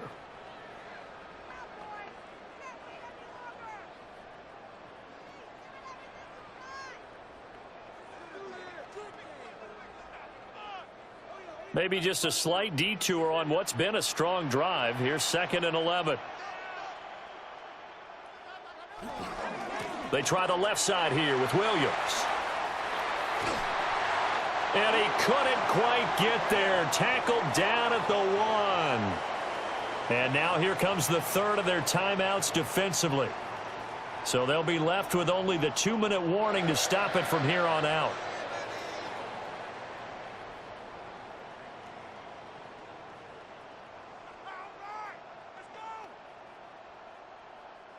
It looks like a jumbo set with 3 tight ends here for 1st and goal. And they'll turn to the power game to try to get in. Power on power, but he's not going to get in. No gain on the play, and it's going to be 2nd and goal. Dialed up the fullback dive that time. We'll see what they go to on 3rd down from the 1. Yeah, they may have dialed it up, but it was repelled, wasn't it? Do you wag a finger back at the offense like a certain iconic NBA guy did back in the day, or do you just say, try it again, guys? No, I think they wagged the finger, but they got to get 1 more stop here, maybe 2. Williams is not going to get in. In fact, he'll lose a couple of yards back to the 3. He lost 2 there, and it's 3rd down. That's a nice example of good team defense right there. Ball was snapped at the 1 yard line. They knocked them back and caused a loss. But you notice they were trying to find any type of a gap to run through. Wasn't one available, and they stuffed the play right there in the middle of the field. Williams. And he is going to lose yardage here. And a loss of 3 to bring up 4th. One word comes to mind to me after that last play, and that's alert. That defense took a chance guessing the snap count, and they were so right. Got great push up front, and that forces 4th and goal.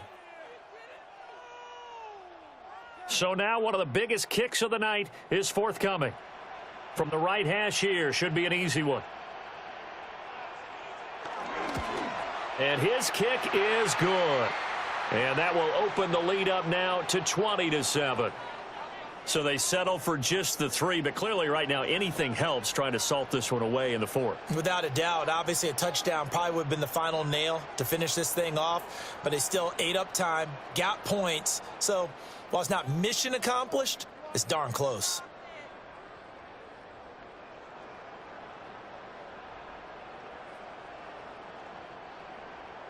So after the made field goal, back out is Aubrey to kick this away.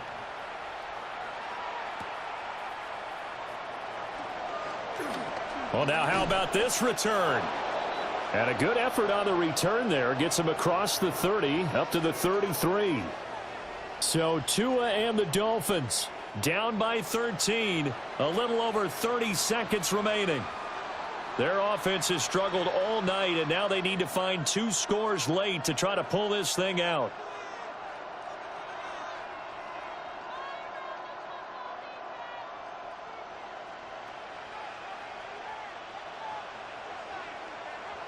Tua.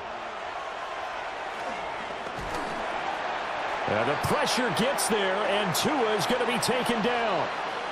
Osa Odighizuwa with the effort there to earn the sack. It seemed like he kept going through those progressions, and I thought he might dump that underneath, but he couldn't get rid of the football in time. And I have to wonder if he was thinking while he was back there, I wish there were a lot less progressions on this play, just someone that I can dump the ball to and get it out of my hands. He'll dump this off to Achane. And he goes out of bounds just shy of the 45. We can talk all we want about football being a game of strength and brawn. It's also a game of mismatches, and they're trying to create one there, getting it to their back out of the backfield to make a bigger play. As we often say, get it to him in space, let him use his leg. Yeah, if he can get a matchup against a linebacker or maybe a defensive end dropping out in a zone blitz, he's going to win that battle just about every time. Forced out to his left. And he'll take this for a short gain on what will prove to be the final play of this ball game. So this one will end in a victory for the Dallas Cowboys. And it was their defense that really paved the way to this victory as they allowed the 1 touchdown, and that was all she wrote. Almost want to do the defense chant right now, right? Defense with a couple of claps in there, but no one wants to hear that from me. Let's just talk about how they got it done, though. When you take care of every aspect of the game, shut down the run, control the airways, right? Make sure the quarterback is harassed. This is the type of performance you get. They can't fashion together any offense, no consistency, and they just took control. I'm Brandon Gaudin. Certainly have to thank Charles Davis, my broadcast partner, and our entire crew. We'll catch you next time right here. It's the NFL on EA Sports.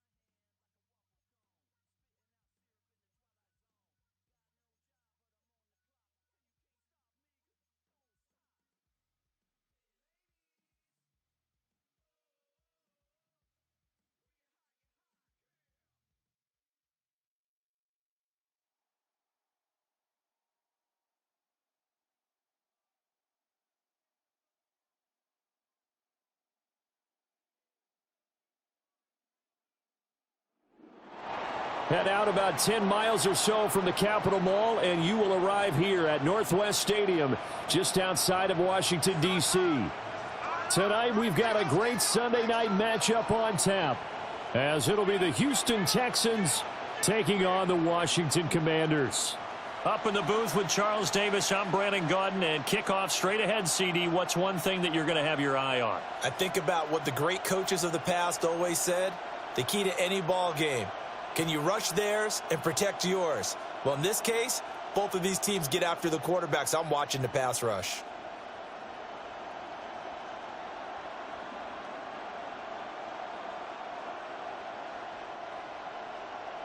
Here's the former Utah Ute, Matt Gay, to get this one started. And we are underway on Sunday Night Primetime. And up to about the 26-yard line, just across the 25. So out come the Texans for their opening drive. And they'll be led out by their third-year quarterback. And there's no doubt about the talent that we see from C.J. Stroud. We've watched it develop in his first 2 years in the league. But the best way quarterbacks are graded is winning. He's out there trying to win his third division championship in as many years.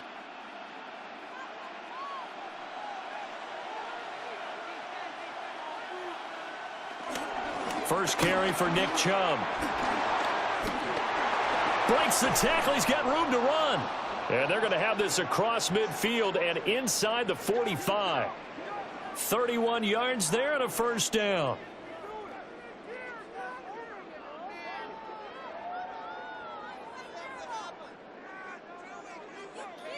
Well, they didn't do a lot there to fool anyone. They just came right out and ran the football, but with great success, and that's the way you want to get things started. A nice quick opener for a big gain.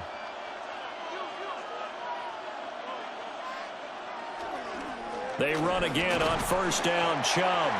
And he's going to take this ahead for right around 3 yards, but no more than that. Second down. It went right back to him, but he pretty much had nowhere to go on that play. Yeah, the previous carry looked pretty good. That one, maybe he was a little tired. I don't know. Yeah, maybe he should have tapped out and had a second back come in and maybe make that run. Who knows? Here's Stroud. Flush to his right. And he will slide to a stop. He does have the first down. A fresh set of downs on a gain of 13 there for the Texans. This early in the game, it's all about making steady progress.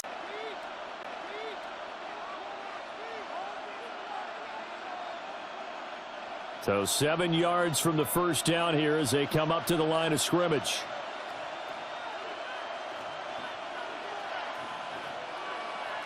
Throwing now is Stroud. This pass complete to Higgins. And he is going to have a Texans first down as they're able to get the third down conversion.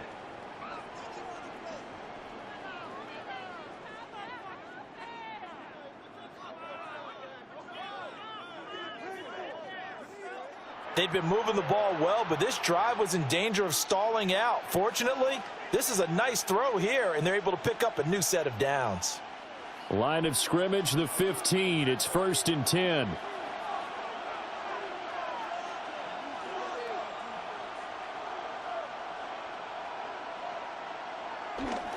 And Chubb will try the middle here. He takes us down to about the 12 for a gain of 3.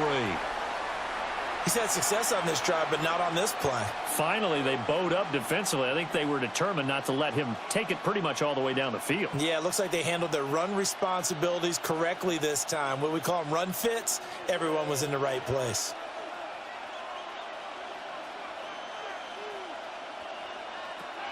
And Stroud now to throw. Dancing to his left. And now they're inside the 10 as he's brought down at the 9. He'll wind up getting 4 there on his own, but it will leave him now with a third down situation.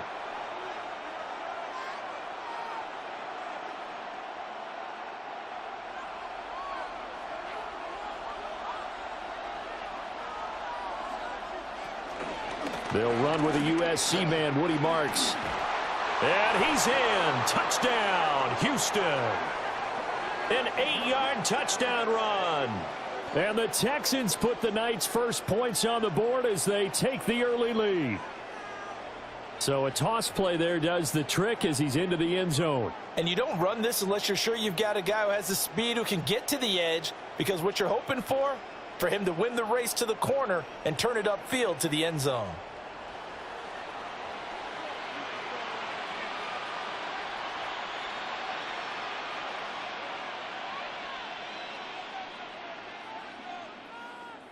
Kaimi Fairbairn on for the extra point.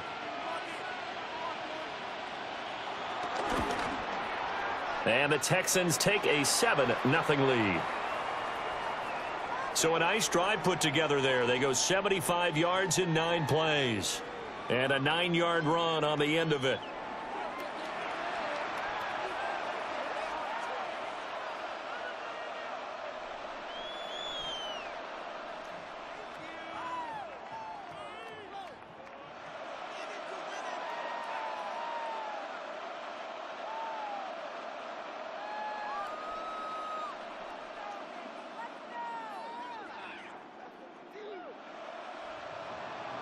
So after the touchdown, here's Fairbairn now to kick it away.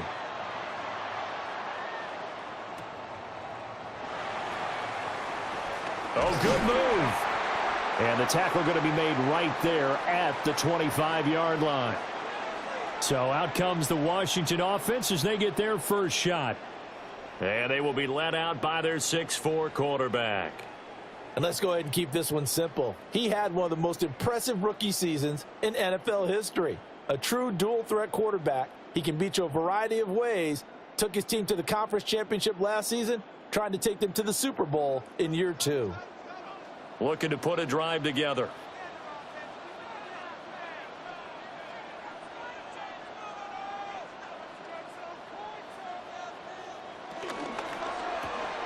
Here's a quick throw out wide. It's McLaurin.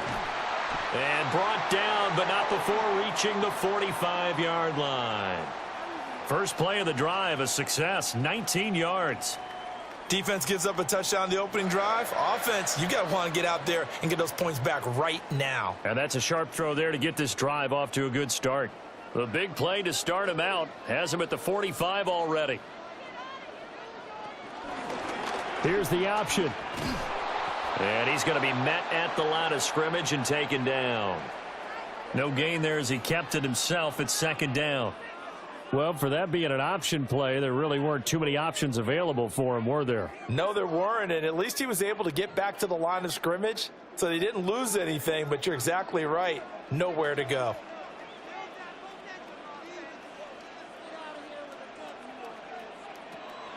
Now they'll fake the jet sweep here and throw off play action. He's got a man on the comeback route. That's McLaurin. That's good for a first down, his second catch of the opening drive. Well, when you're facing a receiver like this, you always come into a game thinking, we've got to put our best corner on him. We've got to find a way to get him off his routes, limit his touches. But that plan, not working too well on this opening drive. That's already 2 catches for him, and this one, good for a first down. And he'll bring this one inside the 35. And there we saw one of the downsides of blitzing during a rundown, because sometimes you get out of your gaps. You don't fit the run quite as well because you're headed towards the ball carrier with abandon. In need of only about the length of the football here on second down. Daniels looking to throw. And this time not quite to the 30. It'll be down at the 31-yard line. They'll get 3 as the drive continues. It's a first down.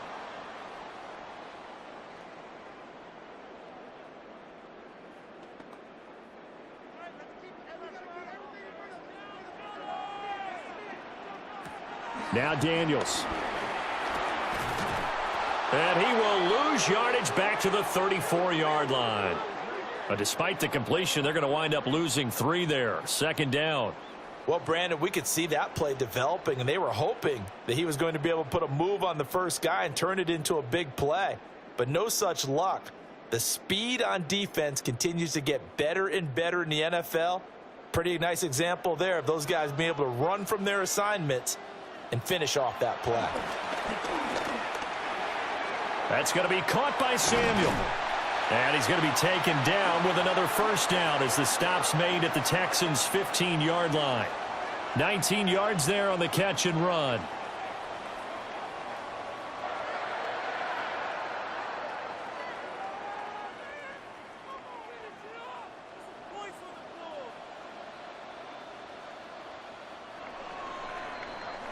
After one, 7-0 on EA Sports.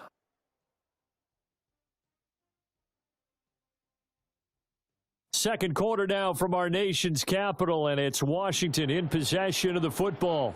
Line of scrimmage, the 15. It's 1st and 10. Now a toss here, short side. And they'll lose yardage here. Knocked back to the 19-yard line. It was Danielle Hunter to make the play in the backfield. Sometimes you just sit back and marvel at what he can do defensively. Speed, strength, quickness, he's the whole package. And that package just wrapped up the runner for a loss. From the shotgun, it's Daniels. Open man is Samuel, complete. They showed off a nice juke of the defender before the next wave could bring him down. They'll wind up getting 10 back as that sets them up for 3rd down. Seems as if the passing attack's starting to heat up a little bit here in the second quarter. You can sense and you can see the momentum because now they're reading their patterns downfield, they're understanding the coverages, and they're finding the open holes in the defense. That is caught.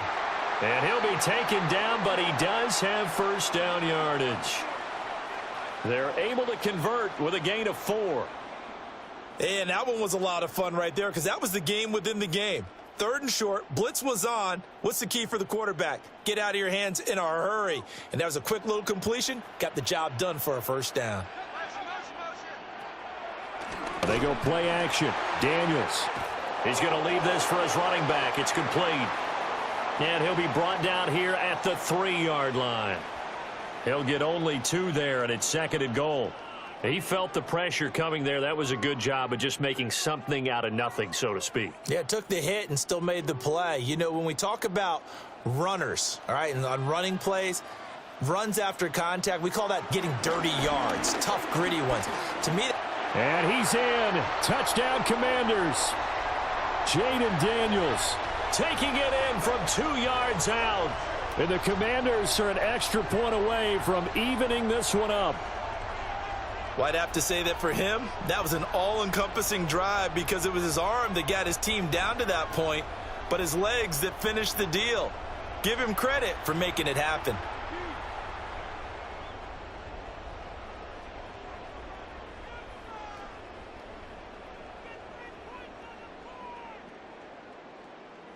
Matt Gay on for the extra point.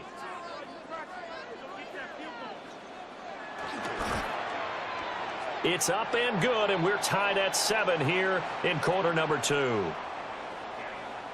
So that drive, 12 plays in length. And it ends with a 3-yard scoring run.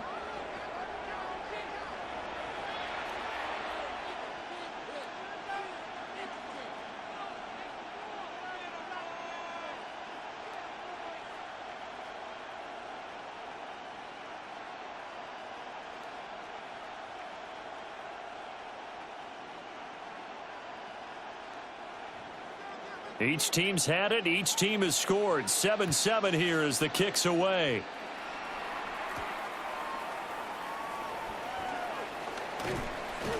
And they'll get him down inside the 30 at the 27. So now we get set to see Houston for their 2nd drive of the ball game. So both of these teams, Charles, coming off touchdowns now, but this offense, they just had to stand on the sideline, watch their opponent author a really impressive drive to reach the end zone. Yeah, and I think you're not telling yourself the truth if you don't think there's some one-upsmanship going on right now because they just had their touchdown answered by a drive of double-digit plays that also found the end zone. Now they want to do something even more impressive to answer that one. That's going to be brought in by Higgins through the middle of the field. And he'll finally be taken down at the 2-yard line. A big play there on the catch and run. 71 yards.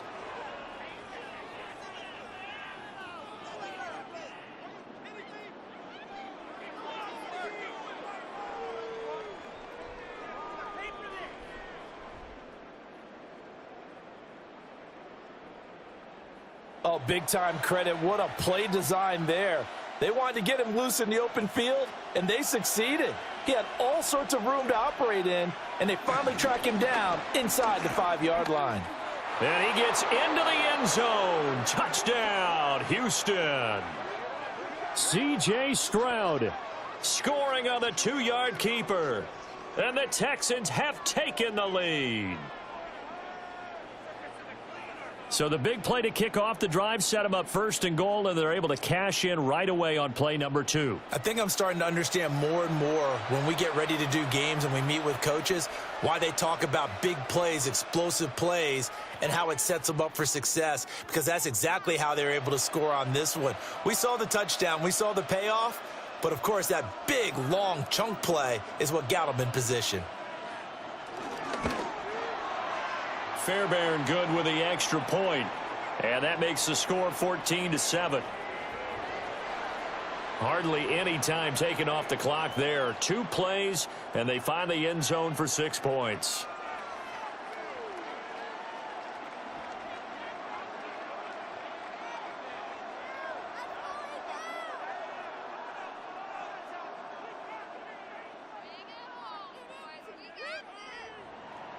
So after the touchdown, here's Fairbairn now to kick it away.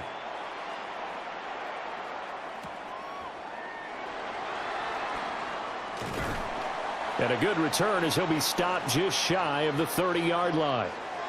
Now Washington going to retake the field for drive number 2. After that last score we just saw, now 14-7, so a chance to march down the field here, try to tie this football game.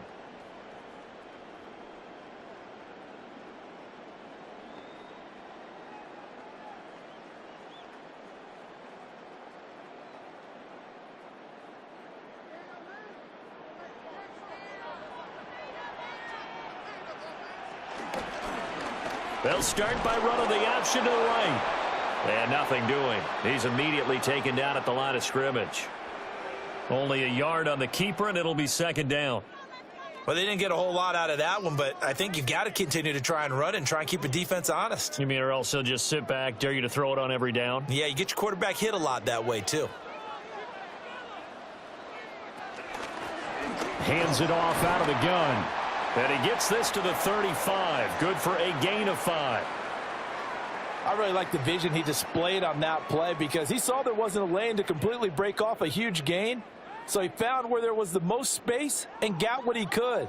A nice dirty run that's a positive play for the offense. This now a 3rd and 4.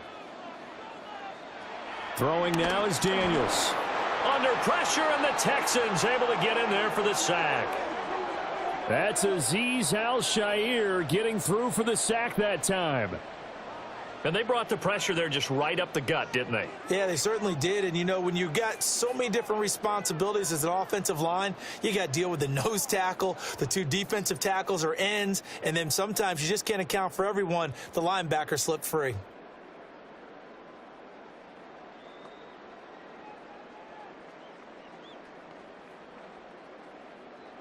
Tress Way on 4th down is sent out to punt.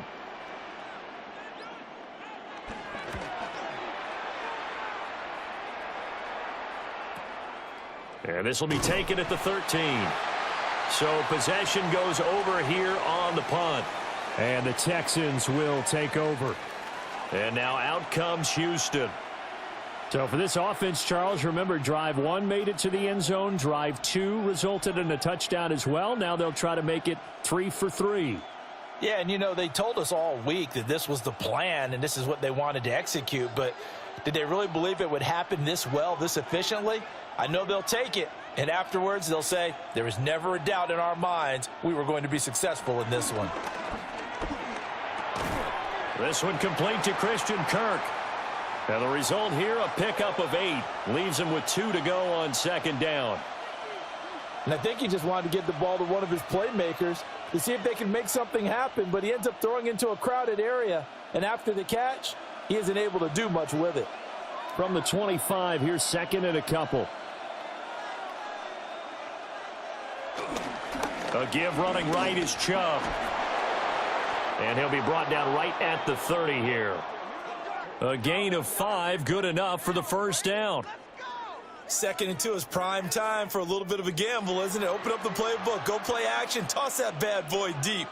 But in this situation, go ahead and give it to your back. Let him pick up a first down. Keep the sticks moving.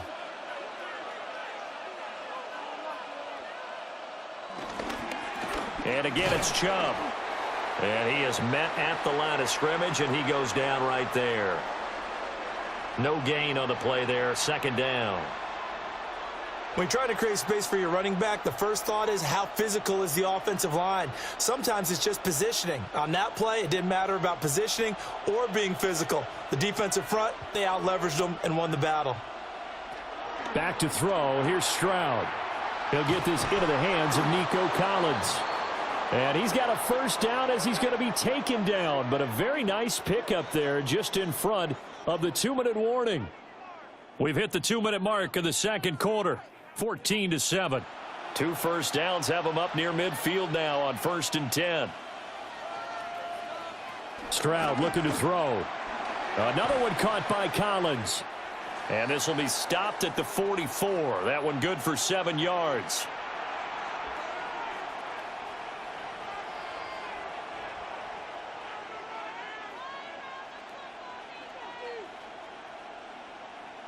Here's 2nd and 3.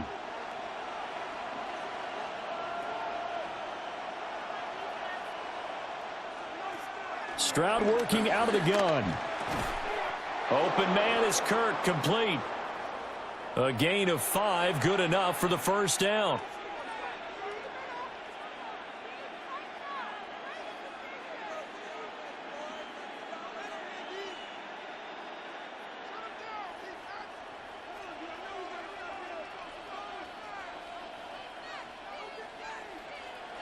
Stroud will look to throw once more. And that one too wide and incomplete. They had their backs up against the wall a little bit, and they come through by forcing an incompletion. Now they've got to continue to ratchet up the intensity a couple of more times and get off the field before giving up any more yardage. So now 2nd and 10 after the incompletion on first down. Stroud. Open man is Higgins. That'll leave them with a 3rd and 2 coming up. They got 8 yards there.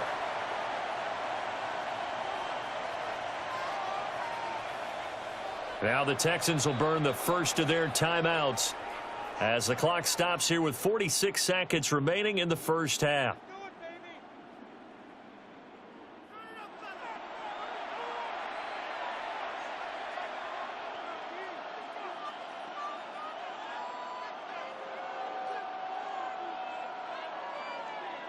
Play number 9 set to come here on the drive on 3rd and 2. They'll send Kirk in motion right. The throwing again is Stroud. He's got his target. That's complete. And they're going to have another first down here as the tackle's made at Washington's 12-yard line. Texans passing game in rhythm right now, picking up another first.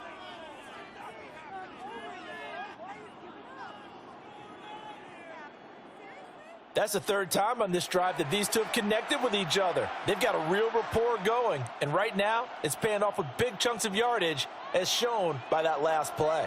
From down at the 12, it's 1st and 10.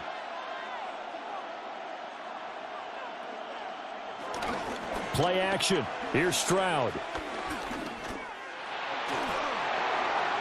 And that's going to be incomplete. 12 seconds left. Play action is supposed to be used to slow down pressure, slow down blitzes. In this case, though, if it takes a little too long to develop, you got people right in your face. And lucky just to get rid of the ball with the arm going forward. Could have been a fumble. So they'll come up after the incompletion for 2nd down. Again, it's Stroud. Got his man complete over the middle. It's Higgins. Now a timeout taken. Perhaps a chance for one more quick play and then another timeout if they hurry. We'll see. And we've seen him have success earlier on with the ball in his hands because he is a get it in space and make a play kind of a receiver. But that time, they closed on him quickly and held him to a short gain.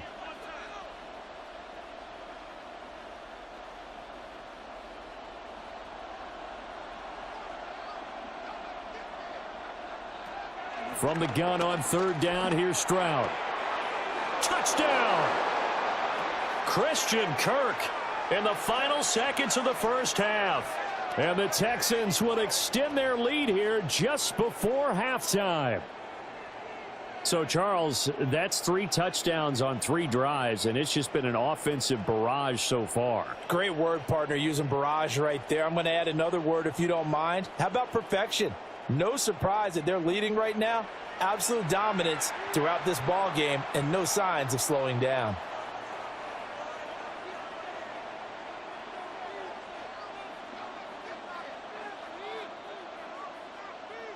On for the PAT, Kaimi Fairbairn.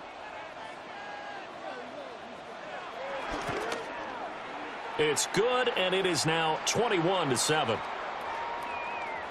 That one in the books as a 12-play drive. And it results in the Texans finding the end zone.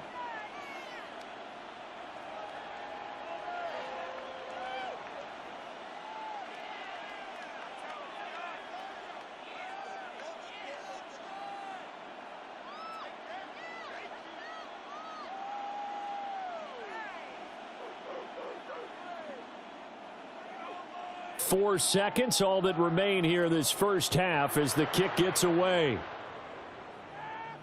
And they'll let that one go as it skips through the back of the end zone for a touchback.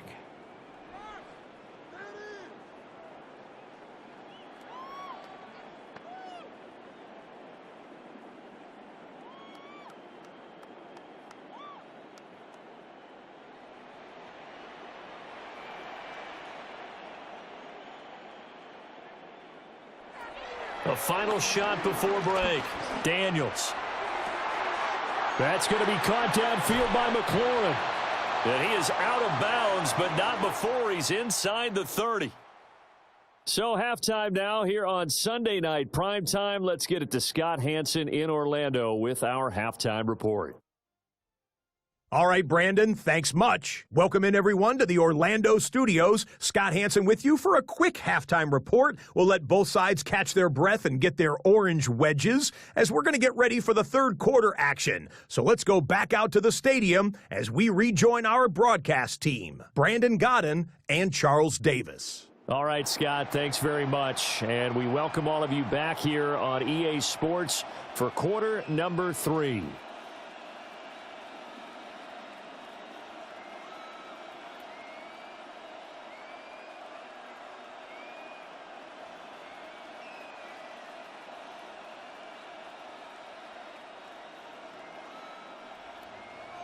Washington down on the scoreboard, but they are getting the football first here, and we are back underway on EA Sports.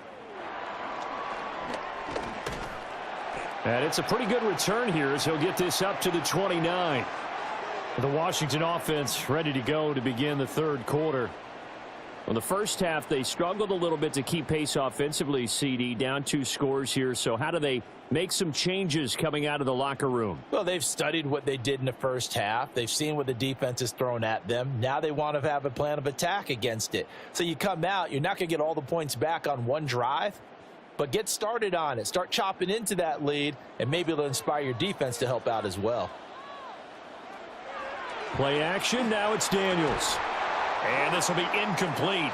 Physical play on the football there, and it's second down. It's been clear in this matchup which side has been the more physical one. It's been this defense. And here's another example on that last play. So after the incompletion on first, now 2nd and 10. Here's Daniels. And that almost their first INT of the ball game. Had his sights on it, but he couldn't seal the deal. At this point in the game, in the situation they're in, partner, these incompletions that we're seeing, they need to turn into positive snaps, and soon. This offense in desperate need of a conversion as they come up on 3rd down. To the air goes Daniels. Pass taken in by his big tight end. And he'll be taken down, but not before they work it across midfield. A really nice gain of 25 yards.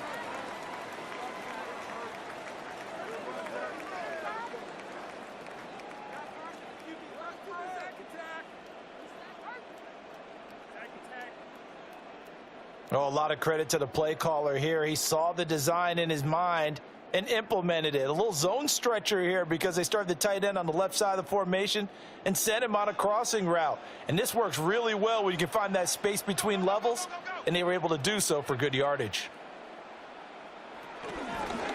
On first down, they'll go to the ground attack as he's got this down inside the 40 to the 39. A solid run on first down, gain of 7, leaves him with a 2nd and 3. That play wasn't quite as big as the play that preceded it, but still, gotta like the way they're moving the football, partner. Absolutely. Pretty good room to run on that last play. Yeah, they didn't get a first down, but still, you'll take runs like that each and every time, won't you? Now they show jet sweep, but instead a run up the middle here.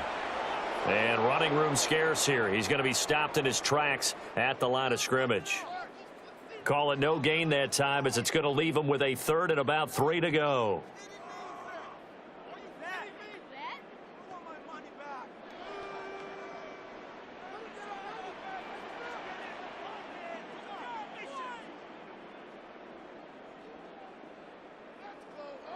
Working out of the gun, Daniels. Able to find the open man. That's complete. And he gets this down inside the 35 before going out of bounds. 3rd and 4, he did just enough, and I mean just enough to move the chains. And that's all you're looking for, right? Just want to keep the drive moving. You don't need the big play there. Just get to that marker that you described, and he was able to do just that. A pickup of about 3 yards as he's taken down at the 31. Not too many offenses want to turn down long drives, but when you're down what they are, they've got to pay it off with some points. Snap will come from the 31 on 2nd and 7.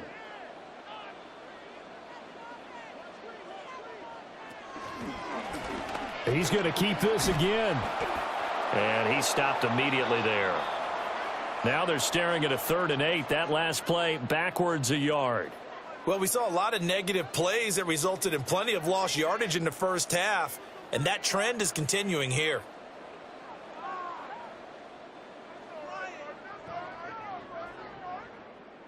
Out of the huddle now for play number 9 on this drive. This is 3rd down and 8. To throw is Daniels. And that is incomplete. So 2 third down conversions on this drive, but not able to get a 3rd, and now they deal with 4th down. Coverage was awfully tight there on 3rd down. They actually closed off all the passing lanes, forcing the incompletion and bringing up 4th down.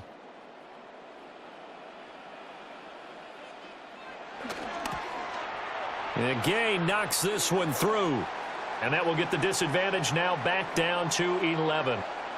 So a good drive there to begin quarter number 3, but they're only able to shave 3 points off the lead. Well, something's better than nothing, all right? They didn't play particularly well in the first half, but they definitely need them to step on the accelerator now and play a whole lot better.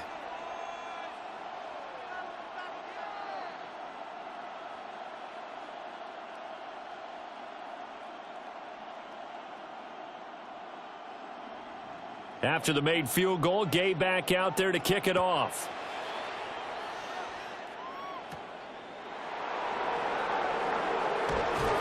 And able to get this out to the 25. Here's the Texans offense now, readying for their first possession of the second half. Right now, everything they touch turns to gold. This is their 4th possession. Touchdowns on their first 3 possessions. I mean, this defense, they can't seem to stop them. It's like they're on skates. Great analogy, Brandon, because they are pushing them back and winning everything at the line of scrimmage. And they've just been laying down tracks towards the opposite end zone. So to themselves, all they're saying is, if we don't make a mistake, there's no way they can stop us. They start on the ground with Nick Chubb. And he's taken down, but able to slip across the 35. 59 yards rushing now on 8 carries for him so far. We don't talk about it very often, but sometimes there's a dip in intensity when you start the second half, which can manifest itself in some sloppy tackling. And how about right there? He ran right through that weak tackle attempt. Chubb on the counter. And nothing much materializing there on the first down run. He'll get a couple, and that's it. That was a pretty good job defensively to hold them to a 2-yard run, but I've got to think this offensive line, they're asking their quarterback for a different type of a run, one that they rely on, one they have confidence in, one they feel like they can block.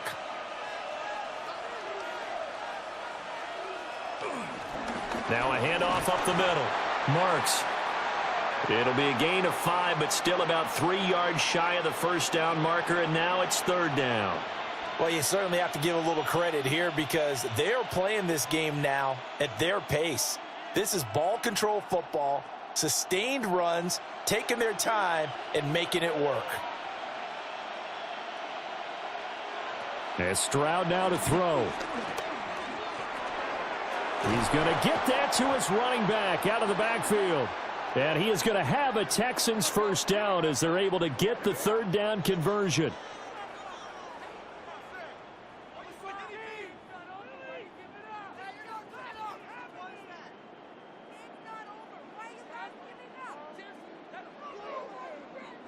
Caught that look from you there, partner. I think we're on the same page on that one. Just his first catch. I think we both thought he'd be a little more active in the passing game. Let's see if that's the start of them trying to get the ball to him a little bit more here in the second half. Now Stroud. This one left side caught by Collins. The result, only 4 yards there on the play. And that will bring up 2nd down.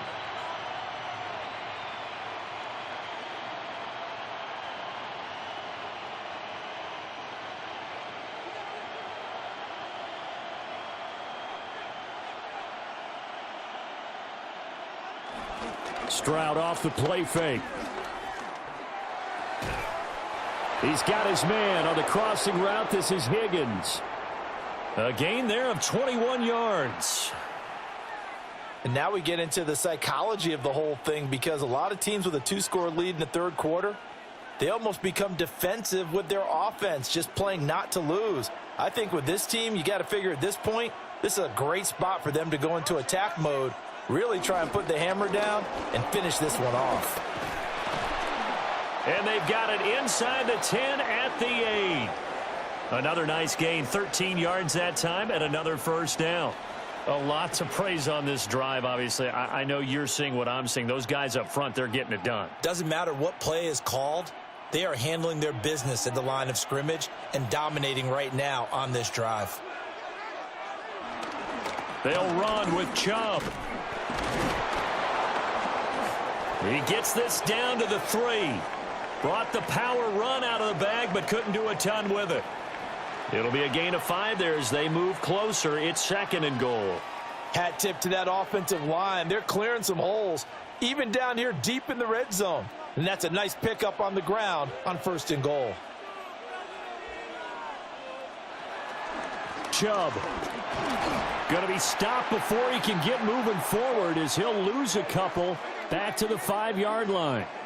It'll be a loss of a couple on the play, so now 3rd down coming up. The short field shrinks even more with the type of bodies they brought in on that play. Those extra tight ends, they weren't able to secure their blocks, and that one ended up going backwards. A big play forthcoming. Here's 3rd and goal. Throwing now is Stroud. And he's going to go down. Sacked back at the 13-yard line. Finally hauled down for the first time this game. Multiple defenders in there to drop him. 1 quarter remains here on a Sunday night. We'll return with more after this. You're watching the NFL on EA Sports. Back now here on EA Sports. It's the Texans in control of the football and leading this game as well as we start the 4th.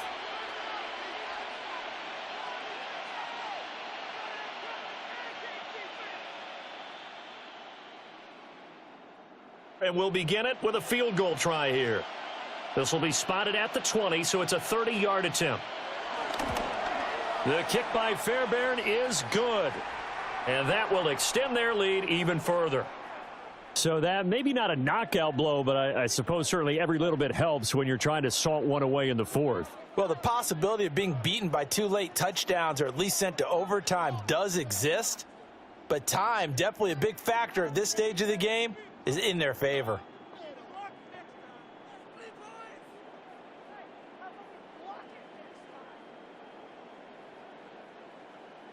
Fairbairn now following the made field goal. He'll send this one away.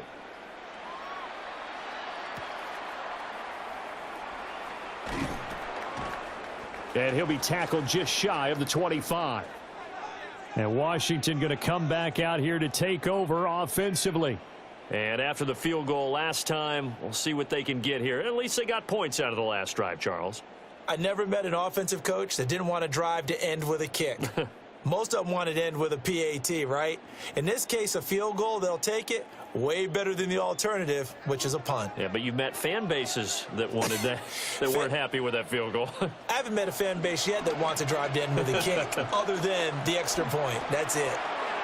Slings this deep from McLaurin. That's going to be knocked away and incomplete. And they're at the point of the ball game now where they've got to take some chances. They've got to put the ball in the air and just see what happens. But this defense knows that all too well.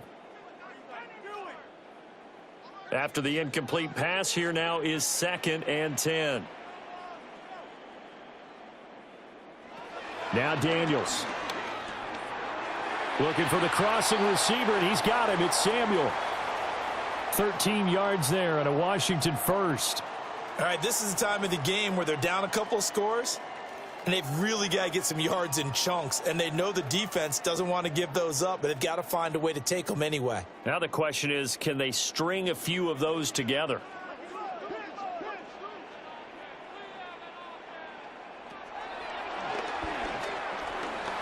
And a 6-yard gain gets him right around the 43.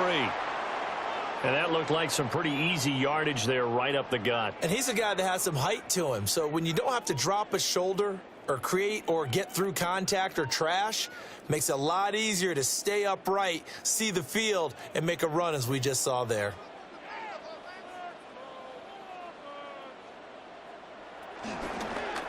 And he'll decide to keep this once more. And holding it may be the wrong decision as he stopped in the backfield. He'll wind up losing 3, and now it's 3rd down. Pretty good job there defensively of stringing that one out. Yeah, you've got a quarterback who's waiting and waiting for something to develop, and it just never materialized, and down he went behind the line of scrimmage. The offense on 3rd down tonight, they've converted 3 out of 5 thus far. This is 3rd and 7. Throwing now is Daniels. Pass caught. It's Lane with it. And he's going to have a Commander's first down as they're able to get the 3rd down conversion. Good yardage on the completion there, and when they look at the scoreboard, they do understand a field goal is not going to do them any good. My guess, they're going to press the ball downfield as far as possible, try and throw it into the end zone and get a score because they know they've got to get that done and get the ball back as quickly as possible. Daniels looking to throw. That's Samuel, caught left side. And he'll be out just a yard or 2 shy of the 30. 15 more there, and they're on a roll. It's another first down.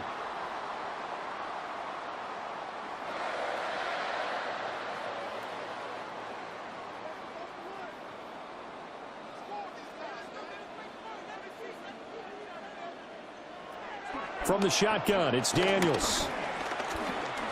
Flushed out right. And he doesn't quite make it, taking it within an eyelash. Dropped at the 1. Big yardage there on the scramble. It gets him a first down. I am willing to bet that he got a monster grin on his face when he saw what was happening. Man coverage was so committed to denying a big throw that it pulled attention away from him, and he had an easy lane to hit, and hit it he did. They'll try again. Nothing doing there. They're going to wind up holding him at the 2. It's a loss of a yard there, and now 2nd down. This linebacking core, they've done a good job of keeping that running game in check, haven't they? They certainly have, and what they'll also do when this game is over is thank the guys up front, the big defensive line, because they've kept them clean, so to speak, not letting blockers get to them, allowing them to run to the football and keep that running game bottled up. And he gets halfway there, down to the 1-yard line. The second down play, not much better than the first, just a gain of 1 there. Third down and goal now, and this Houston defense not backing down. They'll look for one more stop. Daniels going to try the sneak. And he is over the line for another rushing touchdown. Is he a quarterback or is he a tailback? Jaden Daniels. His second touchdown of the night. And the Commanders have made it a one-score game again here in the fourth.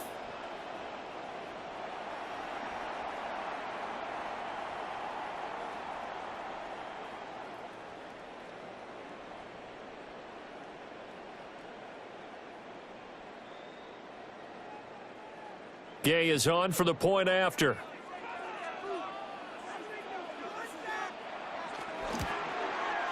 He's got it, and it's 24-17. So the drive goes 75 yards, 10 plays. And it was capped off by the quarterback sneak for 6.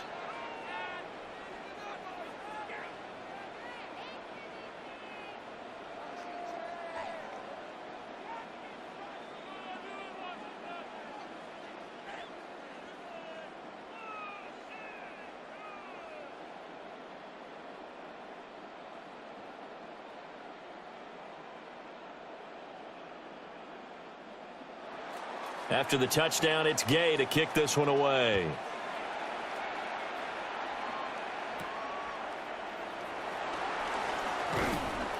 And he takes this near the 25. Just a little pass there. Call it the 26. The Texans offense and their star running back Nick Chubb getting set to take over once more. And it's hard to believe you could run the ball a whole lot better than he has. The vision, the cutback ability, the acceleration, it's all been on display throughout.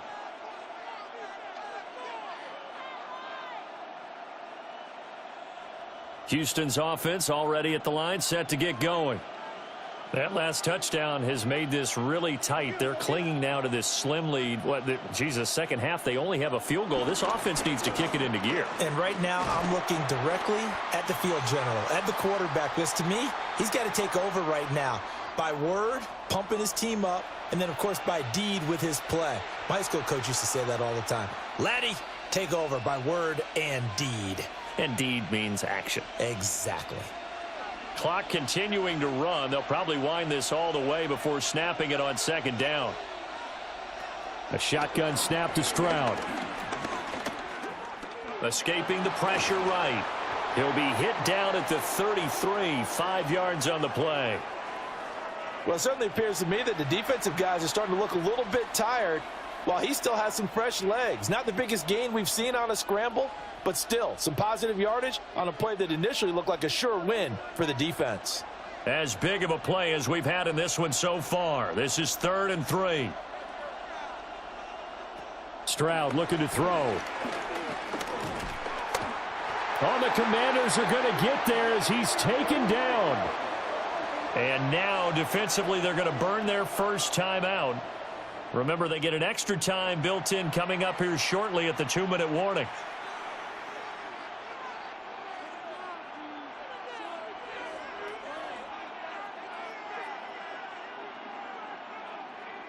The Texans send the punter out as he's on to punt for the first time tonight. And this is away. It's a high kick, and he got all of it. Yeah, he was looking for the checkup bounce, didn't get it. That scoots all the way into the end zone now for a touchback. Now Washington down 24-17. 2:15 remaining. They'll have 2 timeouts and, of course, also the 2-minute warning as they go to work on first down.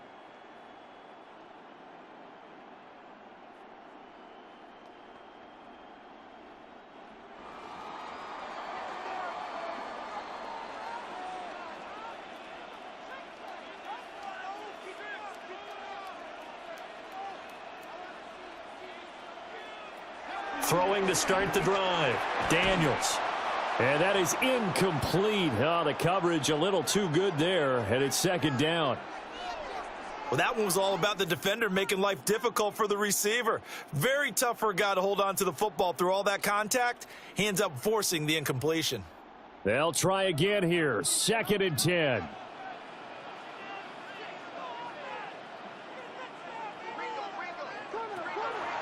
Looking to throw. Daniels.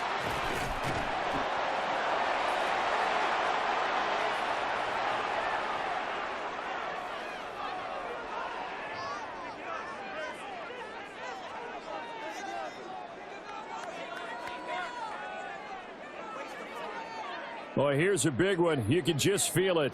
This is 3rd down now. Operating from the gun. Daniels. Work in the middle of the field, and he's got a man complete. And they will finally catch him, but not before he gets it to the 11. We've got a one-score game with inside of 2 minutes remaining. Plenty of time and 2 timeouts still at their disposal. 1st and 10 here. Over the middle, complete to Samuel. It drives some people crazy to see those short throws underneath. They've got to find a way to gash the defense downfield.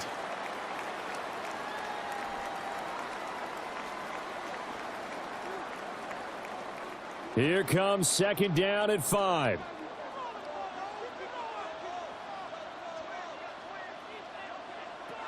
He's back to throw. And this is taken in for a Washington touchdown. From 6 yards away. And the Commanders are an extra point away from tying this game here in the final minutes. Love the excitement we've got going here. They just scored the touchdown. They're down by 1. How much fun is it now to figure out the possibilities? Kick the extra point and tie it. Go for 2 if they're really feeling in a gambling mood. What do you do in this situation? Think you kick the PAT. Yeah, I do too. Kick it, get my defense ready, and try and stop them one more time. Here's Gay now to add the extra point. And we are tied here in the 4th quarter. So the drive there, 5 plays, 80 yards. And it was polished off by a Washington touchdown.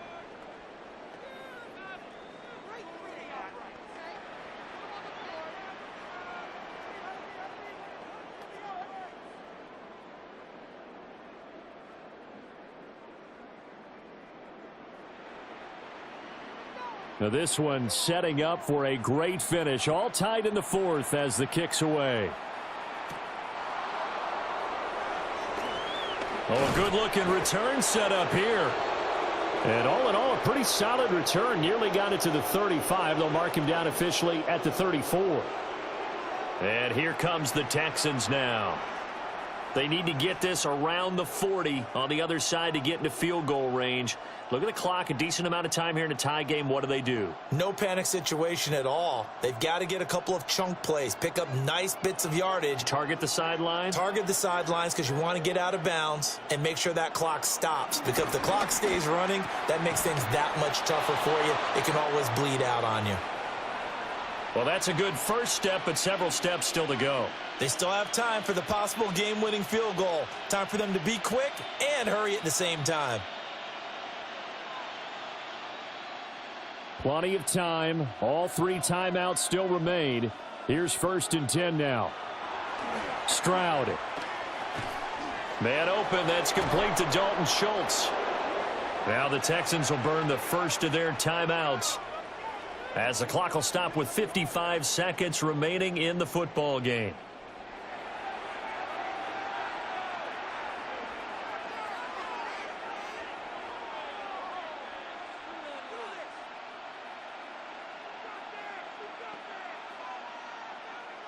They'll come up 1st and 10 here. Now Stroud. And completes it to Kirk over the middle. Now Washington going to use the second of their 3 timeouts as they get the stoppage with a little over 50 seconds left to go in the game.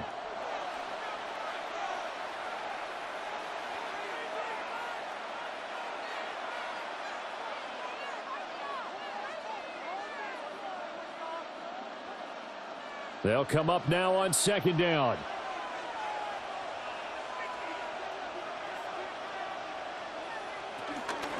Up the middle they go.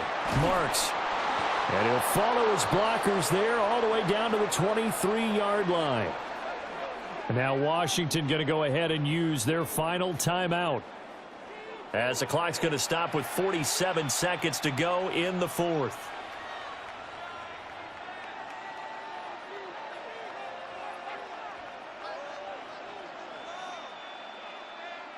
Two timeouts still available in this final minute.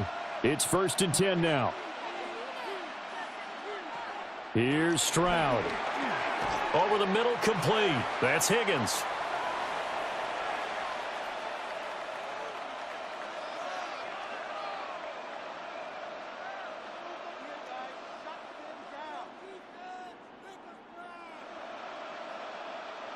Here's 2nd down and 3. Stroud to throw it. Over the middle, he gets it to Collins. Good throw, good catch, but I really like the route. The drag and being able to run away from defenders, hard to stick with them for that long. Yeah, better against man than zone, or? Better against man, because now you're running away from someone and you're not running into a defensive player in another zone. And we are set for a great finish as that timeout comes in with 2 seconds to go in this football game.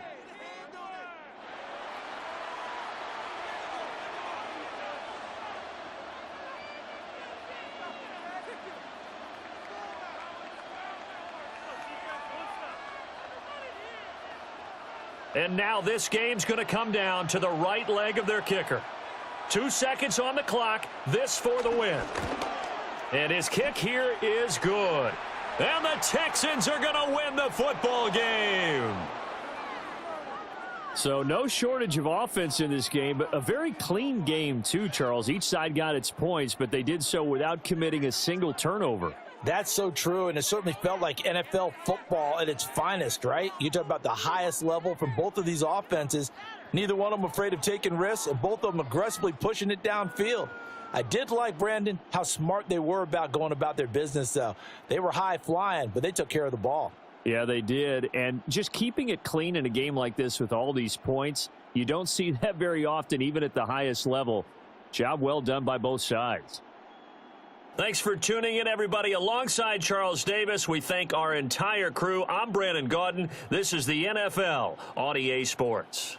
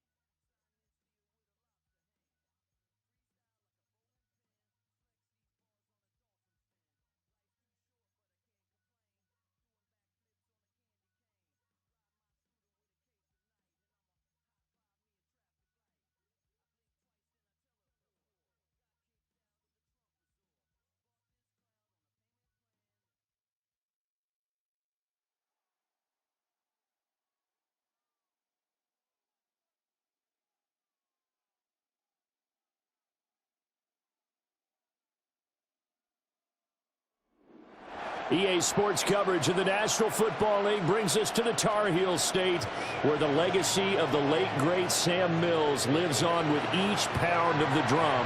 And that means we are ready for football here at Bank of America Stadium in Uptown Charlotte. Tonight, we've got a great Sunday night matchup on tap, as it'll be the Las Vegas Raiders taking on the Carolina Panthers.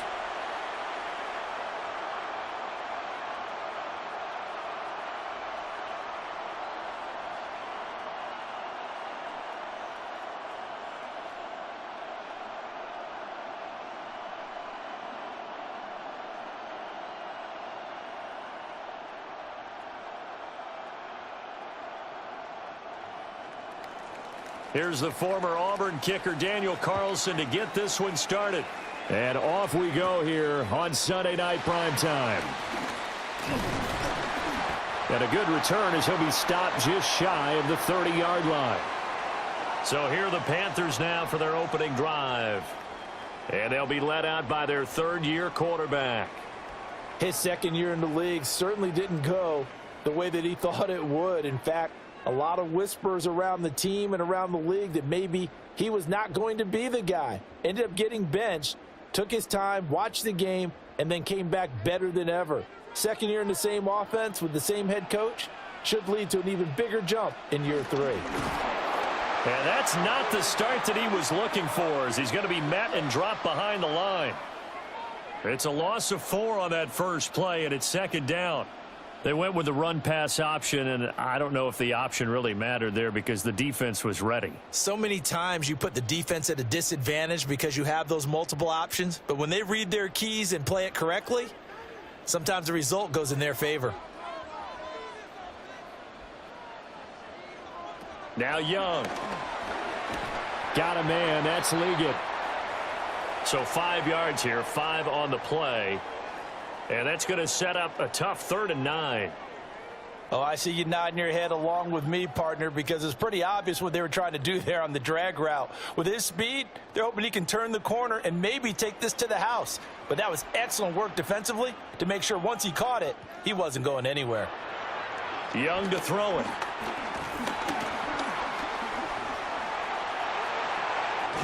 And able to get this one across the 45 before he's brought down.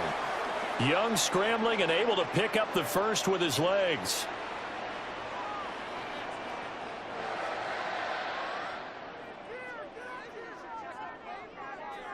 He's a talented runner, and that means he's always looking for bigger and bigger gains when he takes off. Certainly found some bonus yards there beyond the first down marker, and this early drive will continue with that extra jolt from his legs.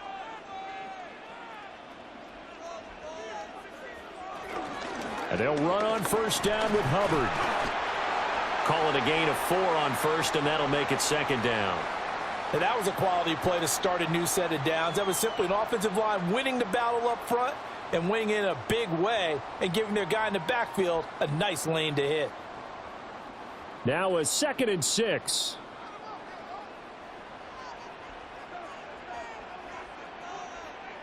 Young. And down he goes. Brought down a Raider sack. It'll go in the books as a 7-yard loss on the sack, and it's 3rd down. Well, we've seen how this quarterback can beat you with his legs. Saw it earlier on this drive, as a matter of fact, but that time they had him covered.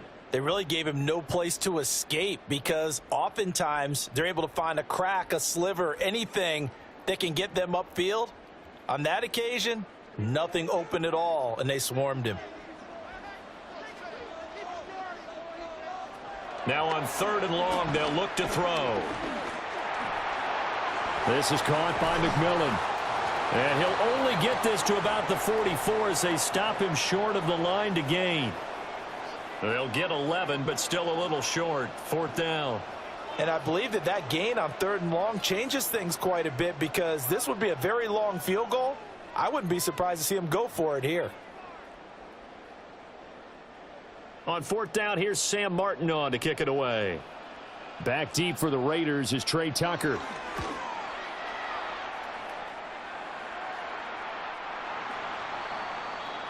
So out comes this offense to take over for the first time. And they're led out by their mobile quarterback out of West Virginia. It's Geno Smith. And how about Geno Smith? The number of times we've looked at his career and said, here's something new for him. And that's exactly what we're talking about with his move to Las Vegas after 5 seasons in Seattle. Over 70% last season completion percentage. And the Raiders, they definitely need that type of efficiency in Vegas. And the best part, he has a head coach in Pete Carroll who really believes in him. They'll bring a receiver in motion left.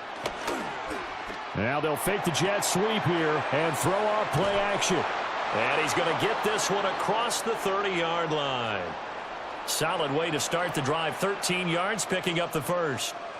Well, every now and then I can speak from experience because I do know as a defender, it is awfully hard to stay with your man on these crossing routes because even if you don't get picked, there's a danger of being picked either by one of their receivers or maybe by your own defender. And on that play, no chance to get away there for Smith as he goes down. DJ Wanham got off his spot quickly and got to the quarterback. And this is what you've got to do against a quarterback like him. You've got to keep him in the pocket and not let him get to the perimeter because once he gets outside, that's where he can really hurt you.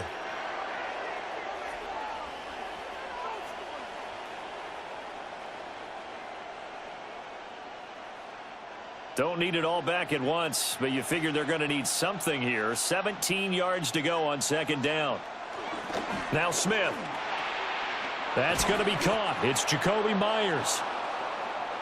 That's a good bounce back play right there after taking a sack on first down.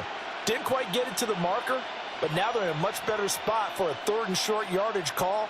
If you're the offensive coordinator, you like looking at that section a heck of a lot better than trying to figure out 3rd and long.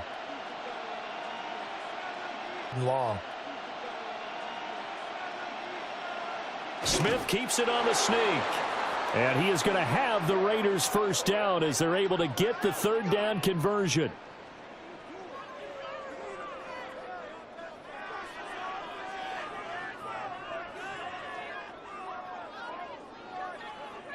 And when all you want to do is keep your drive going, the quarterback sneak's a great call, isn't it? Pick it up, get a new set of downs. And on 3rd down, usually you'd think 4th down quarterback sneak. There, though, it worked on 3rd. He's going to flip that out to the flat. It's complete.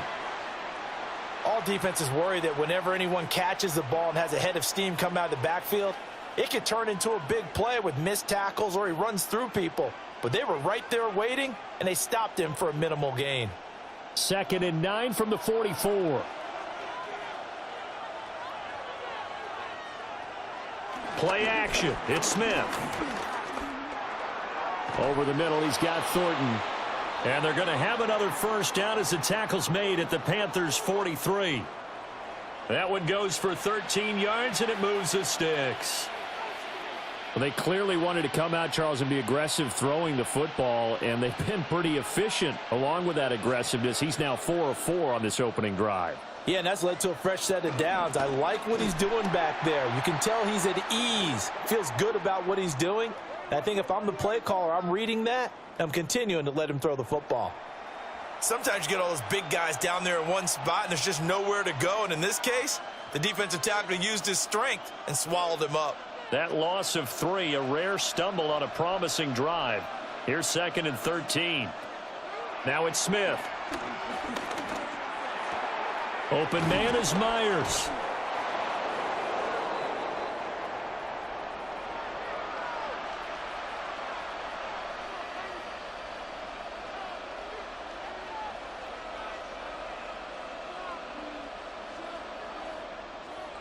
Play number 9 set to come here on the drive on 3rd and 2. Now Gino.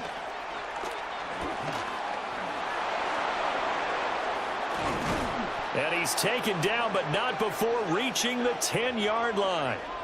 Big yardage there on the scramble. It gets him a first down.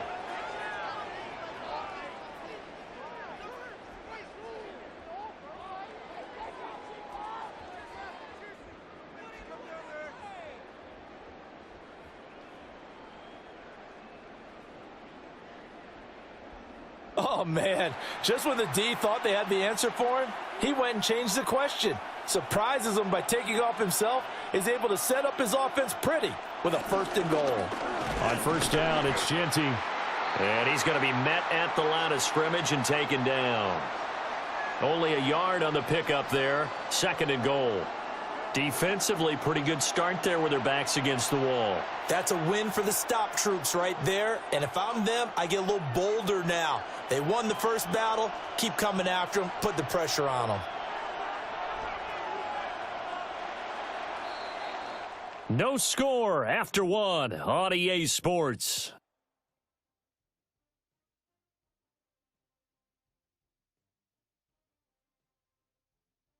Second quarter now, and it's Las Vegas with the football.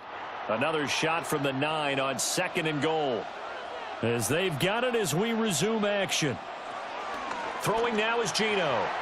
Boy, that was lockdown coverage there. He's scanning for someone to come open. But that was great work to blanket everyone. And in the end, he's just got to throw it away.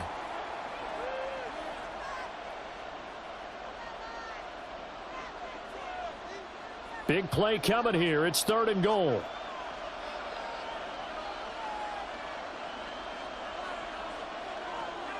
Gino now to throw.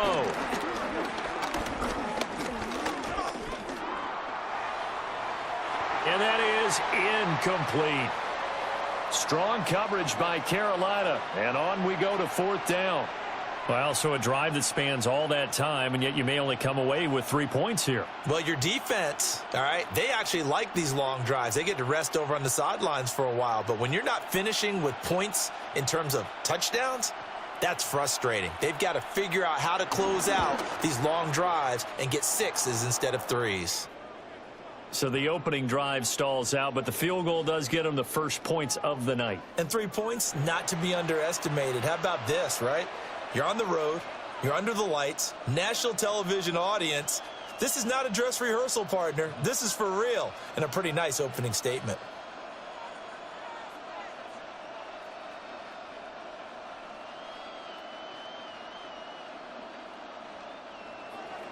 After the made field goal, Carlson now sets up to kick this away.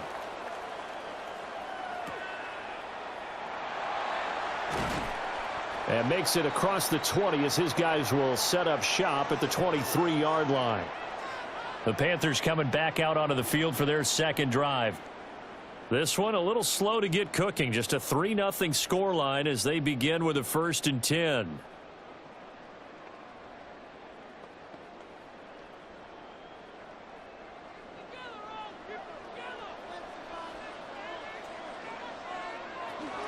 They'll start on the ground with Hubbard. Takes it to the 26, just a 1-yard gain. You've got to be impressed by that defensive front on reps like those. They were not being moved off the line, kept their shoulders square, and gave their teammates time to fight to the ball and limit that gain. 2nd down and 8. They'll send a receiver here in motion right. To throw, Young. He gets this one to Hubbard, complete. And he's upended after a gain of 2 out to the 27.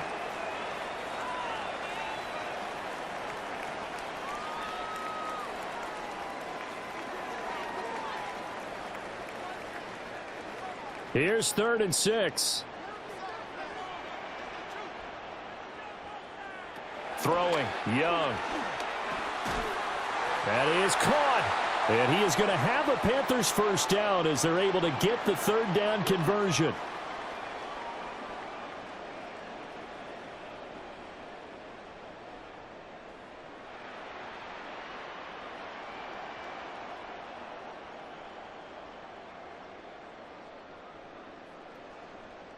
This offense is starting to get into rhythm. A nice quick throw there on target, able to pick up another 1st down. They run here with Rico Dowdle. Trying to find a lane, but instead he'll get back to the line of scrimmage and no more. Max Crosby, the one who got in there for the stop. All runners count on their eyes to find the gaps and creases, to find open space. There was absolutely none on that one. Totally swallowed up on that play. Here's 2nd and 10. From the shotgun, it's Young. And the Raiders have got him. It'll go in the books as a 7-yard loss on the sack, and it's 3rd down. Now, that was just absolute perfect man coverage. Nowhere for them to go with the football. Led to a sack, and that's really difficult to do in today's NFL with all these gazelles running around that you're trying to cover in the secondary.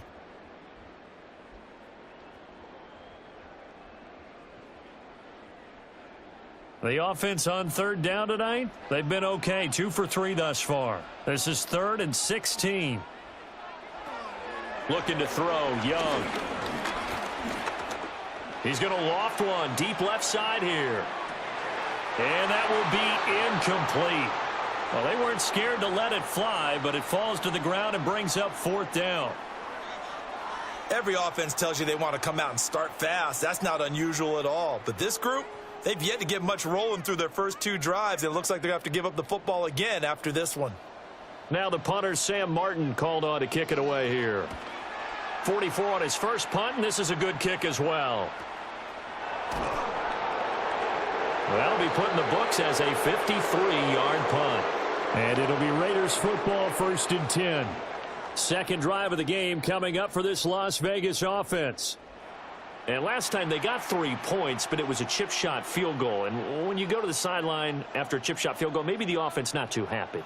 It's a balancing act, isn't it? Because you're exactly right. They're none too pleased that they didn't punch it in for 6 points. But they also have to remember they did put points on the board. 3 points is 3 points. And in this league, you take points when you can get them. Not easily done. Looking left side, and he's got a man. That's Bowers. And they're going to have this across midfield and inside the 45. It's a gain of 34. Despite writing it down on my notes, I never give enough credit to the offensive line, and we have to here. The protection, that's what made this play a success. Quarterback had to wait for his crossing route to develop, and that takes a little bit of extra time. Excellent job by the big fellas up front. And he gets it inside the 35 and just shy of the 30. They've got another first down. The Raider passing game clicking on all cylinders right now.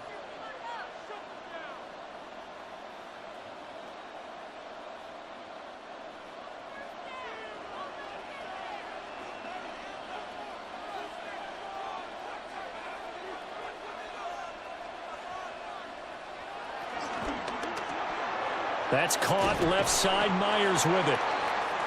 They'll give him 4 yards there, and it'll be second down.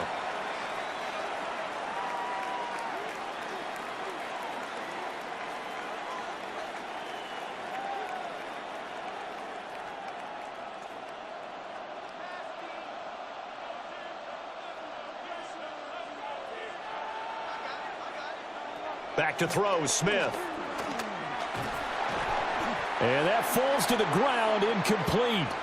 Well, a nice job of bodying him up defensively, and now it brings up 3rd down. He did a fine job there of not hitting him before the ball arrived, and I've got to tell you, you can often mistime that play because of the angles of approach. When you're going to get him, sometimes you panic as well and think, I've got to be there right now. Instead, in this case, timed it perfectly and knocked it free. And this one dropped in the end zone. Looked like a touchdown, but not to be, and now it's 4th down. That's a good job there creating the contact to force the incompletion. And now, since it's 4th down, that should set up a field goal situation. And a nice sigh of relief defensively to be able to hold them to 3. On 4th down, here's Daniel Carlson for the Raider field goal. He hit his first one, this from 44 yards out now. The kick by Carlson is good, and they're able to double their lead in this first half. It's 6-0. So scores on their first 2 possessions, but 6-0, so field goals probably not what they were hoping for. Yeah, you're exactly right about that. Not what they were hoping for, but they should be happy that they have points on the board. It almost feels like that old slow and steady wins the race, doesn't it? In this case, though, they want to be slow and steady now, but get explosive later and put the points up on the board. After the made field goal, Carlson now sets up to kick this away.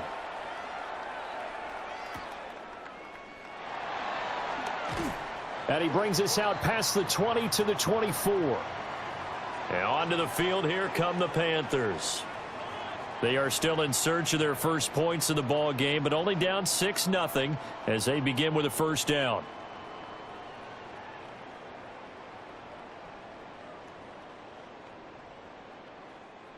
Looking to put a drive together.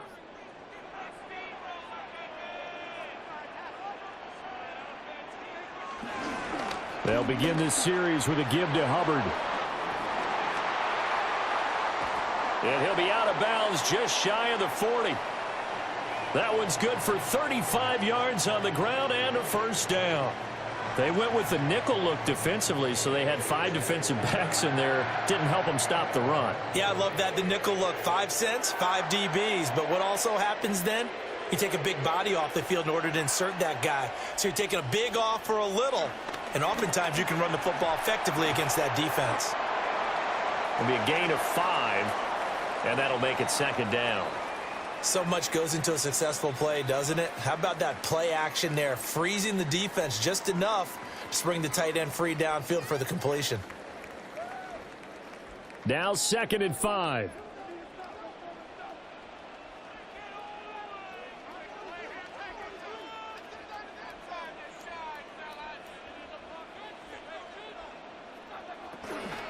A give up the middle, Hubbard. And he is not going to go anywhere. They're going to get to him behind the line, and that is going to get us to the 2-minute warning. 2 minutes remaining in this first half of football. Now here's Young. They're throwing left sideline there, but it's incomplete. The frustration evident there because he couldn't find anyone on 3rd down, and he left no doubt that he was throwing that one away.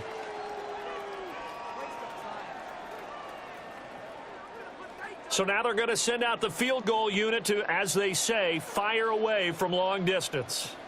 This officially a 55-yard attempt. And he missed it. It's no good. And the deficit will stay at 2 field goals. And this is one of the risks you run when you attempt a long field goal. If you miss, the defense takes over at the spot of the placement. So now they've got a chance to get one more drive in before halftime.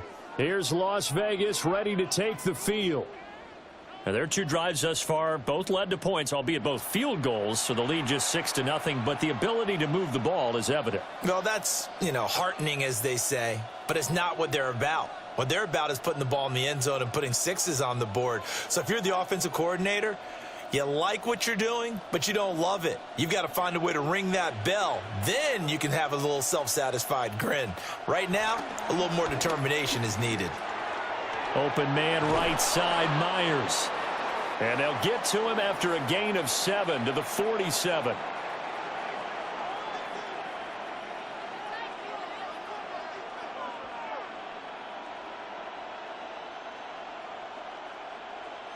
Now a 2nd and 2.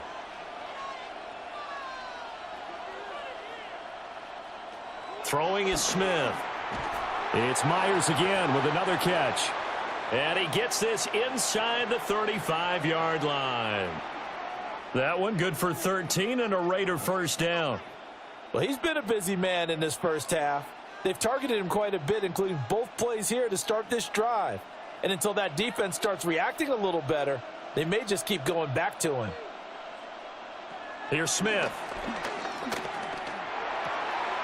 Wide open receiver, complete. Now the Panthers going to use the first of their timeouts as they get the stoppage with a little over 50 seconds to go in the first half.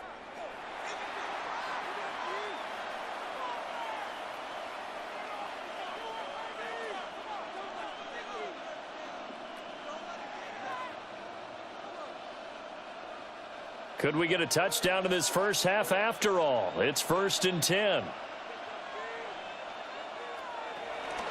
Gino going to hand it to Genty.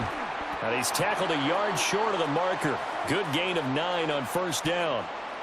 The Panthers going to use the second of their timeouts as they get the stoppage with just under 50 seconds remaining in half number 1.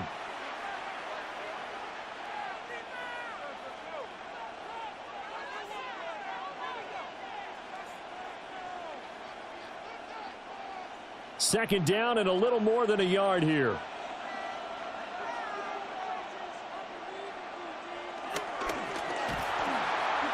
And he's going to go down just outside of the 5, right around the 6-yard line. The Raiders going to use one of their timeouts as the clock will stop with 45 seconds to go in the first half.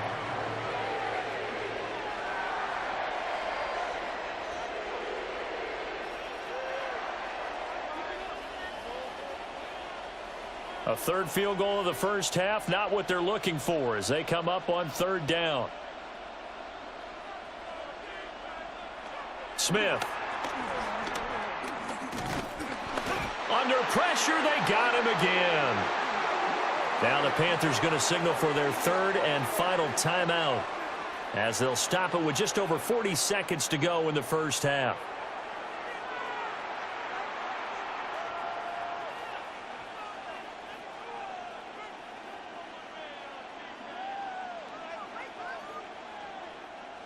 Daniel Carlson set for the Raider field goal. This a 27-yard attempt here. The kick by Carlson is good, and that will make this a 9-point lead.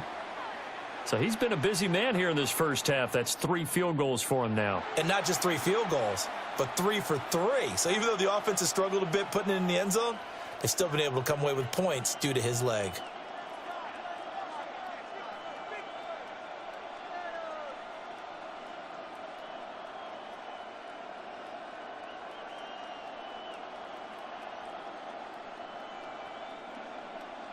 After the made field goal, Carlson now sets up to kick this away.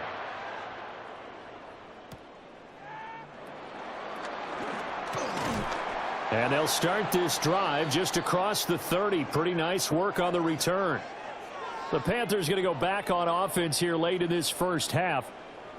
They're certainly in need of some kind of points here before the end of the half. A field goal or something. Being shut out right now, they could really use some momentum before they head into halftime.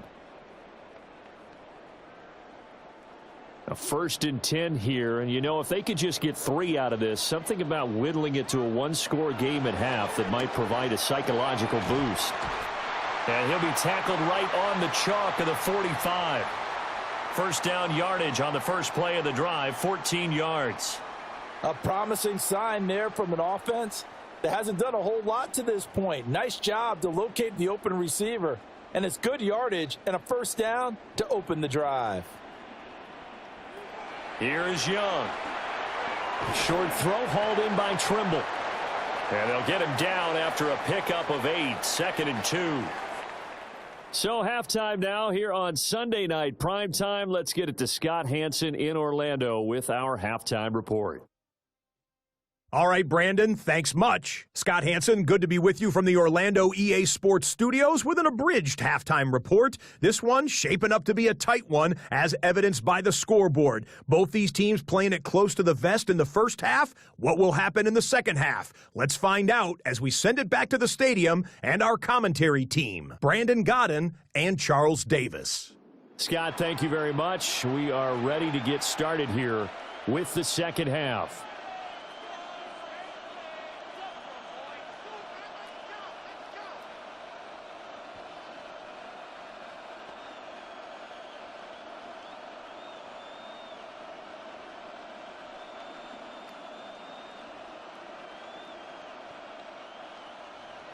The Raiders with the lead already, and they will get the football here as the second half is now underway.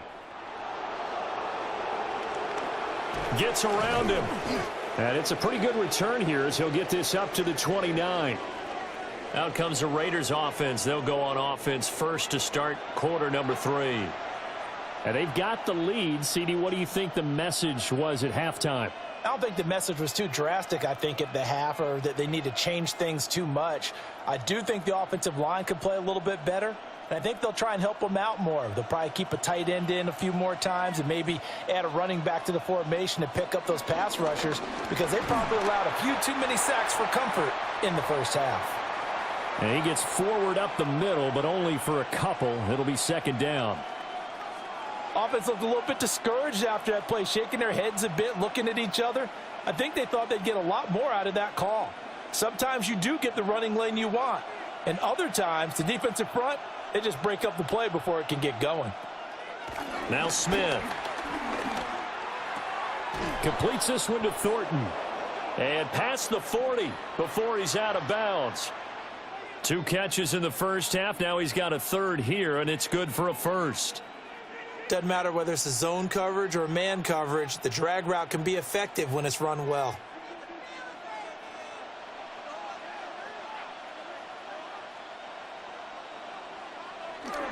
A run straight ahead with Genty. And give him about 5 as he gets this up to the 48-yard line. That's a really good gain right there. They pick up 5 yards halfway to a first down. The only problem now in the huddle, everyone's going to want to touch the football. Be a lot of chattering now because they've seen that they can move the line of scrimmage.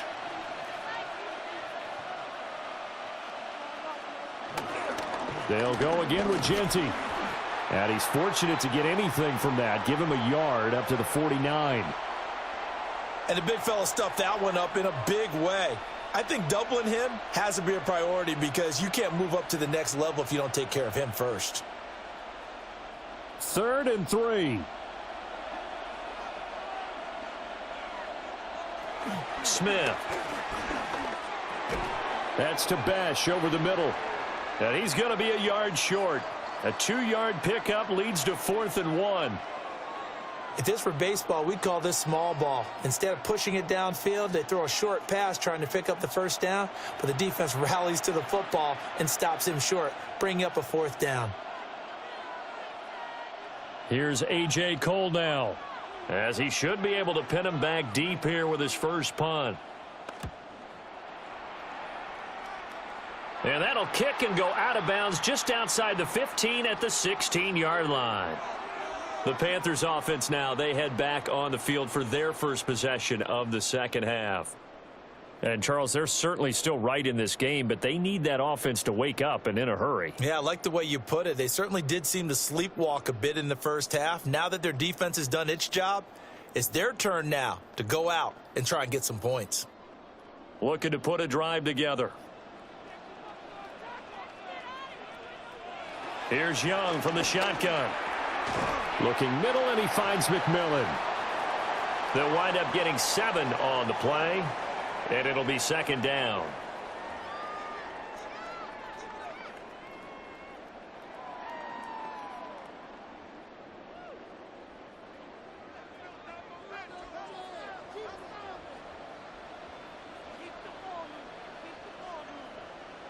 Young to throw it. To the left side, he's got McMillan. And he'll be out of bounds across the 30-yard line. 11 yards and a Panther first down. Well, that's the kind of play that was lacking all the way through the first half. Maybe this can give them a little bit of a spark because they're not out of this game by any stretch. So they'll come up 1st and 10 now from the 33. In motion goes the tight end. Young now. Throw left side complete. That's Hubbard. And they're going to have this across midfield and inside the 45. 23 yards on the play. Couple of first downs right in succession, and this is an offense that can really use a good drive, and they're off to a fast start here.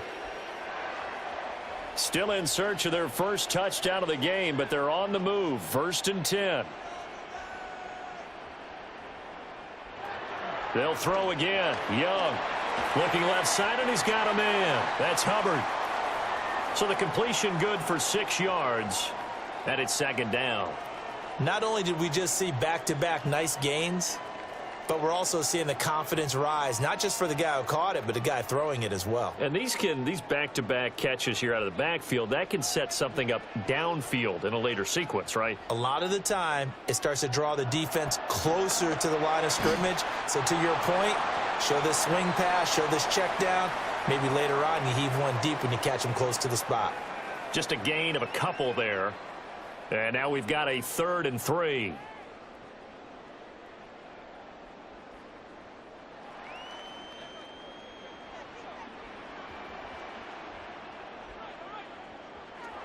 Now Young. Able to find the open man. That's complete. And he is going to have a Panthers first down, and he was able to get it by plenty. A gain of 8 on 3rd and 3.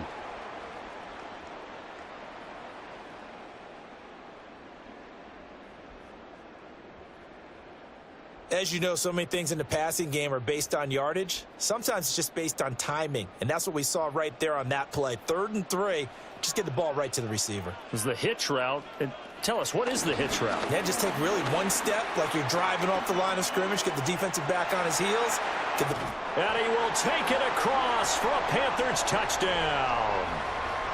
28 yards for Chuba Hubbard. And the Panthers have cut it back within a score. So it took them a little while, Charles, but now they have their first points of the game, and they come here in this third quarter. And more often than not, Brandon, when that happens, you find yourself down 21, 28 points, and not really with a lot of hope, but with that touchdown, they're right back in this game.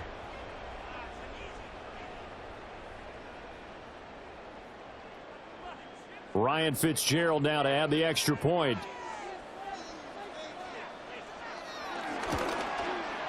And they're back within a couple at 9-7 now.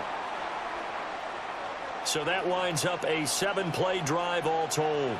And it was Chuba Hubbard who finished it off with a touchdown run.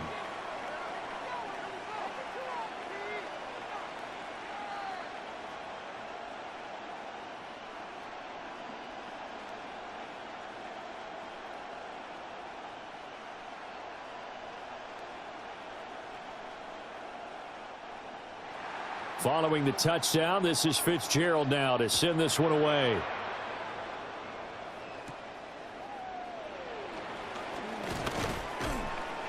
And he'll take it up past the 25 to the 26-yard line. The Vegas offense ready for their next possession. Pretty important third quarter drive for them. Momentum has sort of shifted the other direction after that last touchdown as they nurse this small lead.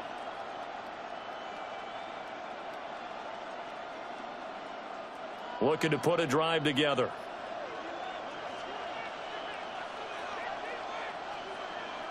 Smith now to throw. And that is incomplete. He couldn't hold on through the contact. Brings up second down. As expected, he's gone to him several times in this game, but that's the first time one has slipped from his grasp. I bet he goes back to him, though. He's an excellent player. Third quarter of a 2-point game, a good one so far. Here's 2nd and 10. Now Geno.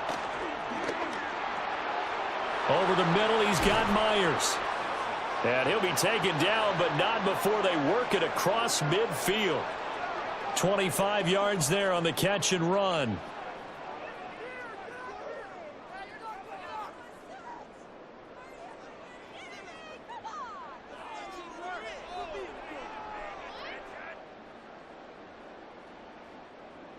Quarterbacks love slant routes because the receivers are breaking right into their line of vision, and receivers love them as well because they're getting the ball on the move and able to catch it and try and get upfield and gain additional yardage. Out of the gun, Smith. Working downfield, he's got Thornton. And he goes down, but not before getting this inside the 25. A good pickup there, 26 yards. It's taken a while for this offense to get going. A little creaky at the start, but they're oiled up now. A nice throw there, and they're really putting together a good drive. To the air again, Smith. That one a broken play, but it ends up being a good play. The scramble goes for 20. I think the last two plays really illustrate how difficult it is to game plan against this guy because you know he can throw the football, but how about his use of legs as well? What we call those broken plays, you can't account for them. Yeah, those plays, those two that you just mentioned, a microcosm really of how he can hurt you. Genty not going anywhere. He'll lose a couple back to the 6. Now that sends him 2 yards in the wrong direction and leads to second down. That's a really alert defense there because they saw the heavy look come in from the offense, countered it with extra linebackers who brought a little bit of speed and heft, and able to really make a big-time play for their defense. To throw is Smith. And he's going to go down. Sacked back at the 13-yard line. The coverage good, the pressure good, leads to the sack, and it's 3rd and goal now.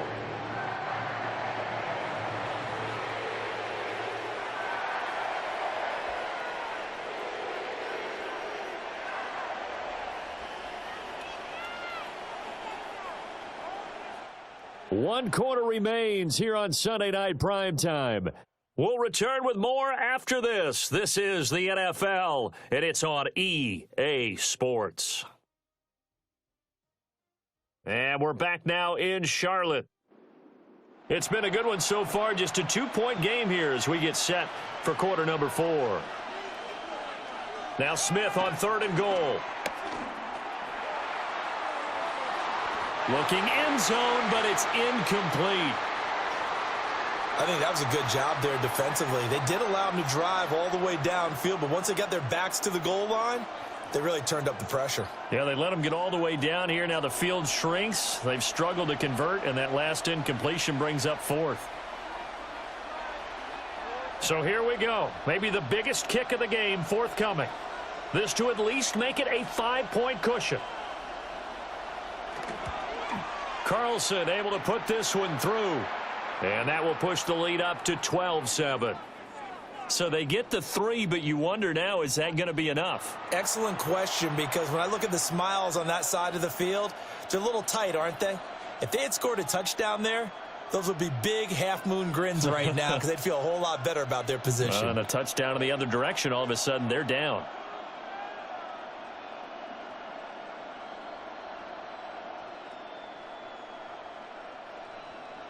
After the made field goal, Carlson now sets up to kick this away.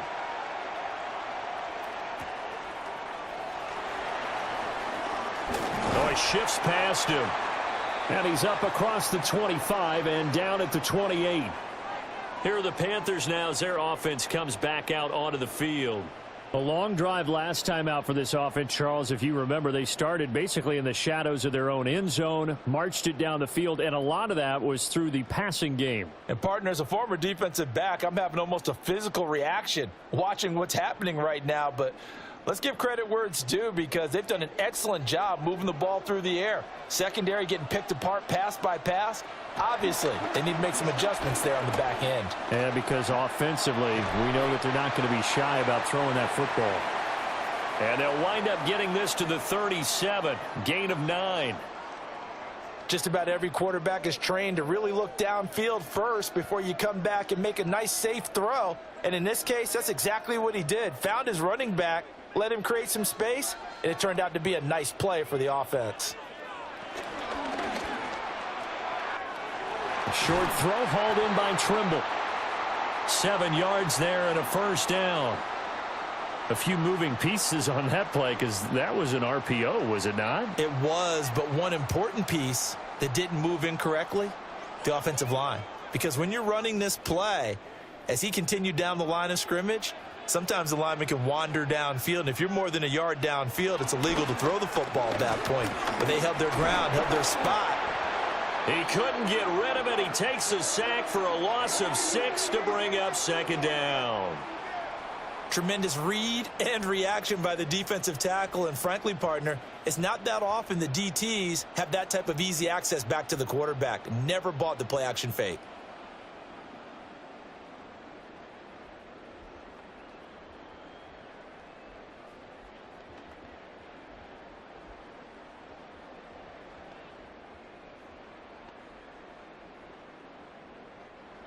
Protection certainly going to need to be a bit better here on 2nd and 16. Young will set to throw. There's Trimble, the tight end. And after that completion, you can understand why so many teams in the league are emphasizing speed on defense at every position. The tight ends have created so many tough matchups now. If you can't run with a tight end as a linebacker, this is going to be the result every time. The Panthers on 3rd down. They've hit it 50%, 3 of 6 to this point. They're up against a 3rd and 1 situation. And he's going to run into a brick wall right in the middle of the field, and I don't think he got there. Give him a yard on the play, and he's definitely short. It'll be 4th down and a few inches. This late in the game, Charles, I think you maybe seriously have to think about going for it. Especially where they are in terms of field position, because this is almost like no man's land. Might hurt your punter because there might not be enough space, maybe too far for your field goal kicker. I'm like the old rule. Possession is 9/10 of the law. Possession is 9/10 of winning the game. Go for it. Get the first down. Close it out. It's desperation time. Young on 4th down. And the Panthers turned away on 4th down.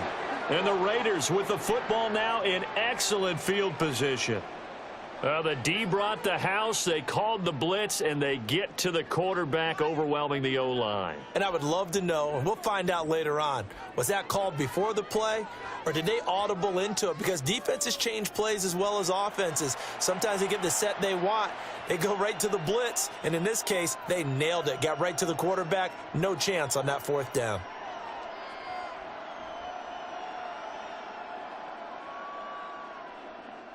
Good starting field position for them here as they come up 1st and 10 right at the 50-yard line. He's going to let this one go deep. And that's going to be incomplete. This has certainly been a physical game so far. Limited scoring opportunities for both sides. And there's another chance that goes unfulfilled.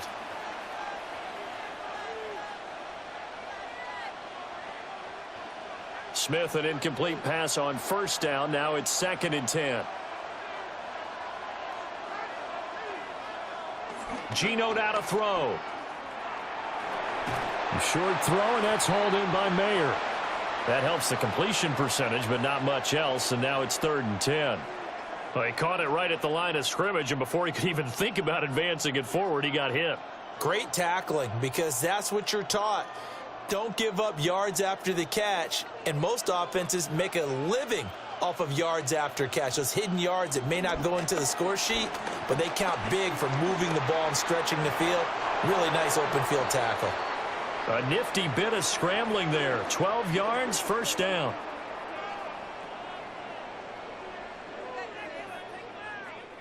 It's getting cold in here, partner, because it looks like he's trying to ice this one away. Yeah, I know, bad dad joke, but what the heck, right? Scrambling for that first after the D blanketed his receivers, that's a backbreaker for the defense. They finished this drive off with 6, and this one could be over. On the zone read, a give to Genty. And a solid run down inside the 30. Give him 9 on the carry that time, and they're set up with a 2nd and 1. Well, at this stage, that's exactly what you want offensively. Good run on 1st down, stay in bounds, keep that clock rolling. And look at that play chart that the play caller has in his hands right now. That's what you got to focus in on, because that's divided up by sections. And right now, he's looking at that 4-minute offense section. What running plays do we have to bleed down the clock and take care of the football? Right now, they're executing really well. He can muster only a yard there, and they'll be left with a 3rd and very short. Seems pretty obvious defensively a key was stopping the run game. How have they done it so successfully? To me, it seems that these guys really did a nice job of paying attention during the scouting report meeting. And you know, Brandon, when they do those, they talk about the top plays that these guys like to run. The best runs for the top running back, those are the ones you focus on and want to take away. And they've done that pretty successfully in this game.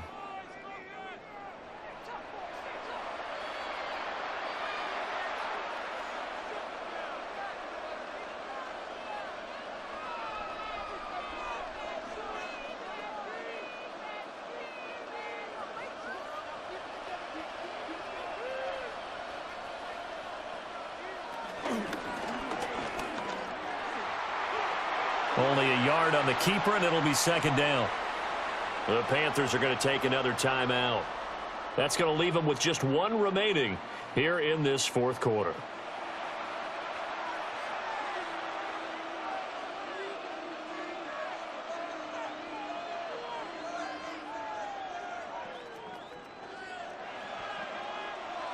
Now 2nd and 9.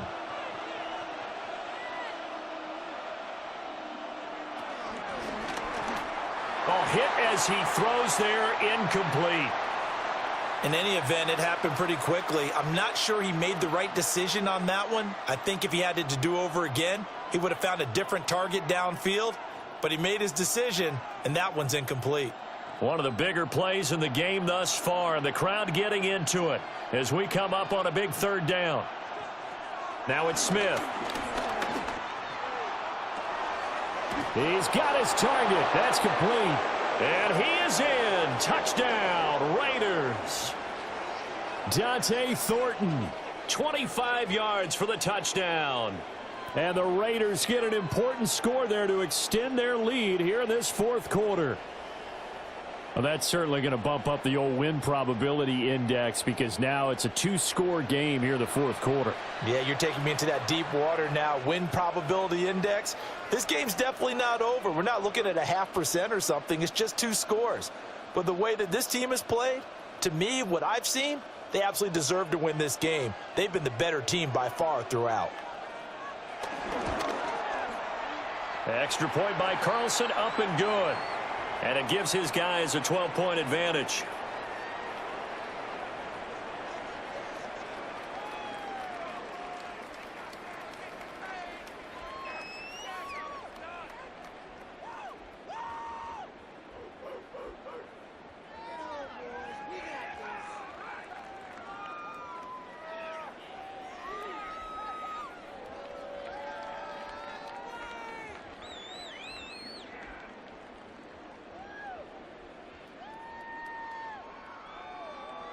Following the touchdown, ready to kick it away is Carlson.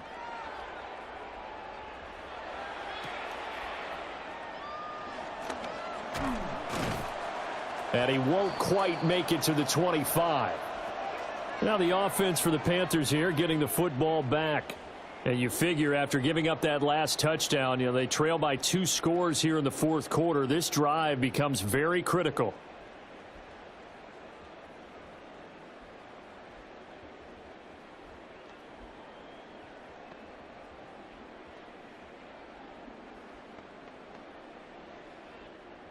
Looking to put a drive together.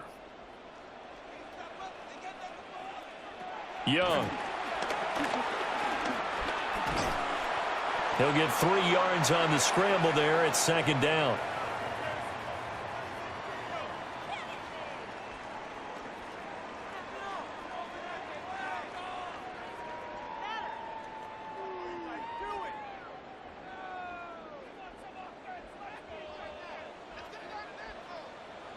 To throw, Young. They'll find McMillan here. In this situation, the dictation is coming from the defense, right? They're going to tell you, you can have 6, 7 yards, do that all the way downfield. Let's just go ahead and take the time off the clock. I think they've got to start attacking vertically a lot more. 2 minutes left to play in this football game here on EA Sports. So it's Panther football as we welcome you back. They face a 3rd down now as they try to find a late score. Now here's Young. Connecting with Renfro. And he is going to have a Panthers 1st down as they're able to convert by plenty there on 3rd and 1. And Brandon, from our time in college football, where receivers weren't running the traditional NFL route tree, one thing they did learn, find open areas, find soft spots, and set up and catch the ball. And I think we just saw that there. Yeah, we saw that indeed, picking up the 1st. A short throw hauled in by Trimble. And he's out of bounds just before the midfield stripe at the 49. Well, it certainly feels like there are more stars at the tight end position than there were even 10 years ago. And I think it's become more of a glamour position because of the ways it can hurt a defense, and guys want to be involved. They can be in line, close to the line of scrimmage. They can split out like receivers. But hands, route running, speed, and some toughness to go across the middle. Well, this is taken in. It's complete.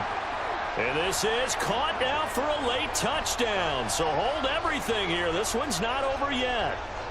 No, we're not cheering. No, we're not rooting. But I am excited about this, and I know you are too. We got a ball game again after that big-time strike. Big-time strike, and you are right. Don't go anywhere yet. This thing's not done.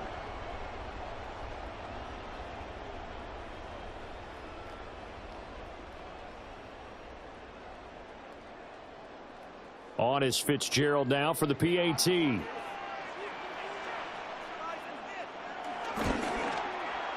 And this is back to a 5-point game. That time, 75-yard drive, 5 plays. And Carolina scores to cap it off.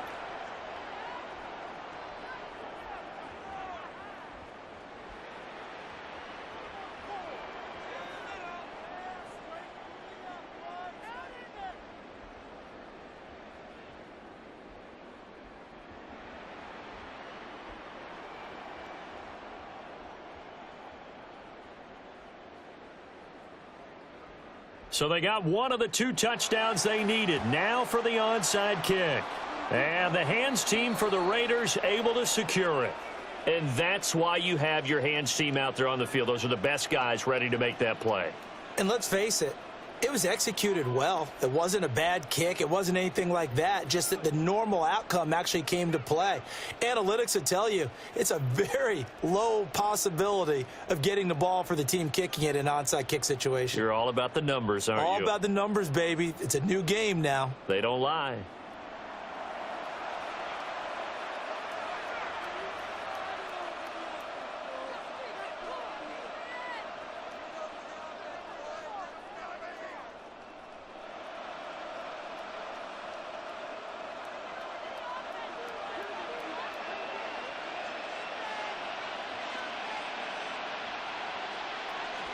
We got to have 2 hands on the football here as they run on first down.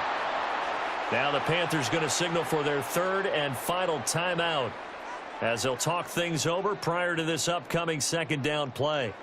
I like the call there because that was one to take time off the clock and get them closer to getting out of here with a W. In the mind of the play caller, all you want to hear is tick, tick, tick.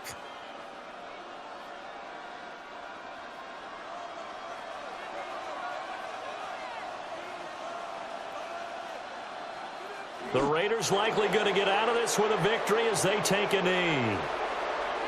Yeah, it's fun to kneel down in front of your home crowd, but when you go on the road, that band of brothers attitude, right? Just us against the world and get it done. How happy are they? I remember a coach at a previous stop telling me, you get a win on the road, doesn't matter the opponent, get out of there like you stole something. And they did in this one. Well, you really can't ask for much more than what we just had here. Not only a close game that went down to the wire, Charles, but a clean one, too. No turnovers in this contest. And I think you're exactly right about that. To me, this is just a pair of offenses trying to find the slightest bit of separation from each other.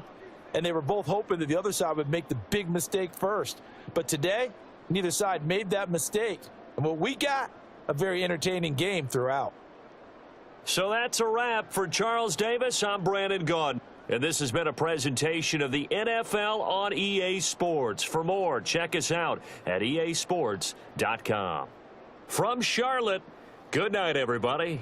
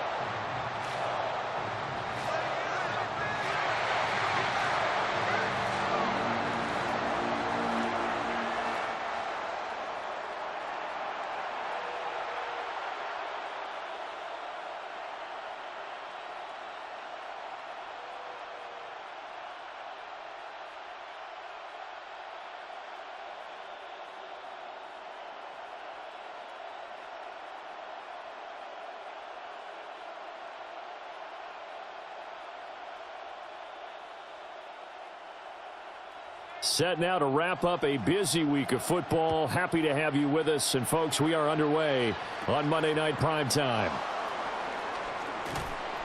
And a decent return out to the 27-yard line.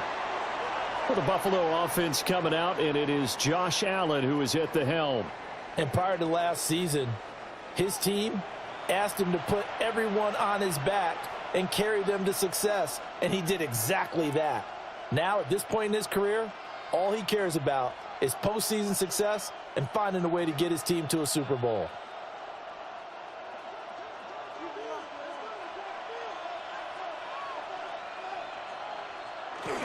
A name Viking fans know well. It's the brother of Dalvin, James Cook. And he edges forward, but only gets a pair of yards out of it. It's second down. Yeah, I don't know if it's exactly a win-win, but if you're on offense, you'll take that kind of a run, all right? It was kind of stacked up, found a little bit of yardage, and frankly, they're pretty close to staying on schedule on offense. The playbook is still open for the coordinator. Again, it's Cook. And good running there as he'll take this all the way up to midfield. That burst good for 20 and a first down.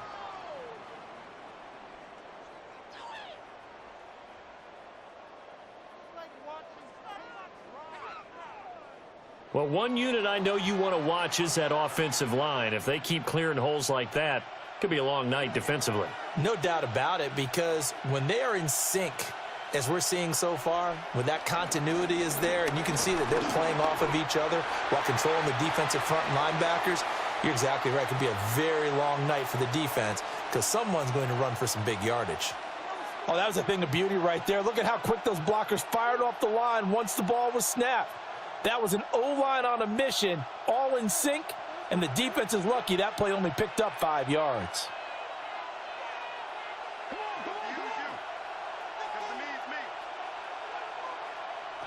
And now they'll throw with Allen. Into the hands of the tight end, Dalton Kincaid. And this is going to turn into another first down as the tackle is made at the Vikings 30. That one good for 16, and the drive will continue.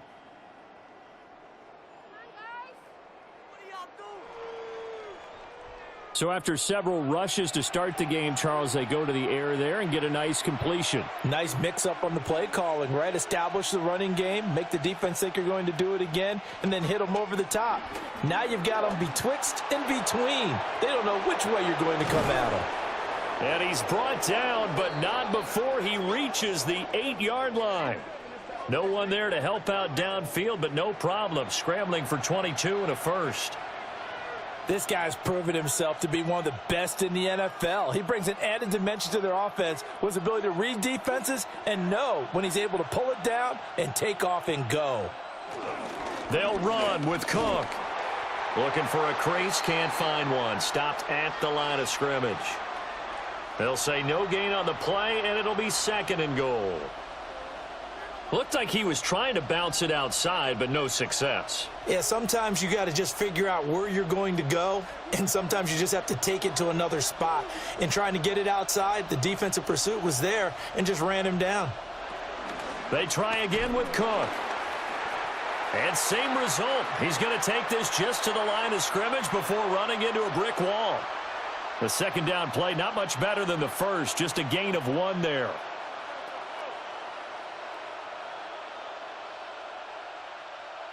Can this defense get the stop on the opening drive? Here's 3rd and goal. To throw, it's Allen. Setting up the screen for Cook. And he is into the end zone for a Buffalo touchdown. James Cook, a 7-yard touchdown grab. And the Bills will claim the early lead as they're on the board first here tonight. In both locker rooms, the coaches talked about setting the tone early. Didn't matter whether you started on offense or defense. In this case, the team that had the ball first did exactly that. Took it right downfield and scored.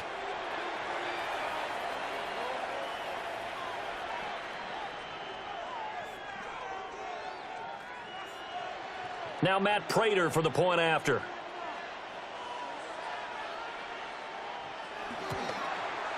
And it's 7-0 Buffalo. So that drive in total 8 plays. And it was James Cook finishing things off with a touchdown catch.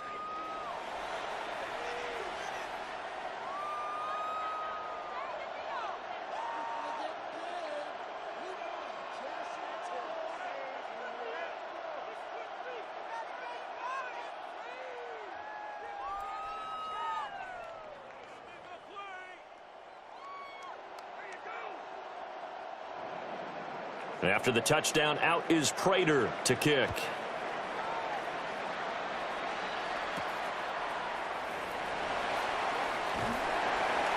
And he'll be tackled just shy of the 25.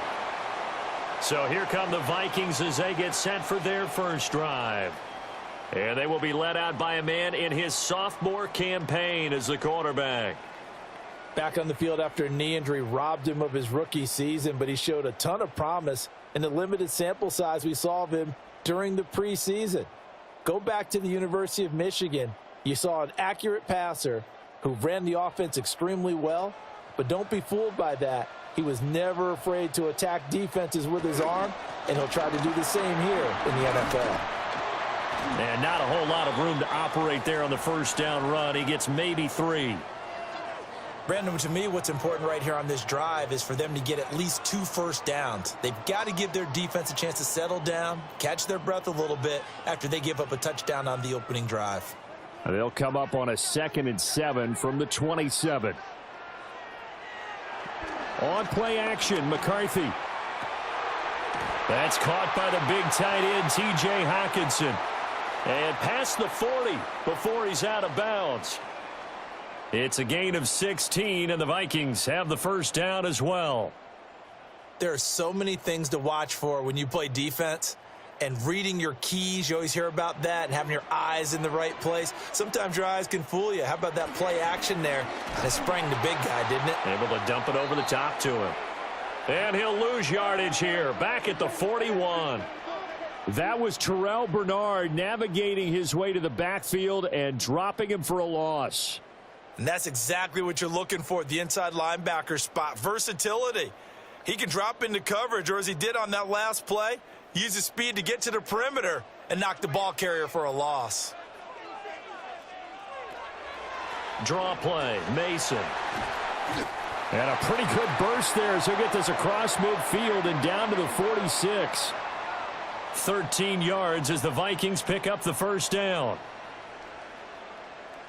But that's how you get right up off of the mat, because on the last play, they stoned him in the backfield and dropped him for a loss. But he's the type of guy that scared me a little bit because he's not daunted. Just got right back up, showed some confidence, and picked up a first down with his very next run. And they take him down. The Bills get to him. That's Gregory Rousseau getting in there to bring him down. Defensively on the previous play, they gave up a pretty good chunk of yardage, but right there, they got a good portion of it right back. And if we just flip it around from the offensive perspective, took a nice step forward, and how about a couple of leaps backwards after that play? They've got to figure out a big call coming up here to try and gain that yardage back.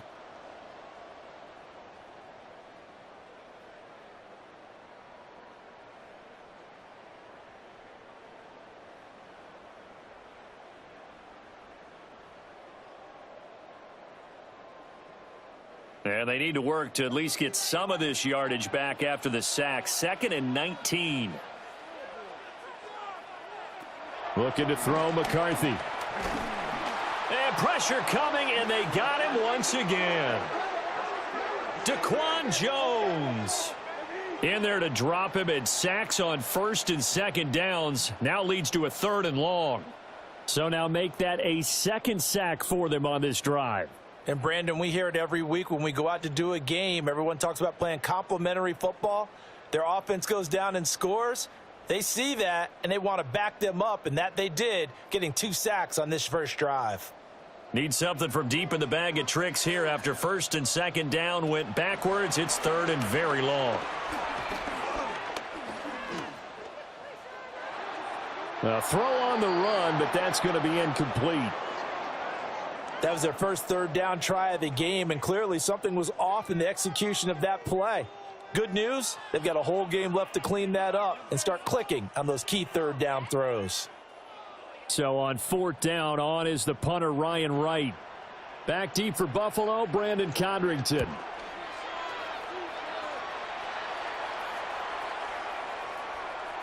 And this one hits at the 3 and then bounds into the end zone for a touchback. So here come the Bills out for their second drive. And they'll be looking to make this a 2-score advantage. Had the touchdown on their first drive, Charles. Hey, they can get up 2 scores here on the road. That's a heck of a start. And not only have they thought about it, I wonder if they visualized it. I remember playing, and they used to turn the lights out in our meeting room and run through a situation like this and say, just think about what it would be like to be up on the road and take the crowd out of it. Maybe they did some of that. Here's Allen to throw it. That is caught. Kincaid with it. And they're able to get this one across the 35. This drive starting off on the right foot, 18 yards.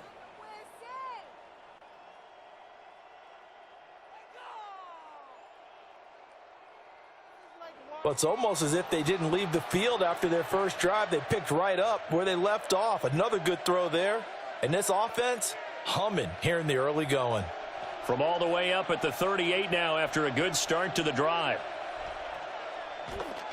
On play action, Allen. It's Knox, the tight end, making the catch. That'll go for a gain of 7. And that's going to bring up 2nd down. We've seen quite a bit of the short passing game here early on first quarter, haven't we? We have, and I think it works a couple of ways for this team because, number one, you throw the short game until they stop it. And if they're not going to stop it, you keep throwing it, and occasionally you'll break a tackle and turn into a bigger gain. Also, if they start to creep up, start to pressure receivers, now you go over the top, take it deep, and now you get some of those big shots downfield. And he'll be taken down at the 44-yard line. After 1, 7-0 on EA Sports.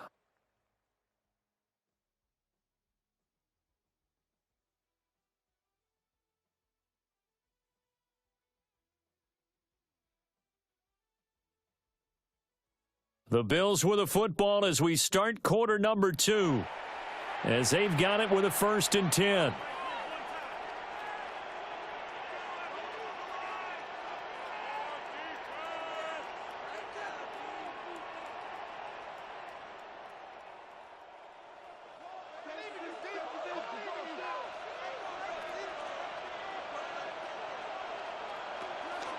Now Cook, he's got it off the draw. And he's going to take it down to about the 35 here. A nice run there, 9 yards, and it'll be 2nd down. Good yardage there on 1st down, exactly what you want. Get yourself set up to keep making 1st downs, keep the clock running. And if they're smart, you're starting to milk the clock. No hurry before you run your 2nd down play.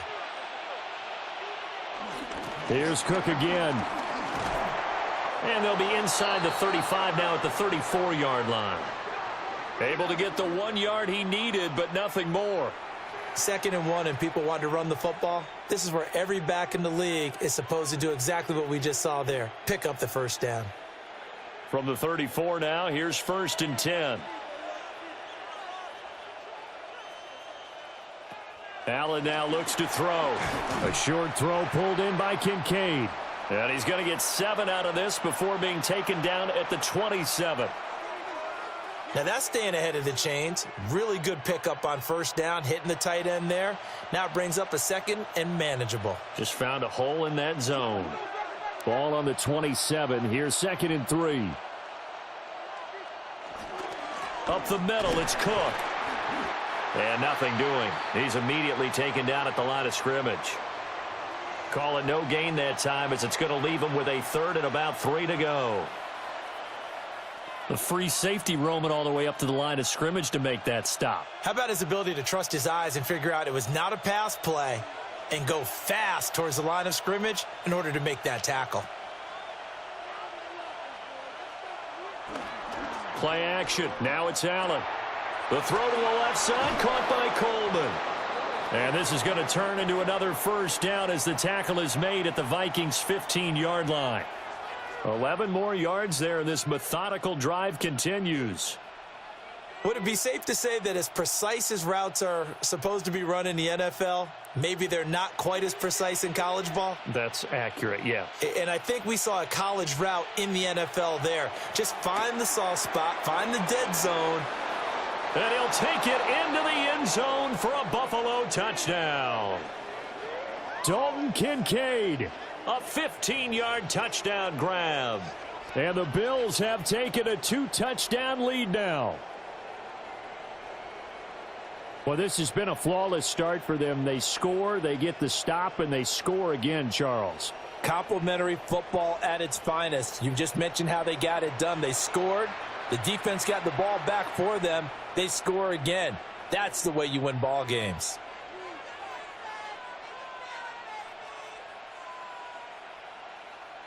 Now Prater to add the PAT.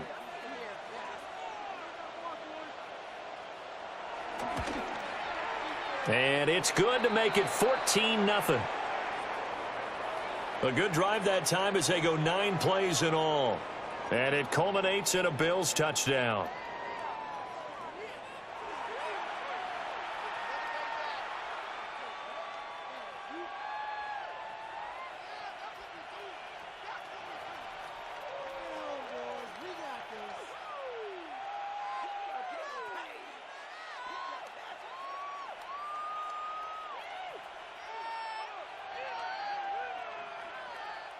After the touchdown, out is Prater to kick.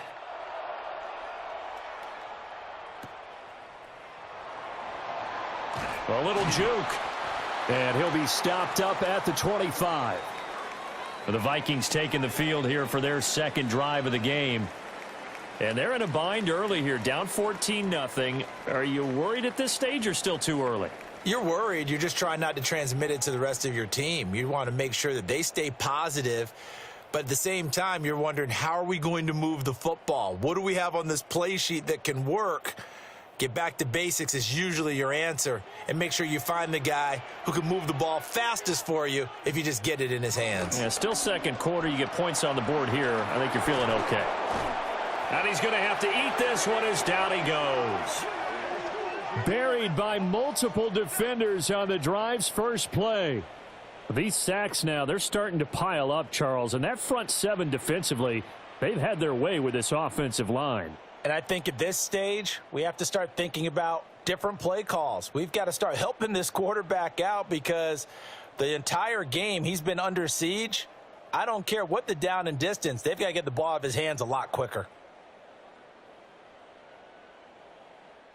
Sacks, a growing theme in this first half. This is second and long. Throwing is McCarthy. Middle of the field to Jefferson. They'll wind up getting 10 back as that sets them up for third down.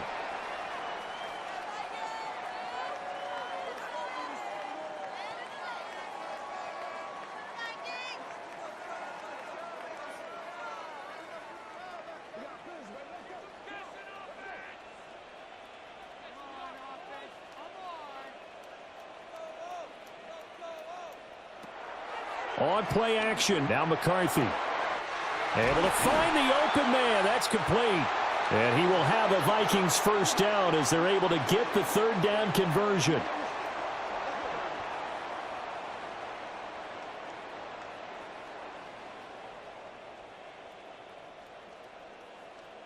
Yeah, these are the types of plays they're going to need to hit on if they're going to get back into this game. It hasn't been the greatest of first halves, but this is a nice throw here on third down, and they keep the drive going.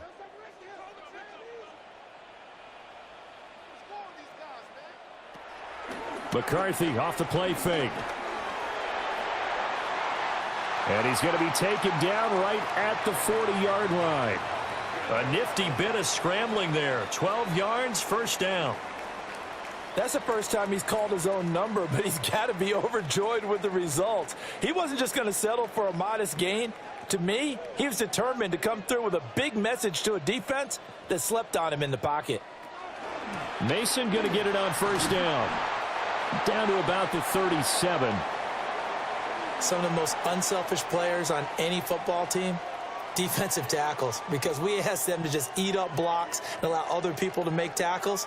But when he can make a play himself, as we just saw there, that's a big day. Here's a 2nd down and 7 from the 37. And they'll go again with Mason. And the running lane's non-existent in this first half as they'll stop him behind the line. This will be a loss of 3, and now a much tougher 3rd down looming. I like the strategy. Extra tight ends, extra beef. They want to run the football, but that means they probably want to run it inside. If you get strung out on the perimeter, you're in peril. Yeah, we saw the result, negative yardage. They'll need to get it to the 30 for a first. This is 3rd down. And the Bills are going to get him as he goes down. Daquan Jones. That is now 2 sacks for him here in this first half.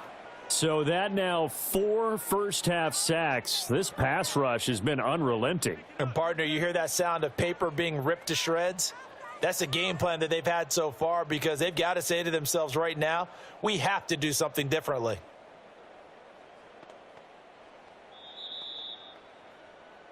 Two minutes to play, first half. It's 14-0. And here's Ryan Wright now, as he'll kick it away for the 2nd time.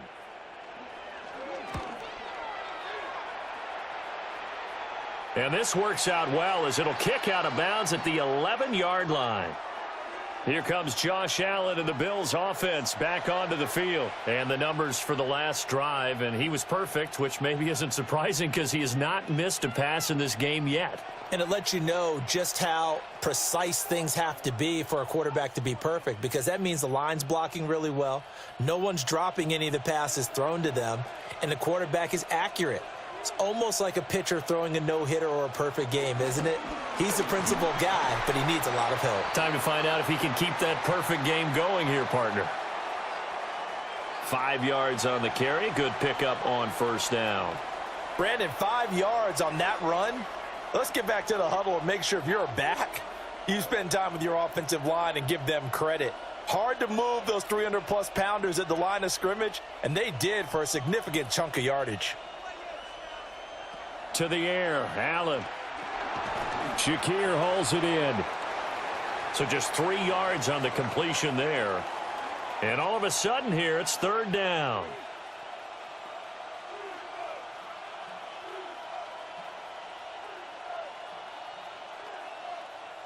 Now the Bills are going to use the first of their timeouts as they get the stoppage with a little over 50 seconds to go in the first half.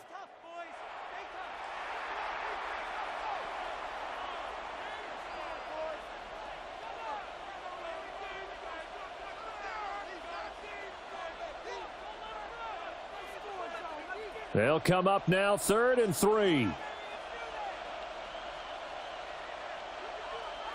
Now Allen. That is caught.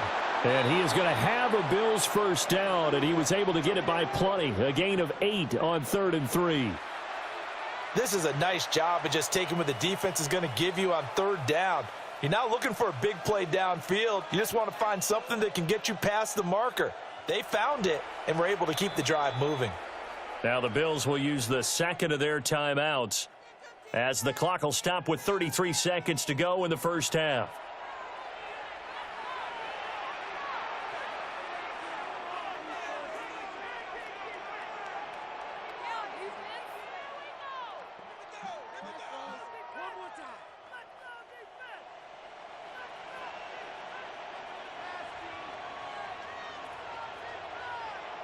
And they'll send the slot in motion left.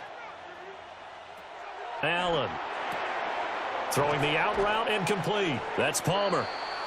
The Bills are going to go ahead and use their final timeout. So as they talk it over, we step aside.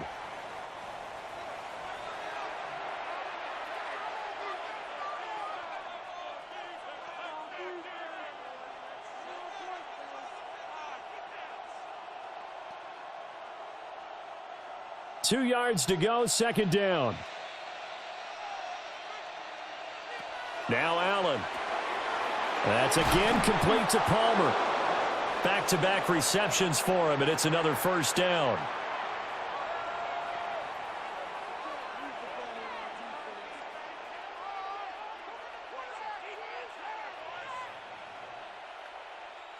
And you see the clock almost empty, so this is likely the last play in the second quarter. A final shot before half for Allen. And he'll get it down to the 47 here. Halftime here on Monday Night Primetime. It is off to Orlando we go. Here is Scott Hansen with our halftime report. Scott. All right, Brandon, thanks much. Welcome in, everyone, to the Orlando studios. Scott Hansen with you for a quick halftime report. We'll let both sides catch their breath and get their orange wedges as we're going to get ready for the third quarter action. So let's go back out to the stadium as we rejoin our broadcast team, Brandon Godden and Charles Davis.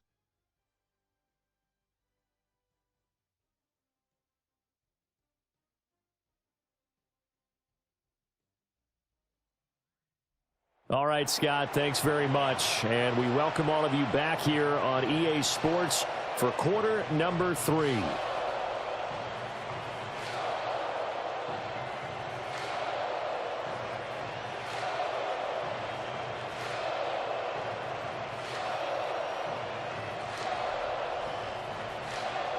A 2-touchdown game, 14-0 the score as we get rolling again here in this second half.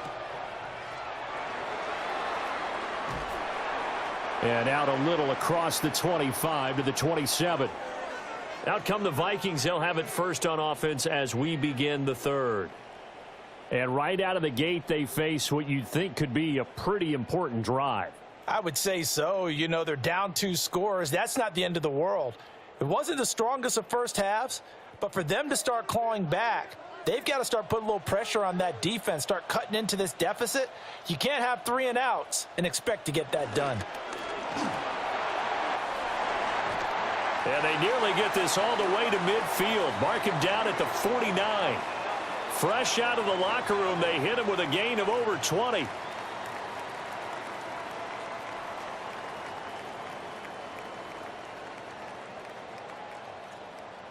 Sometimes it's hard to believe, but there are times this game is about patience, isn't it? Has had the game he expected, but that run there, that may get him going. I was just going to say, maybe that gives him a little juice, because you're right, he struggled, especially in that first half. Yeah, and I know the great ones always think to themselves, just hang in there. I'm just one big carry away from busting this open. That's a good start for him. Just a yard on the pickup there, and it'll bring up a 2nd and 9. Let's just make this one succinct. Nice job there. All 11 guys on defense, diagnosing the jet sweep and putting it down. So from just across the midfield stripe, here's 2nd and 9. Here's McCarthy. Going underneath, he's got Hawkinson. A gain of 8 there on the play. And that'll bring up what looks to be a 3rd and inches. Can't be more than a half a foot. Brandon, perfect defense in this situation would have meant that there was an incompletion. They would have picked it off. Okay, so they gave up the completion. But I really enjoyed watching how the defense stayed in sync, stayed in great communication. And as he dragged across each zone, you see him pointing, communicating. There he is, and they passed him off to each defender. Ended up making a nice play, even though it was complete. He'll wind up getting 2 there as he does it himself and picks up the first. There may have been a little bit of an element of surprise there. 3rd and inches, and they go quarterback sneak. I still feel like this is a play that often is reserved for 4th down. McCarthy, he'll set to throw it. And they're not able to hook up there. Incomplete. This could be the start of a nice stand from this defense now after getting walked backwards on this drive. Come through with another one here, and you have them staring at a 3rd and long, and that puts the defense in a position to dictate to the offense. Now a 2nd and 10.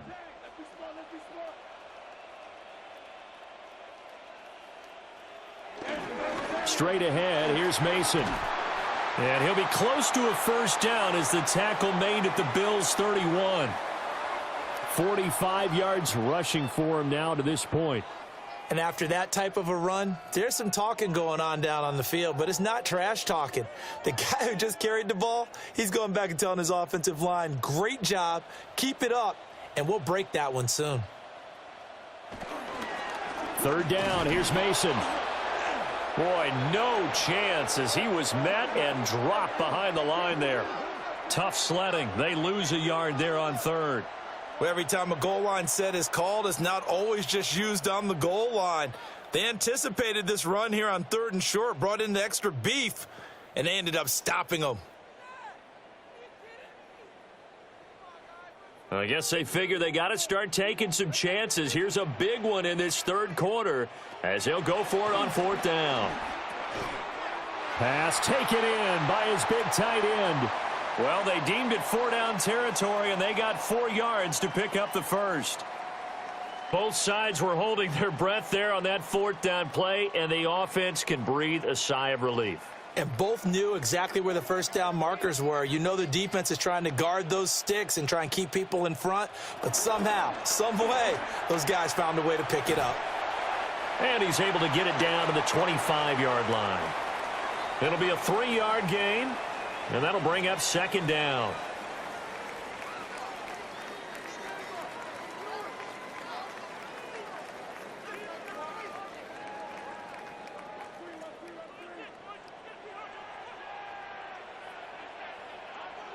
To the air with McCarthy. And he will slide to a stop. He does have the 1st down. A nice pick up there, 10 yards, and it'll move the sticks. He certainly isn't looking at the scoreboard out there because, to me, all he's concerned about is analyzing the field and making most of the time left in this game. Deficit's still there, but he's starting to hit them with some big plays.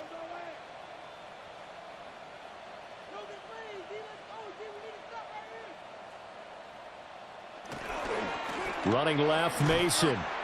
And he is met at the line of scrimmage, and he goes down right there. Officially, it's a 1-yard loss. That's going to bring up 2nd and 11. And now you have to wonder, partner, at what point in time do they forget the running game? It's been a struggle so far in this one. I would think they'd have to start throwing it a little bit more. Now McCarthy. Opted to run for it. The decision a good one. Picking up the first, getting 14 yards on the scramble. This is where the NFL is headed year by year, partner. A league where just about everyone has someone under center who can get you with their legs as well as their arm. And we've certainly had a nice display of that from both QBs in this game. And that continued with that 1st down run. Now it's Mason. And they see right through that defensively as he'll be hit and taken down to the backfield. That's going to go as a loss of 2, and it'll be 2nd down. This is a critical sequence here for this offense. Things really haven't gone their way so far. This could be their chance to get back into it, but they've got to find a way to punch this ball in. From the shotgun, McCarthy. And he is going to go down back at the 11-yard line. That's Matt Milano firing in from his linebacker position. My man, it's been a rough night for that offensive line, and it's only getting rougher. 5 sacks now that they've given up in this contest so far. It feels like the witching hour out here, doesn't it? Okay, stupid question. What's the witching hour? Yeah, the witching hour. That's when everything goes haywire late at night. A big play forthcoming. Here's 3rd and goal.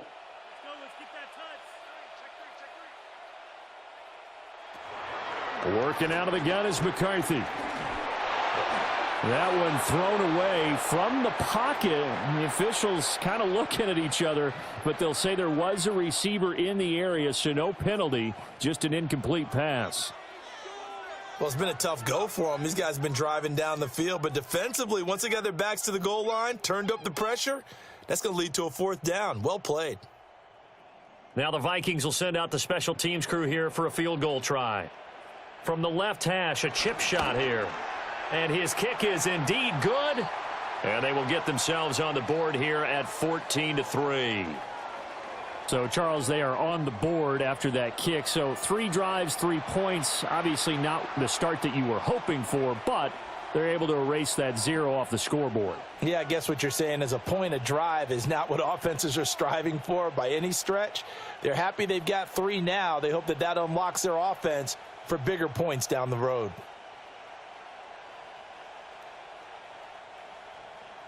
The kickoff unit is out on the field, and they will send this one away.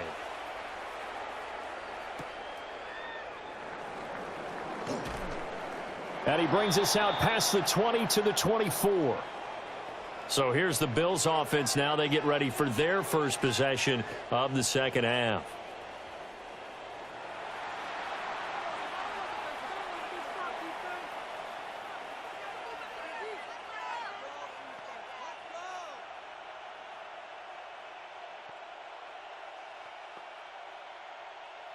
Allen and the Bills now with a 1st and 10 at their own 24. Beginning this series with a handoff to Cook. And not much to speak of. Call it a 1-yard gain up to the 26. Well, sometimes you just have to give credit to the defense. Great job there at the point of attack, holding up. They won their battles at the line of scrimmage, left him no space to try and run. A really nice job swarming to the ball carrier. The last play got just a yard. Here's 2nd and 9 from the 26. From the gun, it's Allen.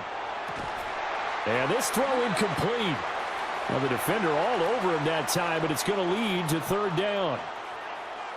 He did an okay job of absorbing the hit, just couldn't secure the football through the catch. And he was right there on the spot and forced the incompletion. That's something defenders work on all the time. If you're there, make the contact, but continue to work your way through the receiver so that you can't possess the football and turn it into a catch. And they work this well upfield across the 45. Josh Allen, very athletic at 6'5", showing the versatility, picking up the first on the scramble.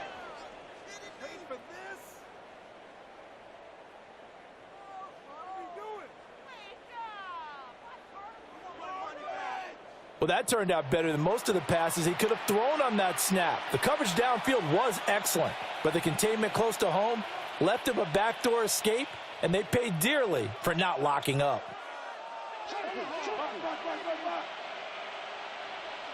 Throwing now is Allen.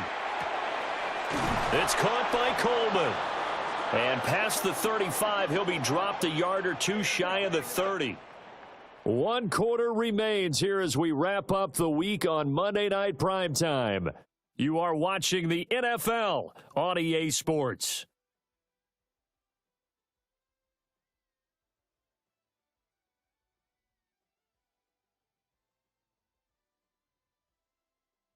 And we return, welcoming you back to Minneapolis.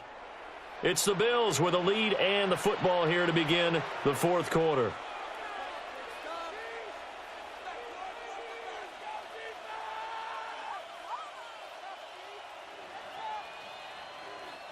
From Viking territory now, they'll come up 1st and 10 at the 32-yard line. First down, here's the run with Cook. He'll be dropped at the 25 after a gain of 6.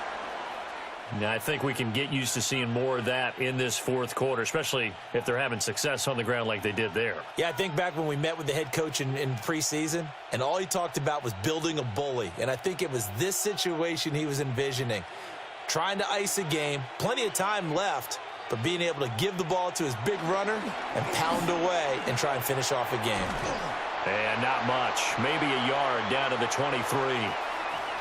Run blitz there defensively, something we might see more of here in the 4th quarter. I think we'll see a lot of it, and the difference between that and a pass blitz, you're just trying to get to the quarterback. You're trying to scheme someone open who will get to the QB and make sure he gets on the ground. In a run blitz, you're actually trying to cover up gaps, trying to cover up holes so they can't run the football. Work in the middle of the field, and he's got a man complete. And he will be brought down at about the 6-yard line. They're able to convert on 3rd down, and that sets up a 1st and goal.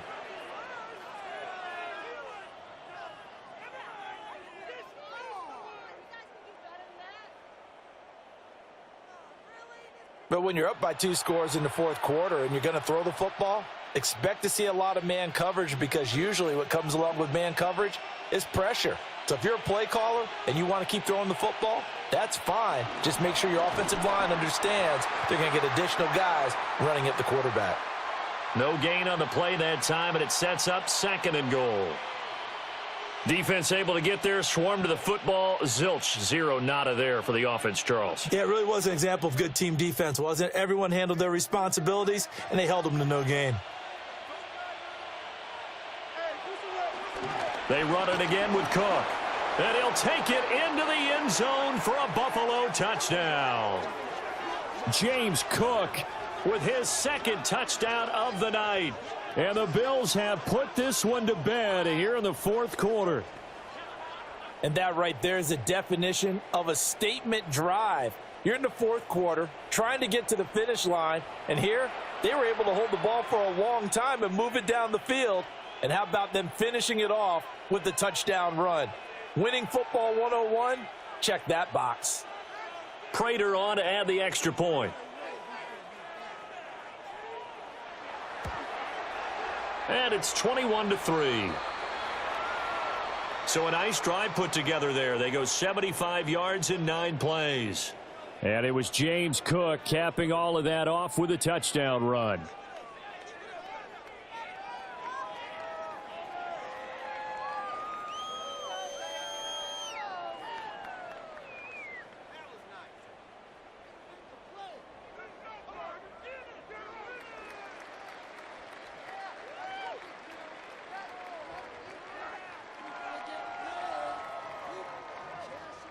After the touchdown, out is Prater to kick.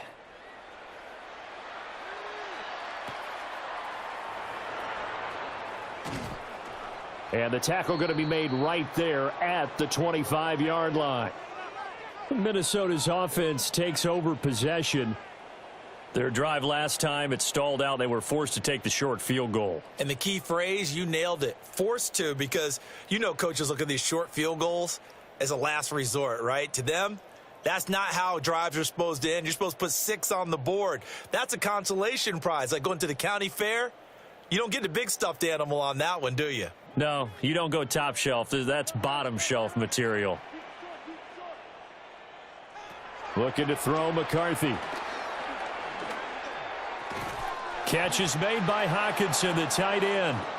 And he's going to get a solid gain of 9 before being brought down. Second and right at a yard. One of the advantages of zone defense, as I remember it, is being able to see the play develop in front of you. One of the disadvantages, when they find those levels where they can hit you with it. Sometimes behind the corner and in front of the safety, it makes it tough to defend. On second down, here's the option. And they're going to have this across midfield and inside the 45. An excellent run of 22 yards on the keeper and also a first down. It looked like almost a miscommunication defensively, because once he decided to keep it, he had pretty smooth sailing. Yeah, it became a question of, wait a minute, who's got the quarterback? And when you talk about miscommunication, it's supposed to be called assignment football on the defensive side of the ball. But if the assignment gets mixed up, that's the end result. And he gets it inside the 35 and just shy of the 30. 12 more yards there and another first down. A 3-score game here late. You can probably rule out the comeback, but certainly some kind of a moral victory to be had if they can get a few more points to close things out. And to that end, a nice pass play there to push things downfield. Yeah, and we know in this league, a loss is a loss, and no one wants anything to count as a moral victory or, boy, something that feels a little bit cheap. But if they trim that lead down to just 2 scores, that's still a benefit to this squad. Absolutely love the effort there. The ability to flow from his inside spot and stop that one at the line of scrimmage. Nice linebacker play. Second and 10. McCarthy operating from the gun. And he'll protect himself at the end here as he winds up getting pretty decent yardage. Give him 7 there on the tuck and run, and they're in better shape now for third. Well, he's proven real effective running the football. No one open, don't force it. Just get what you can, and that's what he's done very well in this game. The offense on third down tonight, they've converted just 2 for 6 thus far. Here it's 3rd and 3. Oh, this will be incomplete. The rush gets home just as he was letting that go. That could have been worse. Instead, it's 4th down. He had to absorb another little bump there from the defense, another incomplete pass. We've seen a lot of that tonight. They've come after him all night long. Nothing but pressure in his face. He's trying to stand up there and make throws. It's hard enough to do when the pocket is clear. When you got all those people in front of you, almost impossible to have a good completion percentage. Going for it, here's McCarthy. He's got his target. That's complete. And they'll get this down to the 10. No reason not to try it there, and they do indeed convert on 4th. Well, those are the types of plays they probably wish they had made more of in the first 3 quarters. And this deficit going to be tough to overcome here in the 4th, but a nice first down and a pickup on that throw. Yeah, and this is where, as coaches, you're looking for effort and execution, even though the scoreboard is going against you. You want to find out who's going to fight, who's going to scrap, who's going to keep their heads up and continue to play. A gain of 8 there on the 8th play of the drive. And there wasn't much room for the big tight end to do much after the catch. But at least he was able to pick up a solid gain to help his offense continue to move in the right direction. Again, he'll drop to throw. There's Addison. Touchdown, Vikings. A 1-yard touchdown pass. And the Vikings are finally into the end zone here in this 4th quarter. The 4th quarter touchdown there, back to a 2-score game, but time is not their ally. No, it's not, partner. They still have a pulse, but it's probably a little weak right now. A lot of things have to go right in these final 2 minutes plus for them. I think they have to be thinking onside kick here, and we know how difficult those are to recover. Extra point forthcoming.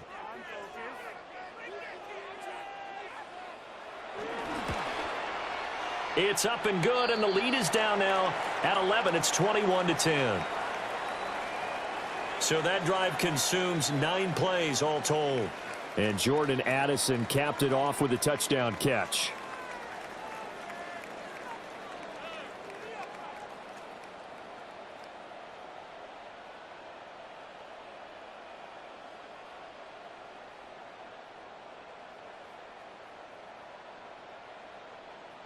Two scores down, 3 timeouts left. Still a chance if they can somehow get this one back. And the Bills are going to recover.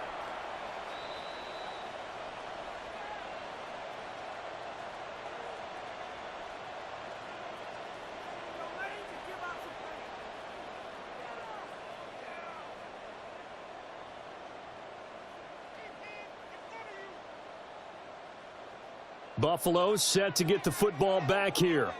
A lot of time for this unit to game plan on the sideline after that drive that they watched the other side just score. But remember, last time they were out, they scored as well. We'll see if they can seize that momentum right back.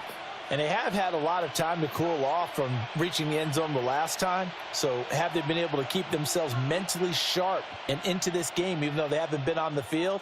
And you and I both know, one big play, though, gets them right back up to that level.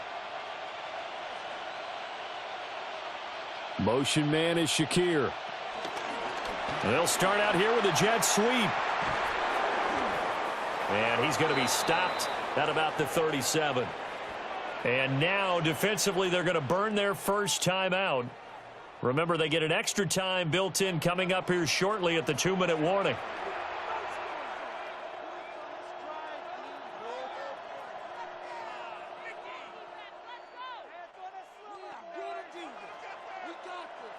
So from the 37, here's 2nd and a couple. They'll bring the tight end in motion right here. Cook up the gut. And he gets it down to the 32. And this defense here going to burn their second timeout. But you can also factor in another timeout that they'll get when the clock stops at the 2-minute warning.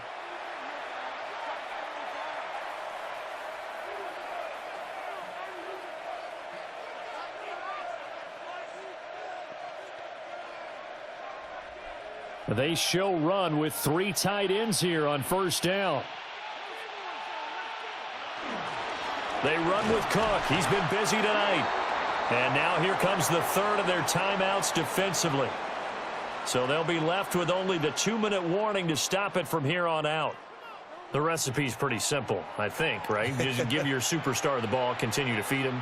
Yeah, don't overthink this one, right? Make sure he's touching the football, but you're also counting on his intelligence in playing the game as well. If it's not there, don't force the run. Just make sure you hang on to the football and keep the clock ticking.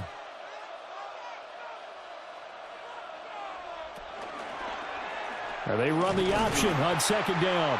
And he's going to have to protect the football and take his lumps here at this stage of the game as they stop him behind the line. He'll wind up losing 3, and now it's 3rd down. 2 minutes left to play in this football game here on EA Sports. So it's Bills football here as we get you reset. They've got a 3rd down now as they look for one more first down to help salt this one away. Here's Allen to throw it. He's got his man. That's Coleman. And he will have a Bills first down, and that should be that. 12 yards there as they move the chains.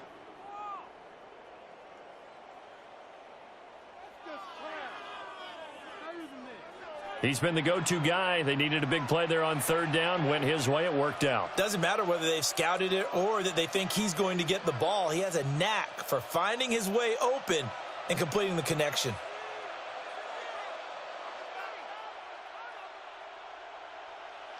The Bills on their way to victory now as they take the knee.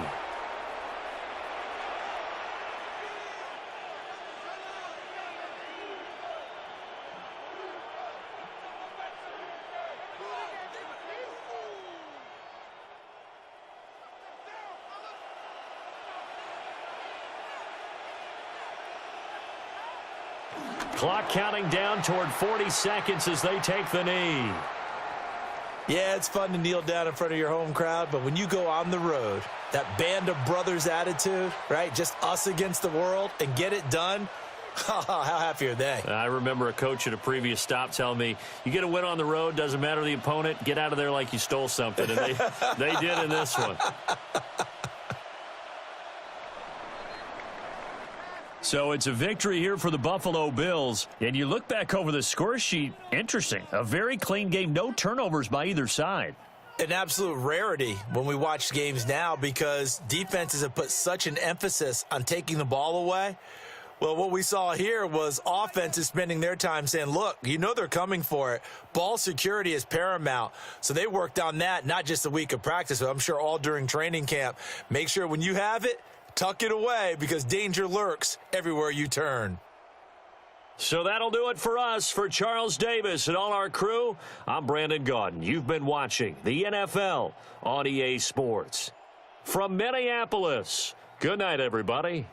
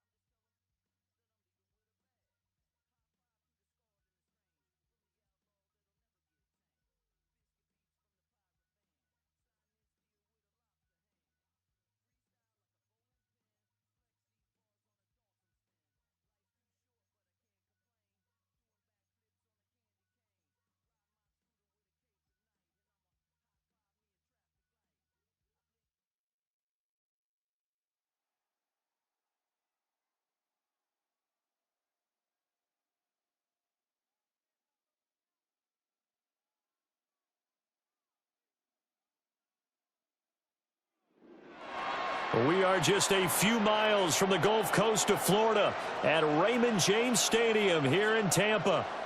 Tonight we've got the crew set for what should be a real treat, a great Monday night matchup, as it'll be the New York Jets taking on the Tampa Bay Buccaneers. Brandon Gaudin and Charles Davis on hand. Kickoff just moments away. Charles, quickly, keys to the game. For me, it's coaching.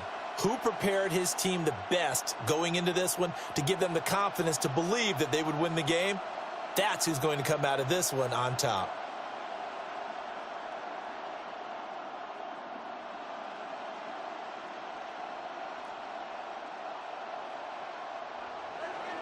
Set now to wrap up a busy week of football. Happy to have you with us. And, folks, we are underway on Monday Night Primetime. And they will wrangle it down a couple yards shy of the 30. So out come the Bucs now for their first drive. They will be led out by the Heisman Trophy winner from 2018 from Oklahoma, Baker Mayfield. And what a career resurgence for Baker Mayfield. He went from being a discarded starter to a Pro Bowl quarterback, and he's coming off a year where he set career highs in passing yards, touchdowns, and completion percentage. But best of all, the ultimate leader for his ball club.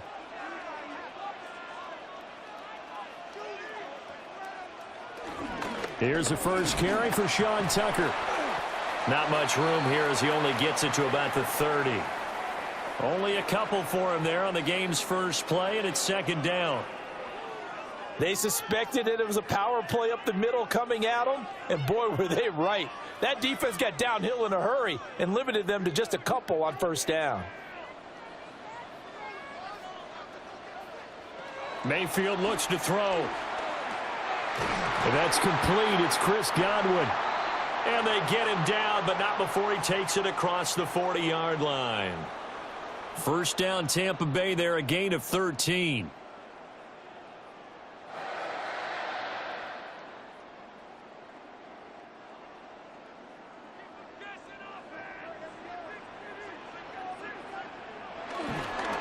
Here's Tucker.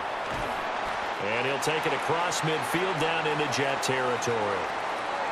A good run there on first down, and it'll leave them with a 2nd and 2. You often say that sort of opens the playbook now, 2nd and short. What do you think, early shot here? I like where you're going. Obviously, we've been together for a while because you know me. I want to take that shot early and loosen things up. Baker going to give it to Irving. And a nice move will yield nothing as he's stopped behind the line.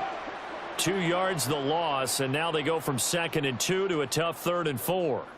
It's a tough one right there. He ran right into the teeth of the blitz as the linebacker was freed up in order to stuff that one for a loss. I think quarterbacks got to see that. Got to find a way to audible into something a little more advantageous. Throwing, Mayfield. He'll find his rookie wideout from Ohio State here.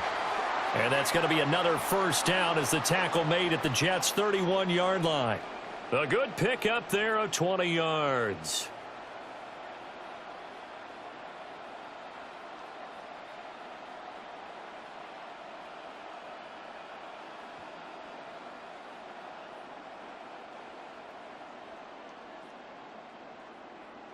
So in Jet territory now. Here's 1st and 10 down at the 31. Here's Mayfield. And this will be incomplete. Physical play on the football there, and it's 2nd down. Well, that was his first target of the game, and it's going to take at least one more target to get him on the board. Took a nice substantial hit to jar that catch loose from him. Incomplete pass. Line of scrimmage, the 31 as they line up, 2nd and 10. Mayfield now. Open man is Ibuka. And that's going to be another first down as the tackle made at the Jets' 20-yard line. It's a gain of 11 yards that time, and it produces a new set of downs.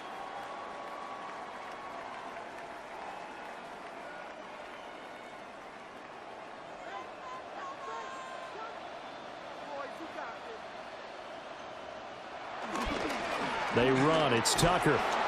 And he's only going to get a yard from the 20 to the 19. Watching that play unfold and watching him complete it, Brought back memories of doing all those pursuit drills to make sure you don't over-pursue and let a guy get a cutback lane on you. He did that very well. You praised him on tape yesterday for the angles that he takes to the ball. Took a great angle right there. Evans in motion.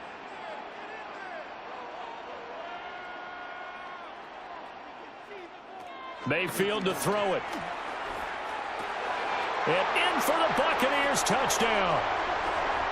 Chris Godwin from 19 yards away. And the Bucs put the Knights' first points on the board as they take the early lead. They got to love that. 9-play drive results in 6 points. That means they're doing the dictating. That means that they've described how the game's going to go. They're playing at their tempo, at their pace. If you're on the other side of the ball, if you're playing defense, defense is not methodical. They've got to go in there and shake things up and create a little havoc.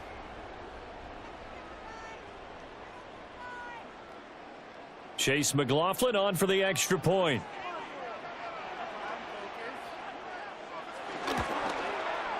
And that one gives the Bucs a 7-0 lead. That time a 9-play drive.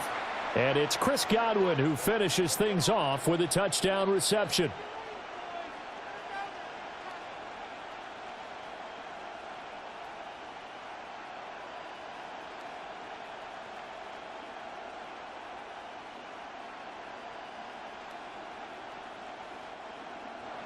Following the touchdown, here's McLaughlin to kick off.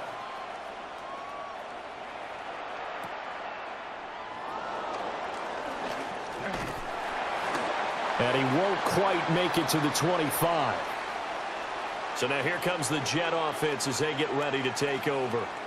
They'll be led out by a first-round pick back in 2021 from Ohio State. It's Justin Fields.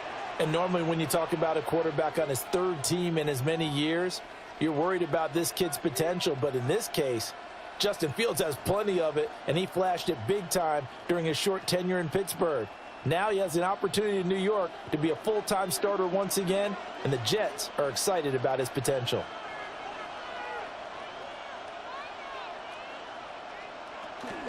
First carry for the Iowa State man, Breece Hall. Oh, what a juke into space. And all the way down to the 26. Big yardage that time for the Jets. And even 50 yards on the ground. Well, welcome to the party. First carry of the game. How about that? And just think, as far as he's concerned, he's just getting warmed up. So from Buccaneer territory now, it's 1st and 10 at the 26-yard line.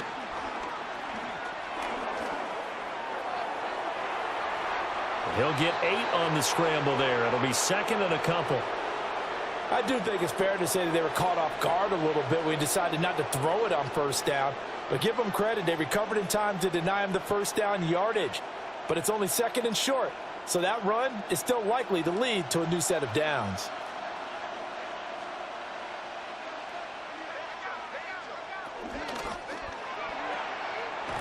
He's going to leave this for his running back. It's complete. They'll wind up getting just a yard out of it. And that's going to make it 3rd down and less than a yard. That might feel like a little bit of a lost opportunity there for the offense because the defense brought pressure that time. And sometimes against that, you can get out to your running back, and it could turn into a big gain downfield. But what a nice job they did getting to him quickly and holding him to a short gain. And he is going to have a Jets first down as they're able to get the 3rd down conversion.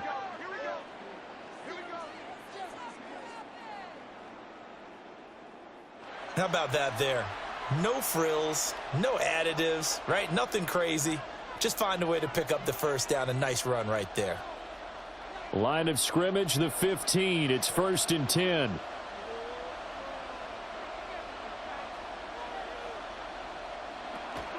On 1st and 10, it's Hall. And he stopped immediately there.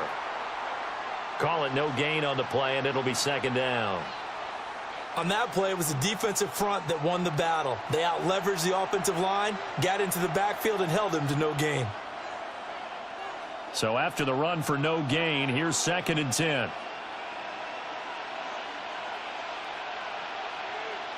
From the gun, here's Fields. And he can't find a receiver, and he's brought down.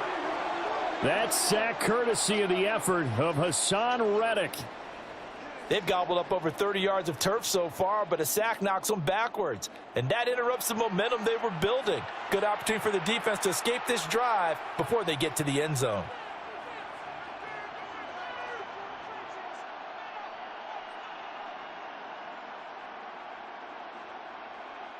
Seventh play of this drive coming up, but a long way to go on third down. Now it's Fields.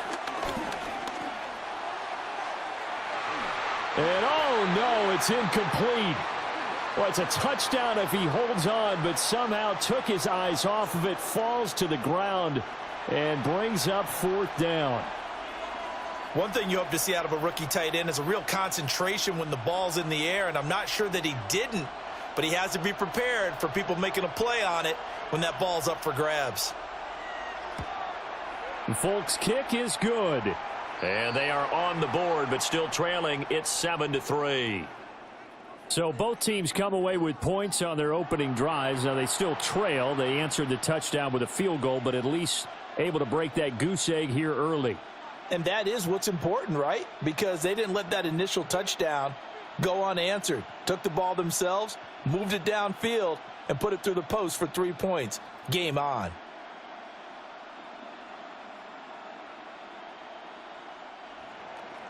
After the made field goal, back out is Nick Folk to kick this one off.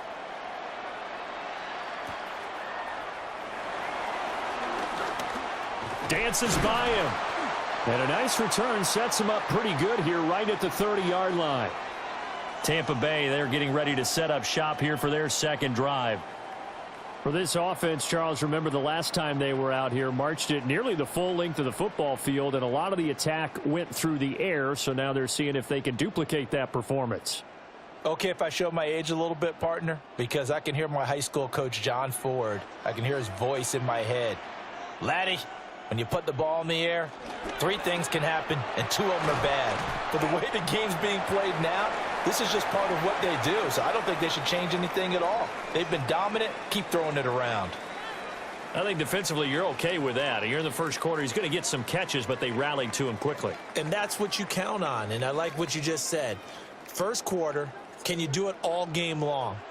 They catch it, you tackle them, they go down on the spot. Because when you're able to do that and you don't give up big chunks of yardage after the catch, now you put the offense in a position where every series they have to work hard to pick up first downs, and you tend to stall them out when you do that.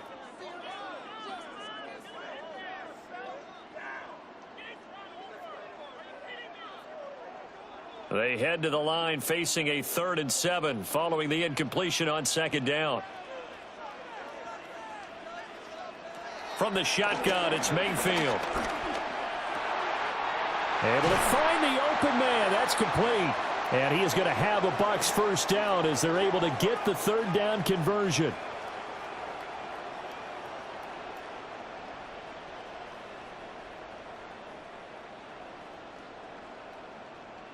After one, 7-3 the score on EA Sports.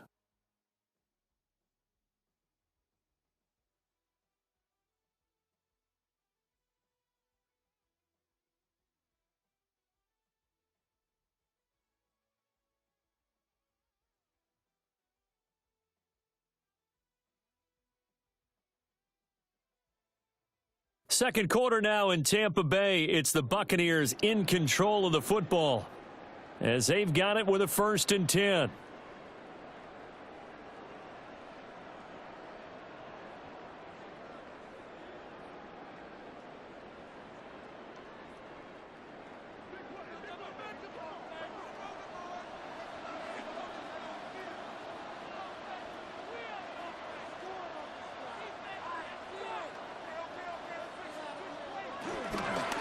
And they'll run with Tucker. And a strong run there as he'll take this all the way down to the 35. Back-to-back nice plays, 12 yards that time and a first down. Interior of that line blocked really well on that run, but also the two tight ends, they blocked well too. Not only have they scouted the line of scrimmage, with their agility, they can get upfield and hit moving targets like linebackers, defensive backs. They do a really good job. And the Jets pressure too much as down he goes. Will McDonald gets in there to take him down.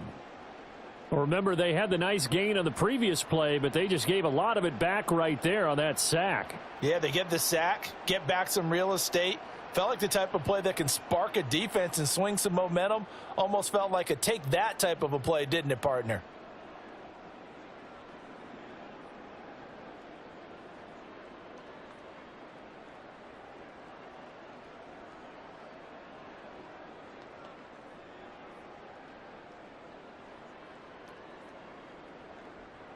Got to imagine the pass rush will be equally intense here on second down following the sack. It's 2nd and 18.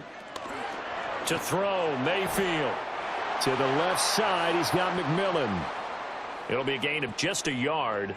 And they're going to be staring at a 3rd and long here.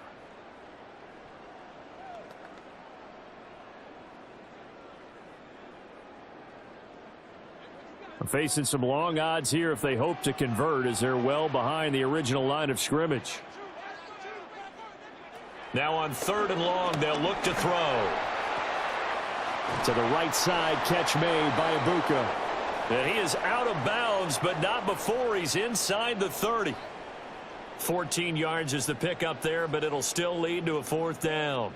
Well, don't tell any defensive coordinator I played for, but that might be considered a win for both teams because defensively they stopped them short and forced the 4th down. But offensively, they picked up enough yards to give their kicker a better shot if that's what they want to do. And this one is right down the middle. And they push the lead up to a touchdown now at 10-3. So no problems at all on that one. And you know, there's virtually no win. This is a kicker's dream here tonight. It absolutely is, isn't it? So to me, with no wind, it should be a passer's dream as well, right? But in this case, the defense held out. They had to force the field goal.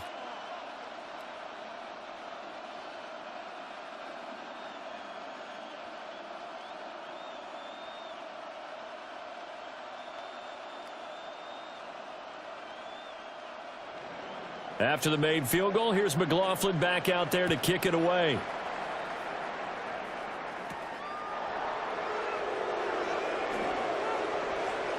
And he spins past him and into space.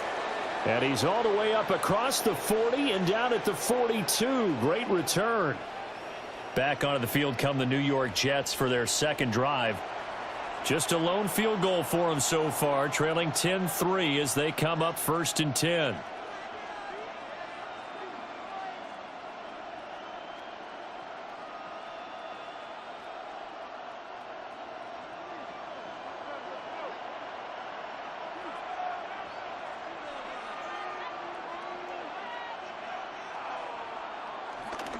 They'll start on the ground. Hall. And some nifty running here as he'll take this across midfield and down to the 47.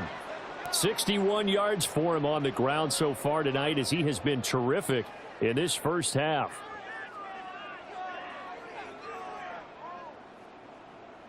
His first carry of their 2nd drive, pretty solid. And, of course, remember back to their first drive, really strong throughout that one. Not only is he getting good blocking up front, but how about his vision to find the holes? And he's seeing things before they even open and hurdling through them. And he's corralled, but not before getting it inside the 35. That's good for a Jet 1st down, a gain of 13. Oh, I like that play call there. After a run for good yards, you get a defense thinking they'll go back to the well. So that's a great time to call play action and give your receivers a little extra edge. And they complete the pass there for another 1st down. On the counter, it's Hall. And finally, down he goes as they work it inside the 10 to the 7. A big chunk on the ground there, 27 yards.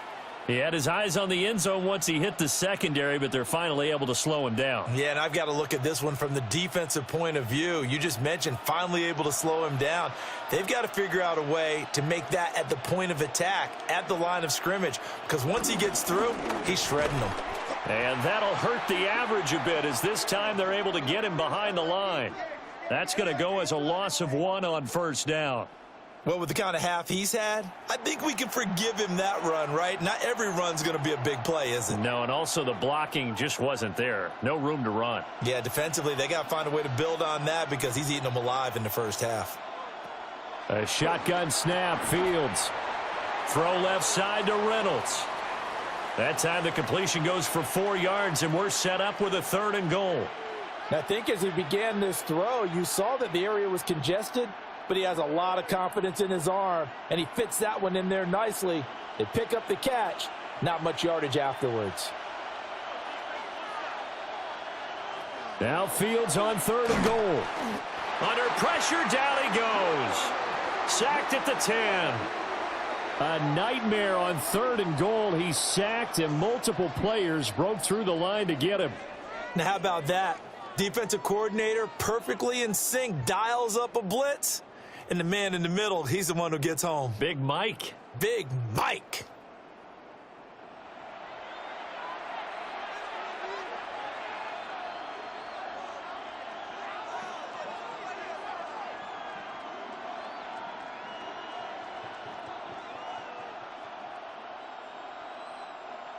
On now is Nick Folk in the field goal unit for the Jets. From the left hash, should be a fairly easy one here. And Folk's kick is good. Well, I don't know if they would have gone for it on 4th and goal anyway, but the sack on 3rd down pretty much made their mind up for them. You're exactly right about that, and this is a tough place on the field to take a sack because, as you just noted, it took the decision-making away from them. Now they have to go for a field goal instead of potentially going for it.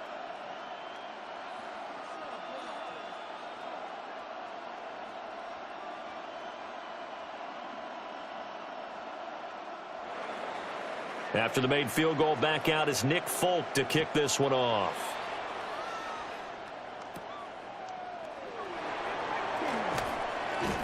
And they'll start this drive just across the 30. Pretty nice work on the return. And Tampa Bay trots out there now. And they're not going to play this conservative, I don't think. They had the field goal last time, and they're up, but they're looking to put a drive in the end zone. Oh, I agree with you totally. No one goes out on the field and says, all right, let's just settle for 3, except in certain situations, trying to ice a game, that sort of deal. Most of the time, it's end zone, and that's what you're thinking, and I believe that's exactly what they're thinking as they begin this one. Yeah, no quarterback ever goes out there saying, hey, let's get 3, right?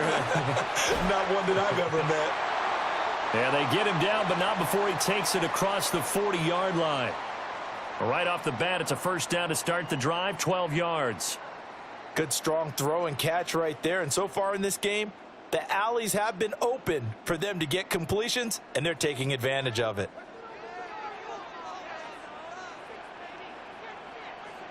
Now Mayfield. Over the middle to Evans. And they're well past midfield, just a yard or 2 shy of the 40. The catch and run there, good for 16 and a first. It's a nice completion, a little bit of run after catch as well to create the yardage that they got. But it is so tough to cover that route, the drag route, because they run it at varying speeds. Because the key is to create hesitancy on the defender's part. Always so empathetic for those DBs, aren't you? He'll get this down to the 38.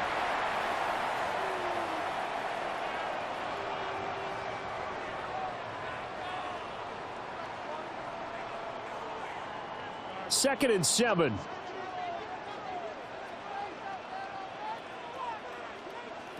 Mayfield. Looking middle, and he's got Ibuka. And that's going to be another first down as the tackle made at the Jets' 24-yard line. A good gain of 14 there, and it moves the chains.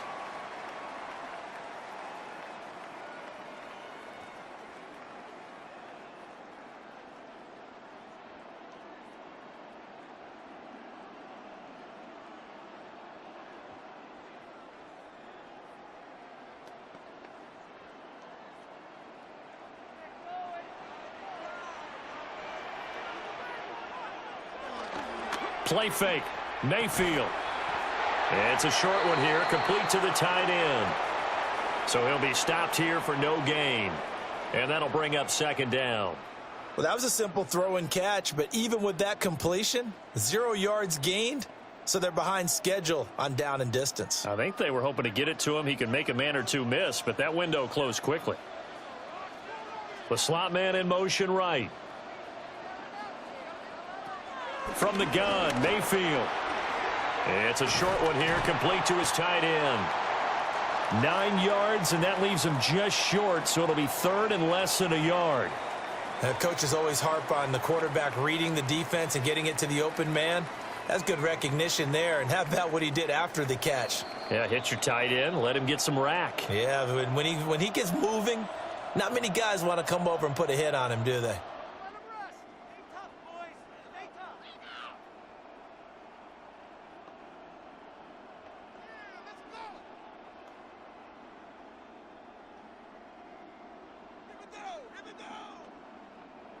Play number 7 coming on this drive. It's 3rd and inches. On the ground, it's Tucker. And he goes backwards here, losing yardage back to the 16. The Jets are going to use the first of their timeouts as they'll stop it with just over 40 seconds to go in the first half.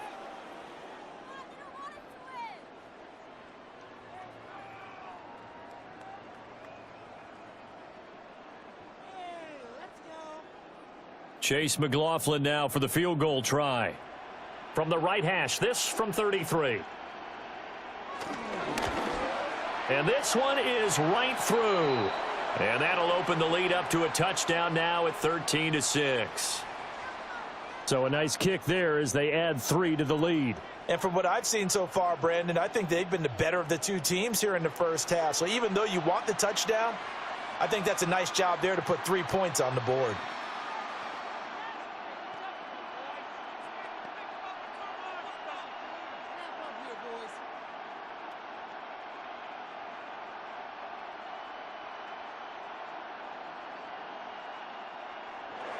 After the made field goal, here's McLaughlin back out there to kick it away.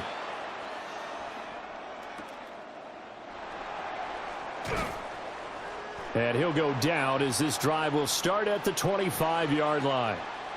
The Jets going to take over now late in this first half. With this slim deficit closing in on the end of the first half, we'll see if they can move this at least into field goal range and try to get 3 out of this drive.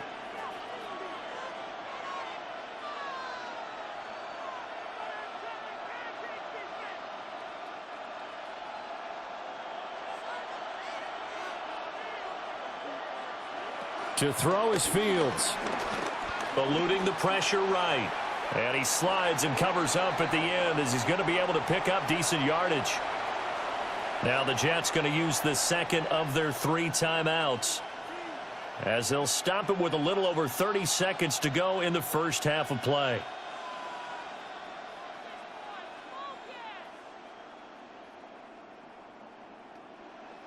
Here's a 2nd and 2 now from the 33.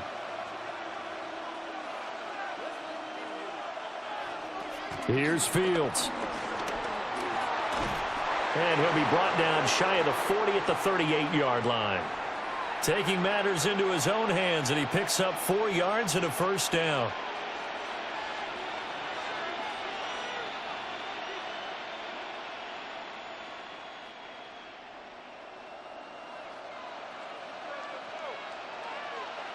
Now Fields. Toward the sideline, and look at that catch. Dragging the toes, and that's going to be a first down. Well done. Let's make this one simple. What a catch, especially the finishing part of getting his feet in bounds, toe tapping, and, of course, foot dragging. A little tapestry, if you will. Oh, I like it.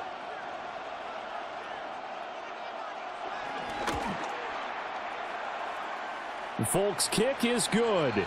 And that will do it for this first half. Halftime here on Monday Night Primetime. It is off to Orlando we go. Here is Scott Hansen with our halftime report. Scott.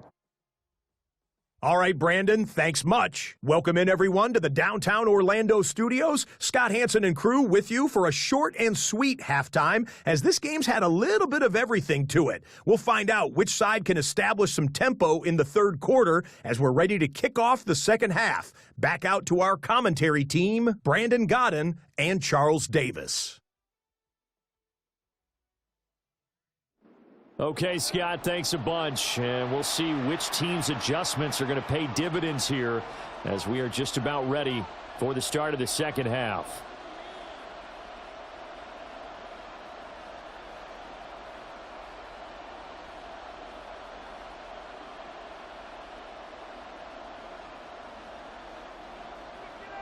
The Jets going to get the football first, and they trail as well as we get back underway in this second half. Oh, a nifty juke there. Not much fun for a guy trying to tackle him. And able to get this out to the 25. Here's the Jets offense now getting set to start off this third quarter. Well, out of the locker rooms here they come. Their first drive of the third quarter. And, Charles, they're trailing in this ball game, but we got a tight one set up to be a very entertaining second half. And as we know, partner, in the NFL, there's trailing and there's trailing, right? Sometimes you're discouraged by how much you're down, but in this case, this is a tight ball game, so there's a sense of optimism here. I think they went in at the half and looked at their play sheet and said, these are the plays we really like. What do you say we use them to start the second half and get us going? Fresh out of the locker room, they hit him with a gain of over 20. And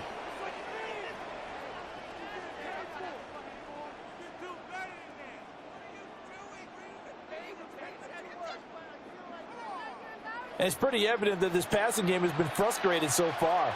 They haven't really moved the ball the way we might have expected, but this is a good pickup here for the first down.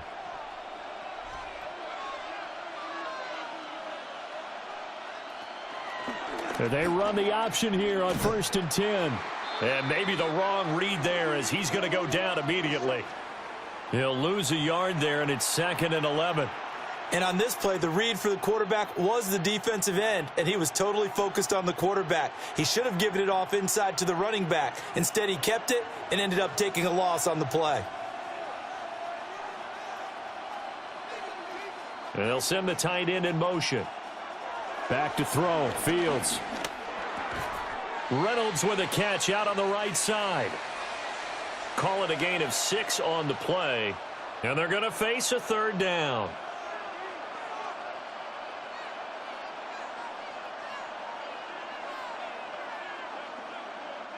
They are in need of 6 yards here if they hope to move the chains. From the gun on 3rd down, Fields. Work in the middle of the field, and he's got a man complete. And he's brought down, but not before he reaches the 8-yard line. That's a gain of nearly 40 yards on 3rd and medium to pick up the first. Let's just call it as we just saw it right there, a breakdown defensively. Seems like no one went with the tight end, and no one really did. Had all sorts of space in the middle of the field. Yeah, everyone else was covered, but he was not. Big play results. Fields. Flushed out right. And here he'll get it down to the 7. He'll get just a yard on the scramble. It's 2nd down. I think the defense surprised him there with that blitz on 1st down, but give him credit. Stayed cool under pressure and still found a way through the extra rushers for positive yardage. Well done. 3 red zone trips have yielded just 2 field goals for them to this point, so they'll be searching for something more on 2nd and goal here. And this will be caught in the end zone. Touchdown, Jets. Josh Reynolds from 6 yards away. And the Jets have taken the lead as they go right down the field and score on the opening drive of the second half.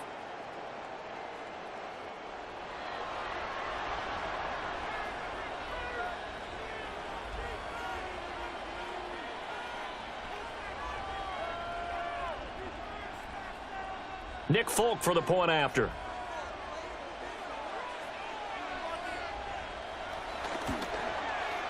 And that one gives them a 3-point lead.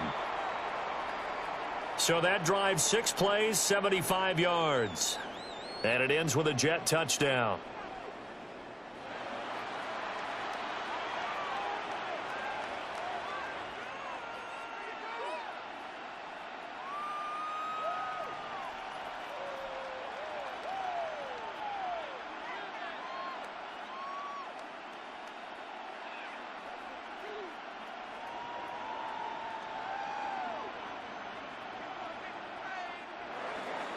Folk now set to boot it after his guys put 6 on the board.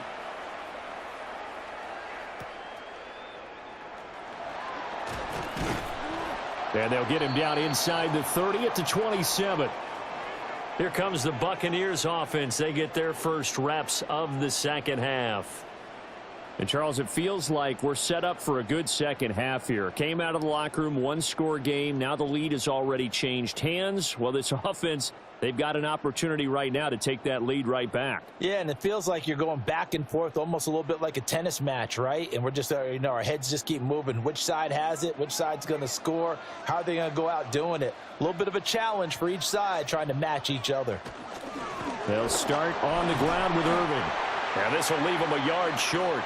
Nice pickup of 9 yards on first down. Now that's the way you want to start a drive. Talk about a tone setter as well as a playbook opener. Now if you want to take a big shot over the top, you're all positioned to do so. Just need a yard here. 2nd and 1.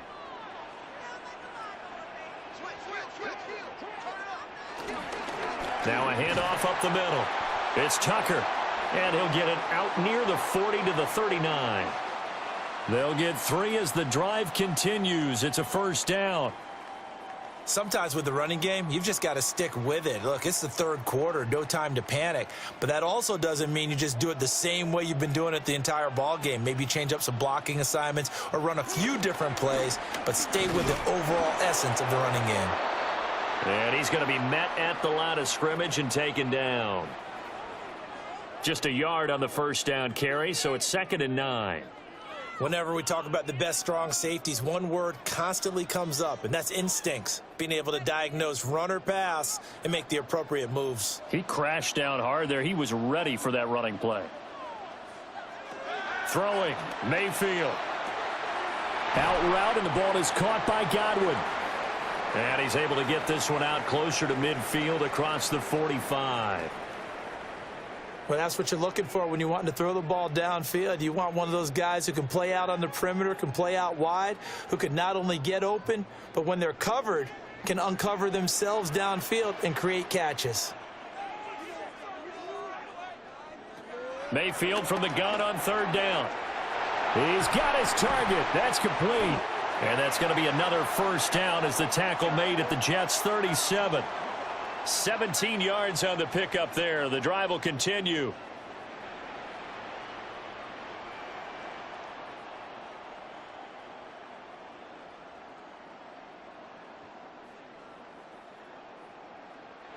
That's a play that will likely be forgotten when you talk about big moments in this game. But plays like this are critical to keep drives going. And if points result, we'll call this play significant. So in Jet territory now. Here's 1st and 10 at the 37-yard line. Quick throw, and Mayfield completes it. So he stopped for no gain. And it'll be 2nd down. That was impressive to me because while it was a pass play, they still rallied to the football like they were filling running lanes, and they were able to put the receiver on the ground. 3rd quarter on a Monday night with a 2nd and 10 coming up. Going to the air again with Mayfield. And that is incomplete. A lot of force bearing down on him there. He could not hang on. It's 3rd down. And that's one of those plays where it's hard to keep 2 eyes on the football when you know the contact's coming, let alone getting 2 hands around it, hugging it to your body, and absorbing the hit, even for those big tight ends who you would think can absorb that contact.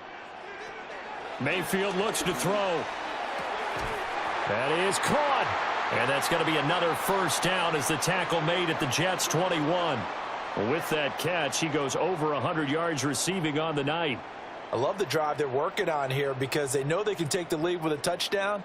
And so far on this drive, So good. They've moved the ball down the field with very little resistance defensively, but they better be prepared for some adjustments to come their way now. And a quick throw here, that's complete. And they corral him just a couple yards shy of the end zone. Another good gain. That's now 35 yards combined on those last two plays.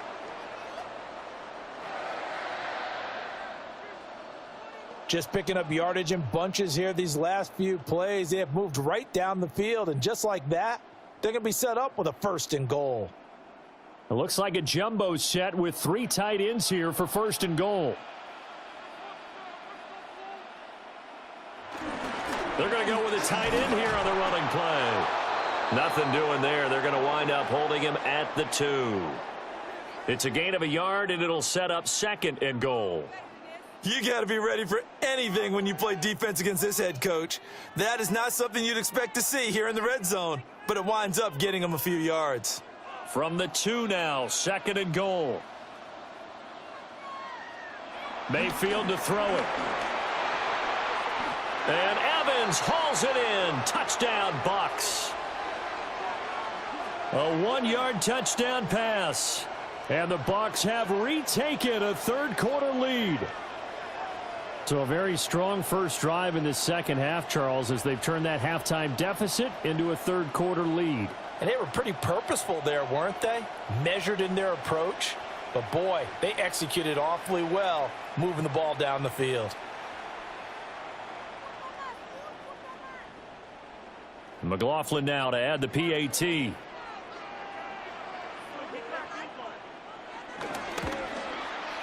And that will make this a 4-point game. So that one a long 11-play drive. And it's Mike Evans who caps it with a touchdown reception.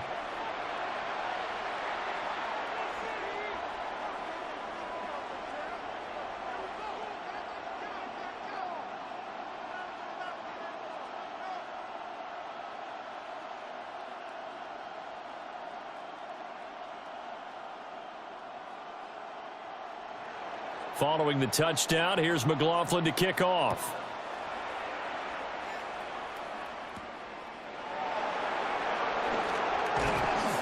And a decent return out to the 27-yard line.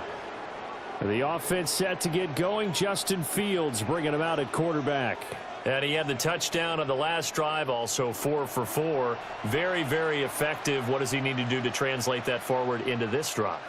Not think that what he saw in coverages last time is exactly what he's going to get again. He's got to play ahead and start thinking to himself, okay, we just did that. What are they going to take away now? What do we go to as a counter? And continue to encourage his offensive line to continue to give him time. They were really good on the last drive. And he is met in his tracks behind the line of scrimmage. 2 yards the loss, 2nd and 12. Sometimes I think these defensive tackles get a little bit of a bum rap. We just see them as big guys that eat up blockers for others to make tackles. Oftentimes they're quicker than they get credit for. And this time he uses quickness to make a play. So the opening play of the drive goes backwards. Now they'll come up on 2nd and 12. Fields now to throw. Wilson's got it complete. 1 quarter remains here as we wrap up the week on Monday Night Primetime. This is the National Football League on EA Sports.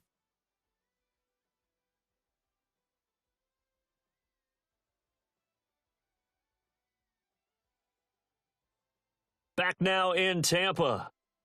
It's Jet football, but they trail here as we start the 4th quarter.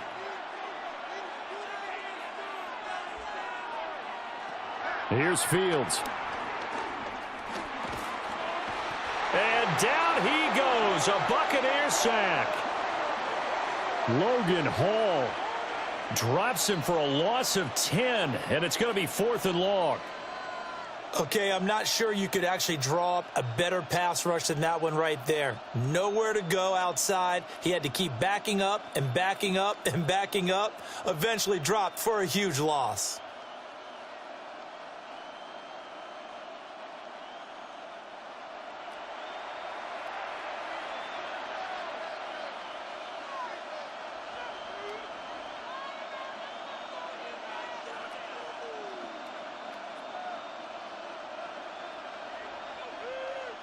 Here's the Jets punter now.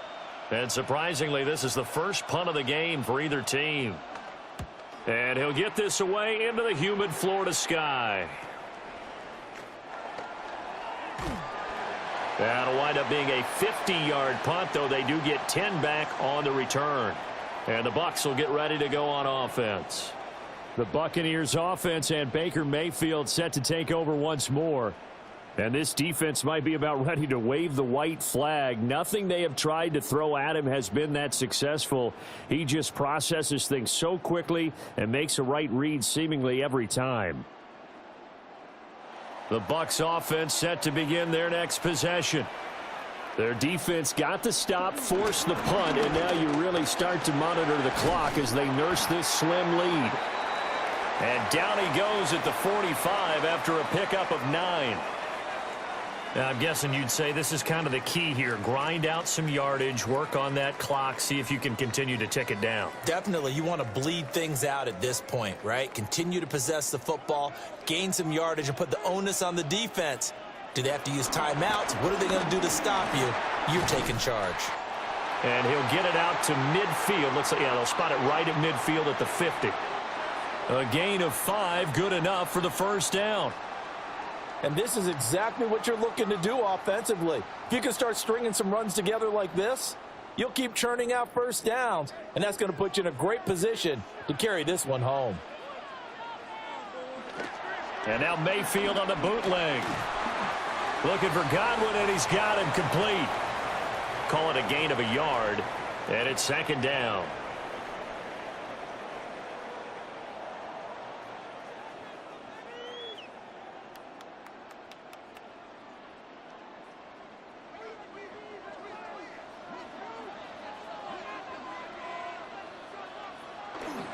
They go play action. Mayfield right back to Chris Godwin. And Godwin going to have a Bucs first down as he'll get this down inside the 40. It's a 10-yard pickup, and that's enough to move the chains.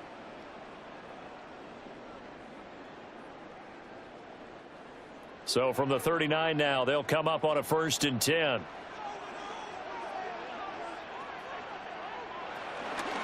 A run up the middle with Irving. And he's taken down inside the 30. They get 10 more there, and I believe that'll be enough for another first down. It will.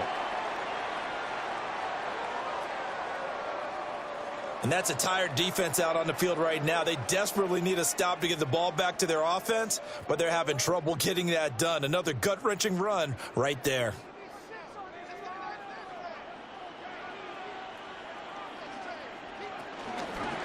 They'll run on first down. Tucker. And he fights forward for a modest 2-yard gain. Second down. Not a huge carry there on first down, but not all of them will be. But still, all in all, a positive play for the offense. It's all about picking up at least a few to set up what you're going to do here on second down. Balled at the 26, 2nd and 7.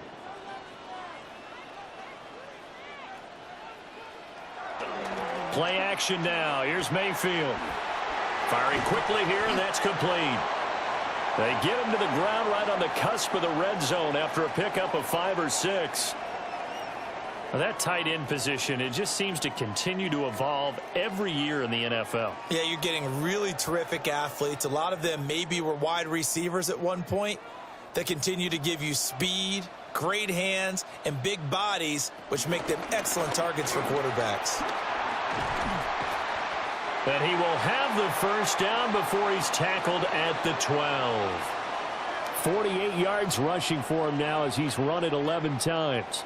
Starting to feel a little to me like the air is coming out of the balloon, so to speak, defensively. They're taking their will from them right now. That's what they're doing. Whatever they want to call, it's working. They're handling things up front, and it's not just the offensive line. It's everyone. You're seeing the guys on the perimeter blocking downfield and making sure that they're secure. So, yeah, you're exactly right. The air is out of the balloon, and right now they're almost lifeless.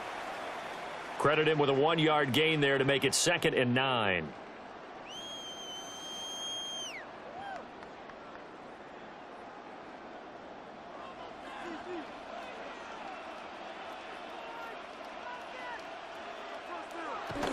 Mayfield off the play fake. to the goal line, but it's incomplete. That's a pretty play there. Got in at the last second, helped force the ball free, and kept them out of the end zone.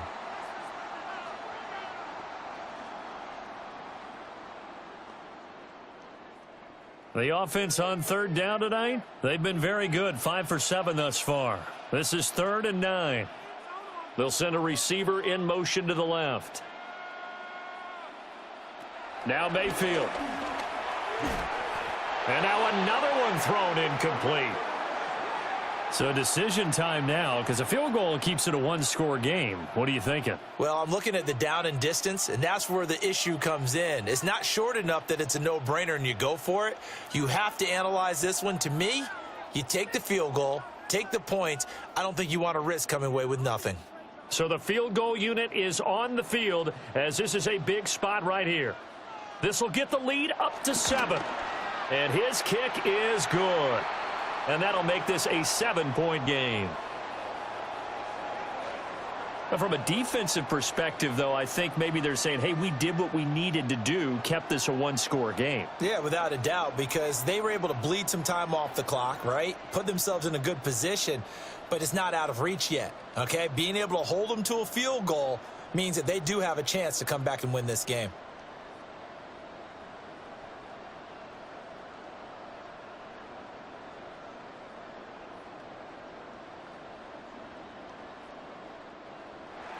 After the made field goal, here's McLaughlin back out there to kick it away.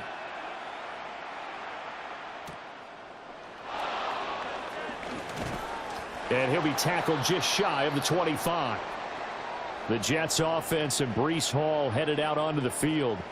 And he has put in a full game's work and then some. Just an incredible performance on the ground to this point in the fourth quarter.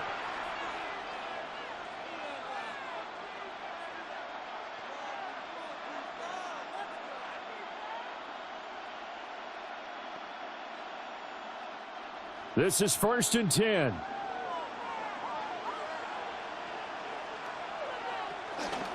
And they'll run the option to start the drive. Anytime you decide to use your quarterback as a runner, most of the time when you design a play, you're expected to break a little bit bigger than this one, because when you run him on short gains, your risk-reward and him taking hits, I'm not sure that's the payoff they were looking for.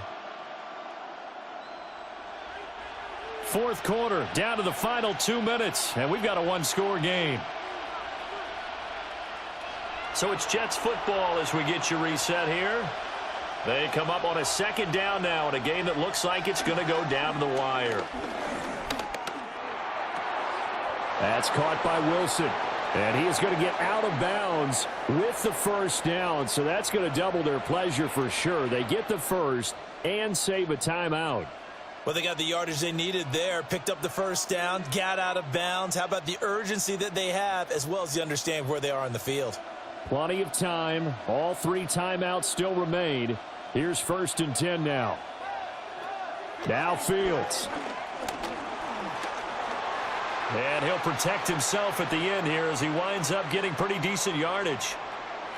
One thing that makes him so tough in these 2-minute drills, you got to take into consideration he's mobile. And that's a big plus for him, but he also has to be careful with that mobility. Sometimes getting rid of the ball and stopping the clock is more important than running around and maybe taking a sack. On the draw, it's Hall. And they'll be inside the 35 now at the 34-yard line. I know flashy plays, splashy plays, as people like to call them, that attracts a lot of attention. But let's face it, when you're efficient, that can control a ball game. And I love the game plan they've got going right now. Back-to-back 5-yard gains. Didn't force the ball downfield. Picked it up on the ground. Yeah, offensive line, they're getting it done. And that throw behind his man. He missed him. Incomplete. Whew, that's certainly not the worst thing. It stops the clock and lets your offense catch its breath and lets us exhale a little bit. Now I expect them to call a couple plays in the huddle, so they're ready if a tackle happens in bounds. Inside a minute to go. Here's 2nd and 10 now. Back to throw. Fields. That's pulled in by Wilson. The Jets are going to use the 1st of their timeouts as they get it with under a minute to go now in the football game.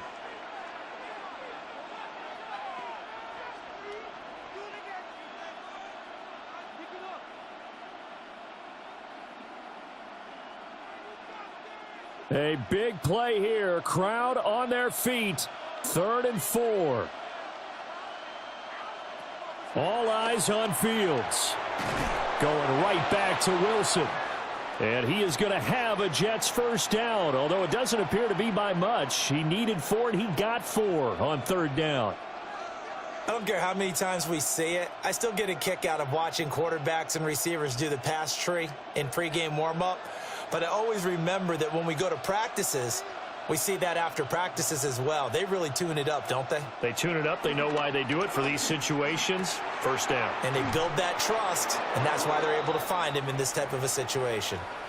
Now the Jets going to use the second of their 3 timeouts, as they'll stop the clock with 24 seconds to go in the game.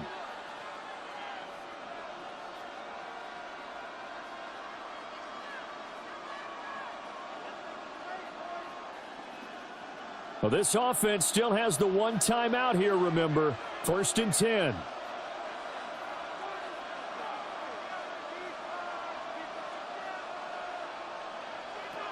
Here's Fields. Out to the right here to Wilson. The Jets going to go ahead and use their final timeout. And as the two teams talk it over on their respective sidelines, we take a break.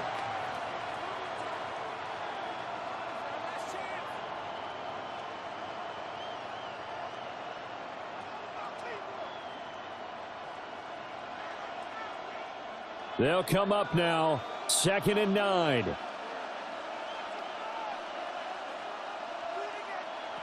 Back to throw. Oh, and that's going to sabotage their comeback plans. It is intercepted. And the Buccaneers have just about sewn up this football game.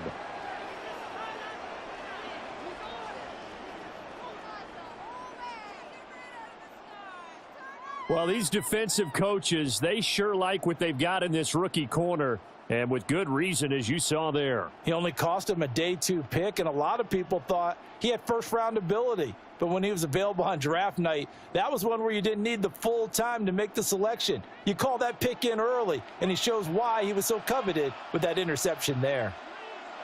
Down to one knee goes Mayfield, and that's all she wrote.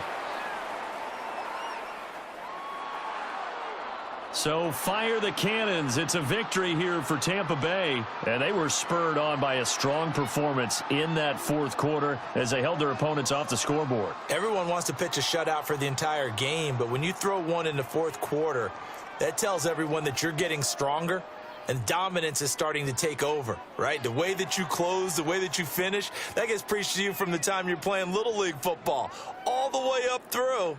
And they closed them out with a big-time performance down the stretch. So that'll just about do it for Charles Davis. I'm Brandon Gaudin. You've been watching the NFL on EA Sports. For more, log on to easports.com. The Bucs are winners here as we say so long from Tampa.